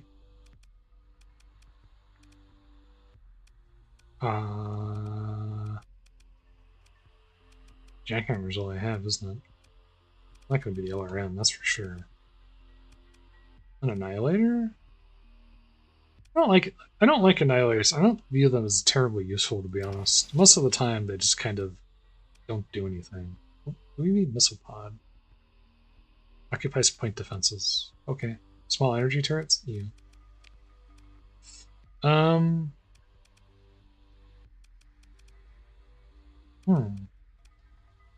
Anti-shield.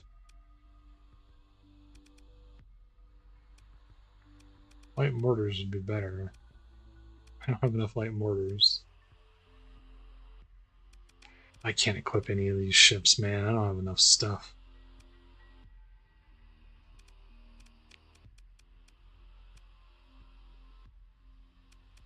Railgun. Thumpers. Maybe? Those do reduce shield damage, and if anything, I need more shield damage. An Arbalest. Do I have an Arbalest of my own? I have 2 heavy autocannons. Throw those on there. Heavy machine gun for point defense, I suppose. 2 small ballistic turrets. We'll Vulcan these. You already have expanded missile racks. Armored weapon mounts. You need vents.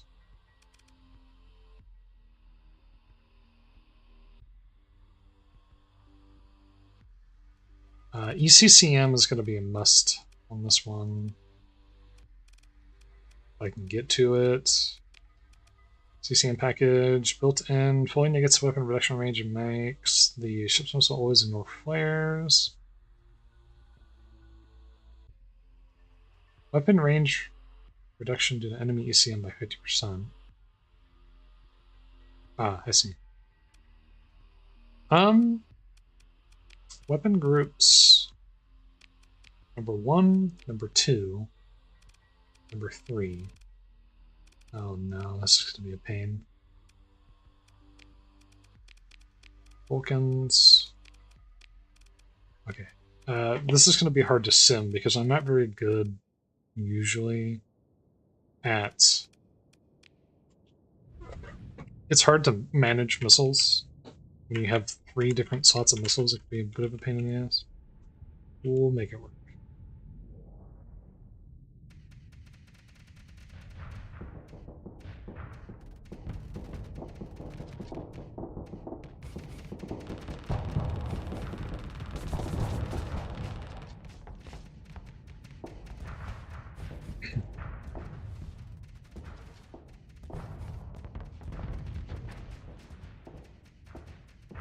Ooh, he's out of range and I can't hit him anymore.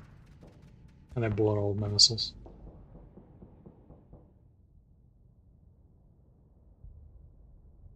Interesting. I mean, I think that'll work better in the AI's hands.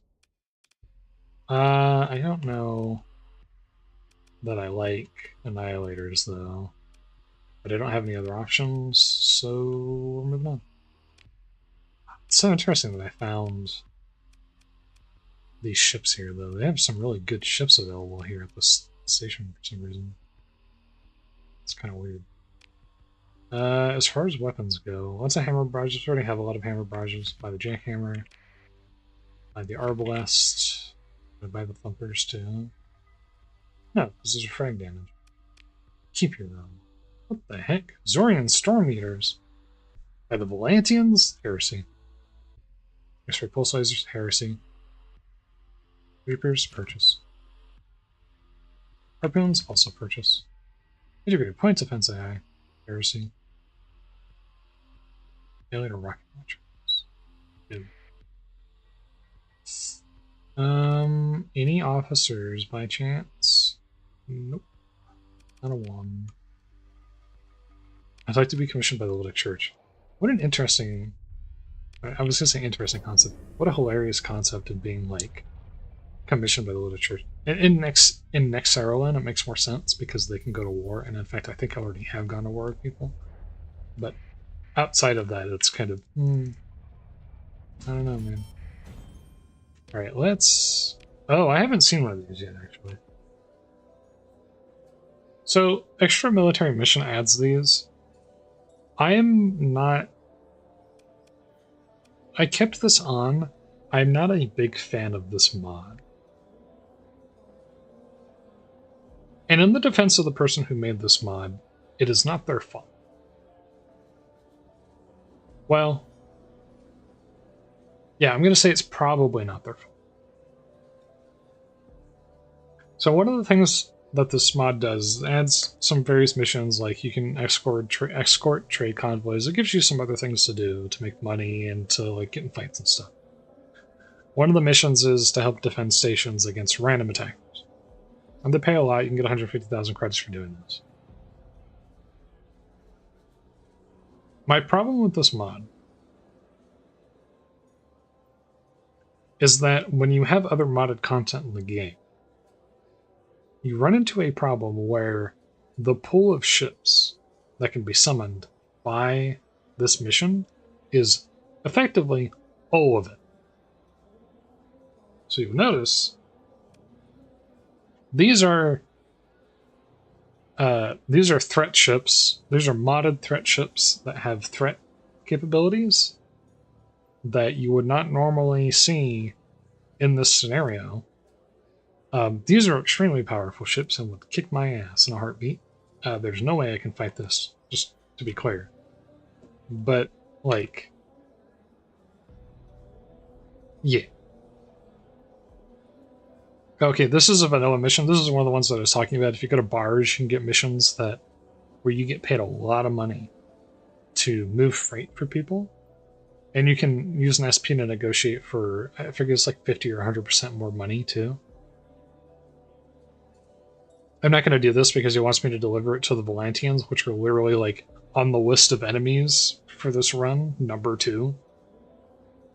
Because they're extremely AI friendly. Like, they even use redacted ships. Not redacted, remnant ships. So, absolutely not. But, like, these missions are very useful if you have freighters in your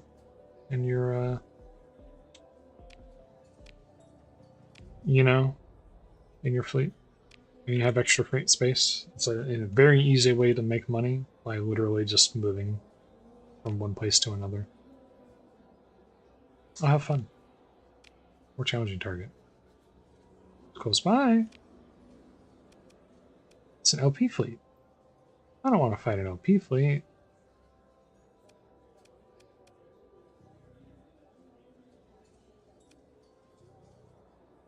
I'm interested in the ship of the blaze. No, it's fine. No officers. Alright. So Oh, that's right. They had the Lotus missile cruiser too, which is another ship that I was very interested in. 2 medium missiles, 2 small composites, 6 small ballistics. I have not used any Ludd ships before yet. A frigate with 2 fighter bays. Oh, they have drones. Weird. Choose attached armor modules in favor of armored drones. 2 small missiles, 2 small composites, 2 medium ballistics, 2 built-in fighters, small ballistic. Fun. Interesting. 1 large missile, yay. 2 small ballistics, 3 medium ballistics, 4 small composites. Wait.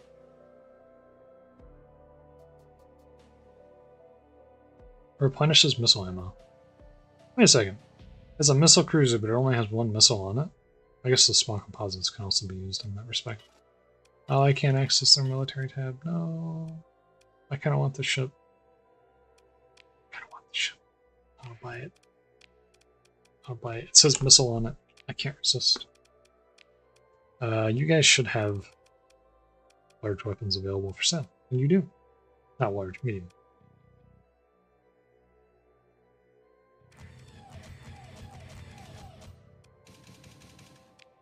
Huh? Am I out, really?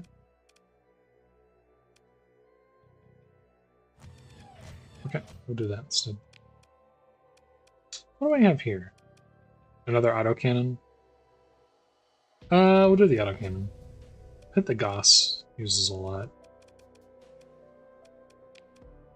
So that's fine. I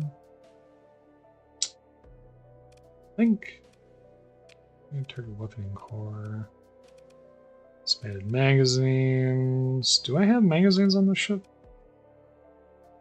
Burst fire, burst size 4. Fire delay. What does the magazine even look like? I don't even remember.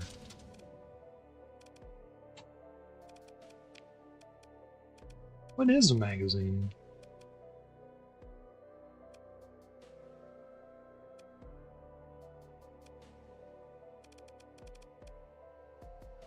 This is a serious question. I've actually forgotten.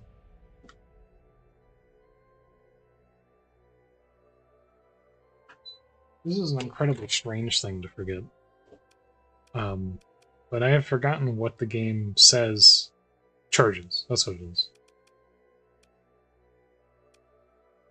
Like, what weapons even have charges in ballistics category? You don't really see it very often, now that I'm kind of thinking about it.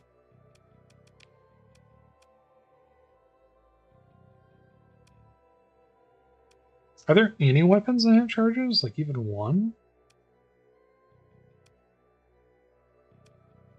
I'm not seeing any weapons that have that at all. First size 12.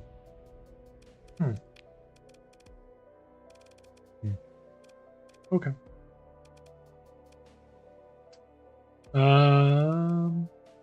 I'm tempted to shield chunk the ship just because it kind of broadsides and it's front.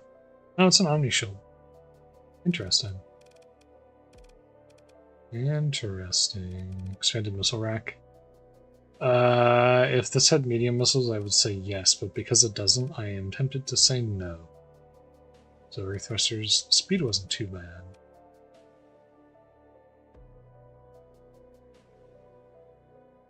Ballistics and energy weapons.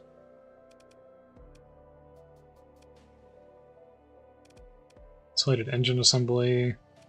Reinforced bulkheads. Probably I would do heavy armor if I had heavy armor. Actually, speaking of which, do you guys have heavy armor for sale? Escort package. Whee! Oh, that's right. I don't have access to the military stuff, so I can't even do the thing. Frank. I mean, it's good that they sold the things that I needed. It's just unfortunate that they don't have enough of it for me to do anything with it. You have no small weapons, basically, at all. Atropos Merv.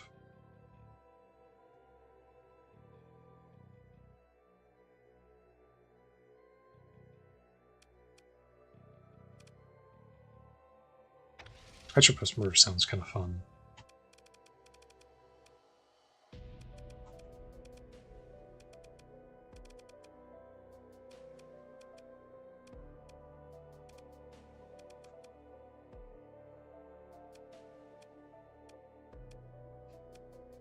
Two Reapers, I guess. I don't know. 4 Reapers? What if we put 4 Reapers on it? Those can face forward, so they can't operate. I mean, I'm just saying. Just saying. Krakos. Ira. 2 Vulcan cannons.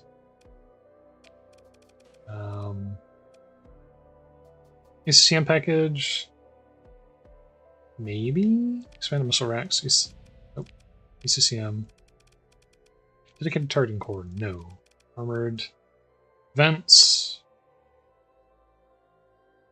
Should go up to 30.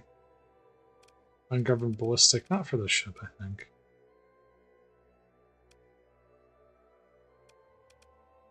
That's right. They have like a weird old shield thing.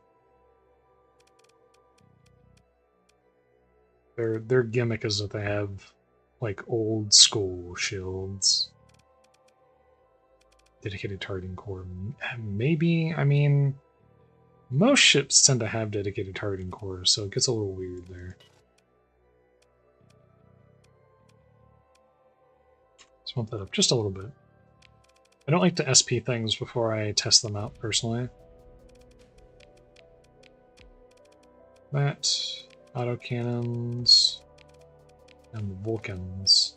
Let's take a look at this ship and see what it can do. There's a missile auto reforge, which replenishes some missile ammo. So it might be a little redundant to have the racks, but I think... No. No. I think overall it's probably better to do that. Yeah. Let's try this. I've never fought this before. I don't know anything about it. Okay, so apparently the Merv does damage to shields. Let's see how this goes. Probably shouldn't have done that.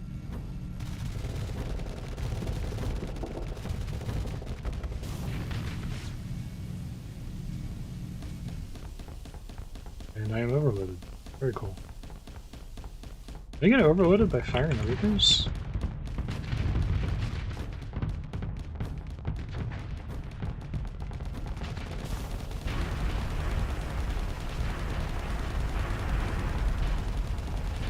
I hate you. I hate you so much.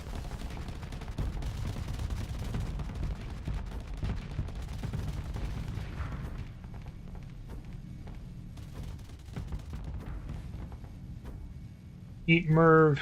Wait, where did my Merv go? Did you already kill it? Oh my god, he has so much flak. He has so much flak. My missiles were dying the precise moment that I clicked on the button to fire them, because he had so much flak power. I might be able to kill an onslaught with this. That's probably not going to happen, but let's find it. Oh, yeah, there's no way. Not with the Devastator loadout on it.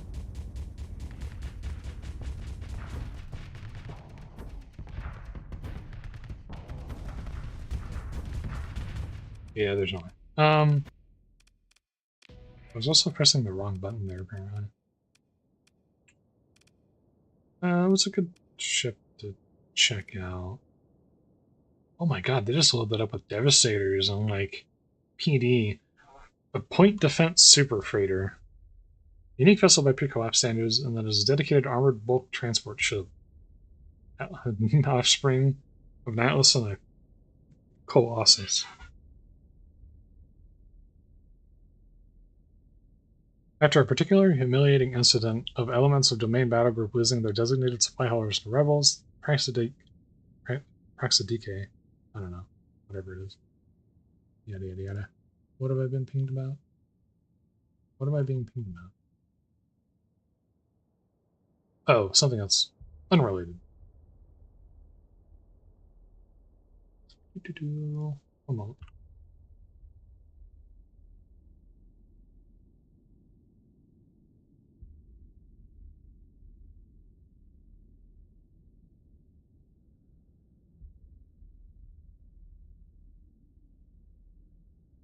All right, sorry. Anyways, I don't know. What's a Dominator?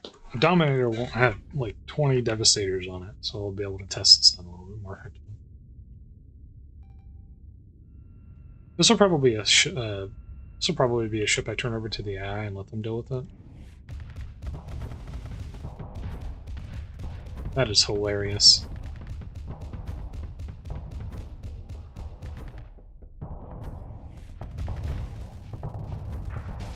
Oh yeah, now we're talking.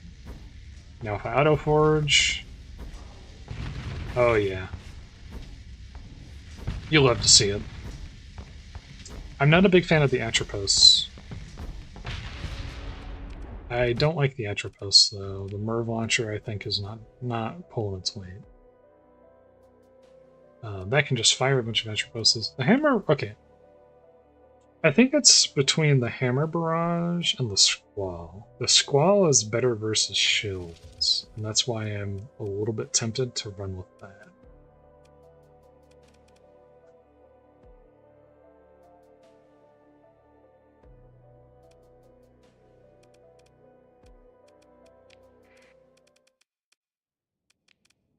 Let's try that Dominator fight again with the Squall and see how that turns out.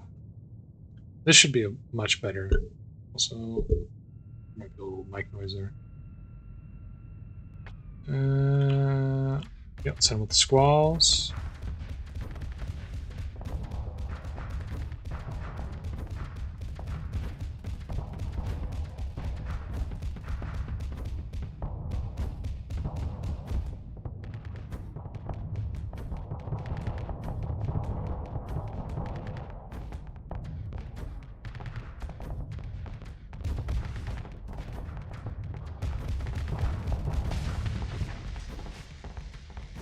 Got you now.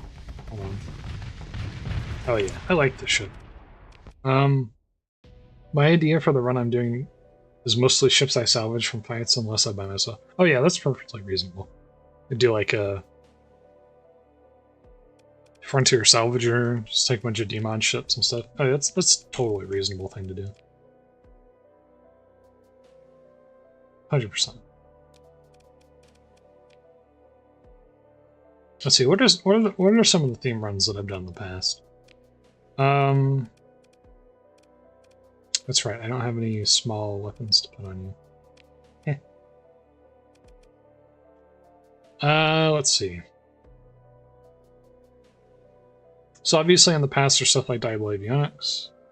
Diable Avionics is cool. They're a fun faction. So I've done runs where I've commissioned with them. I haven't done one of those in like 10 years though, like genuinely like 10 years. Because Diable Avionics is one of the first faction mods, and it's also still to this day one of the best faction mods. It also has paint schemes, which is really cool. You can repaint your ships. Hyper Nav Beacon. I said this before. I don't know much about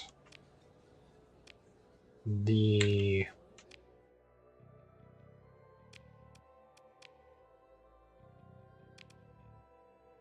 Industrial Evolution, because this is my first time ever using it. I think the Hyper Nav Beacon, I don't remember what it does, to be honest. You would have to read the description for that. I think the description, anything that I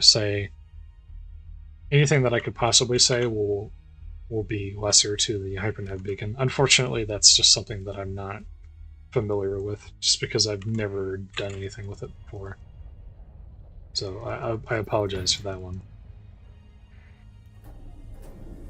Mod content can always be a little weird, because it's one of those things where it really just depends on whether or not you've played the mod before. Oh, shoot. I wanted to... I have to go back. Oh, my burn rate's so slow now. Who's doing it? It has to be this one. Yeah, he's 7,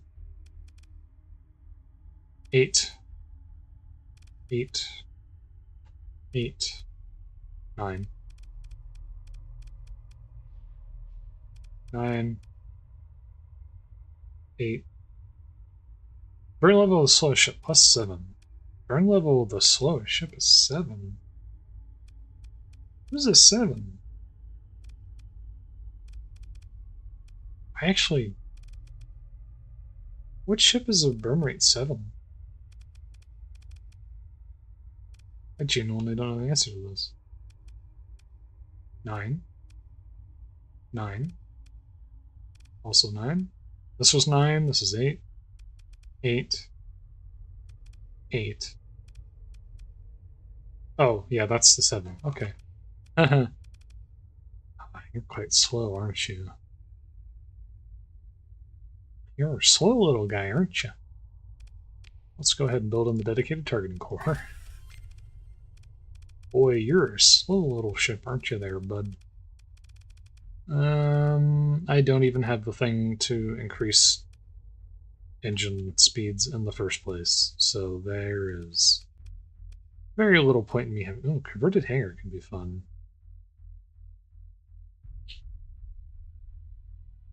Nah. Nah. Shield shunt. Still on the fence about that one. Still on the fence about the shield shunt. Still tempted. Hardened shields. Okay. Well, that was a waste of time. That was a waste of my time. Shouldn't have done that. Whatever. Knight Leader.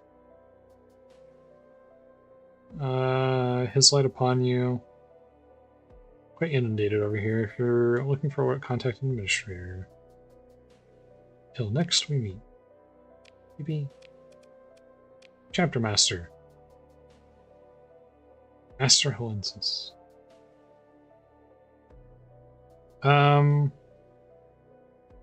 They say to screw off. I'd like to turn in these AI cores I've acquired. I don't have any AI cores that I've acquired.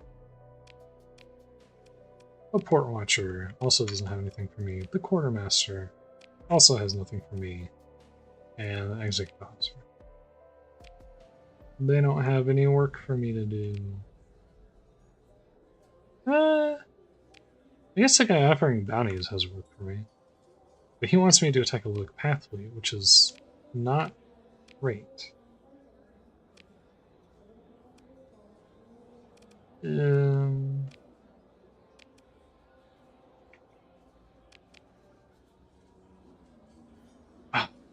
My game crashed.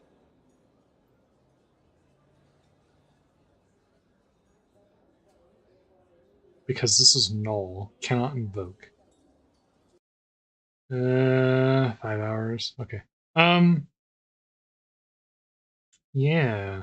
Yeah, that's a rip. You know, actually, I've had very few game crashes overall. So, just with modded Starsector, it's actually rare to see a crash these days, I would say. But something threw up a null there, so... I'm going to... Since it's been 5 hours, I think I'm going to call it there. And if you don't mind, I'm going to... And if you're up in this time zone, you do Australian, I highly recommend this person. She's a really good streamer, and she does a lot of like niche indie games and like FMB and horror content stuff. So I'm going to shoot over here. I'm in the US. Yeah, no worries, man. But I'm gonna shoot over here real quick. And thank you, I appreciate it. I'm gonna try to do more Starsector stuff, probably maybe shorter ones here and there throughout the next week, and try to get through this run. But I'll see you around, and I was glad that I was able to help you with some of your Starsector stuff, and I hope your run goes well. But I'm going to shoot you over here since you just started, and have a good one.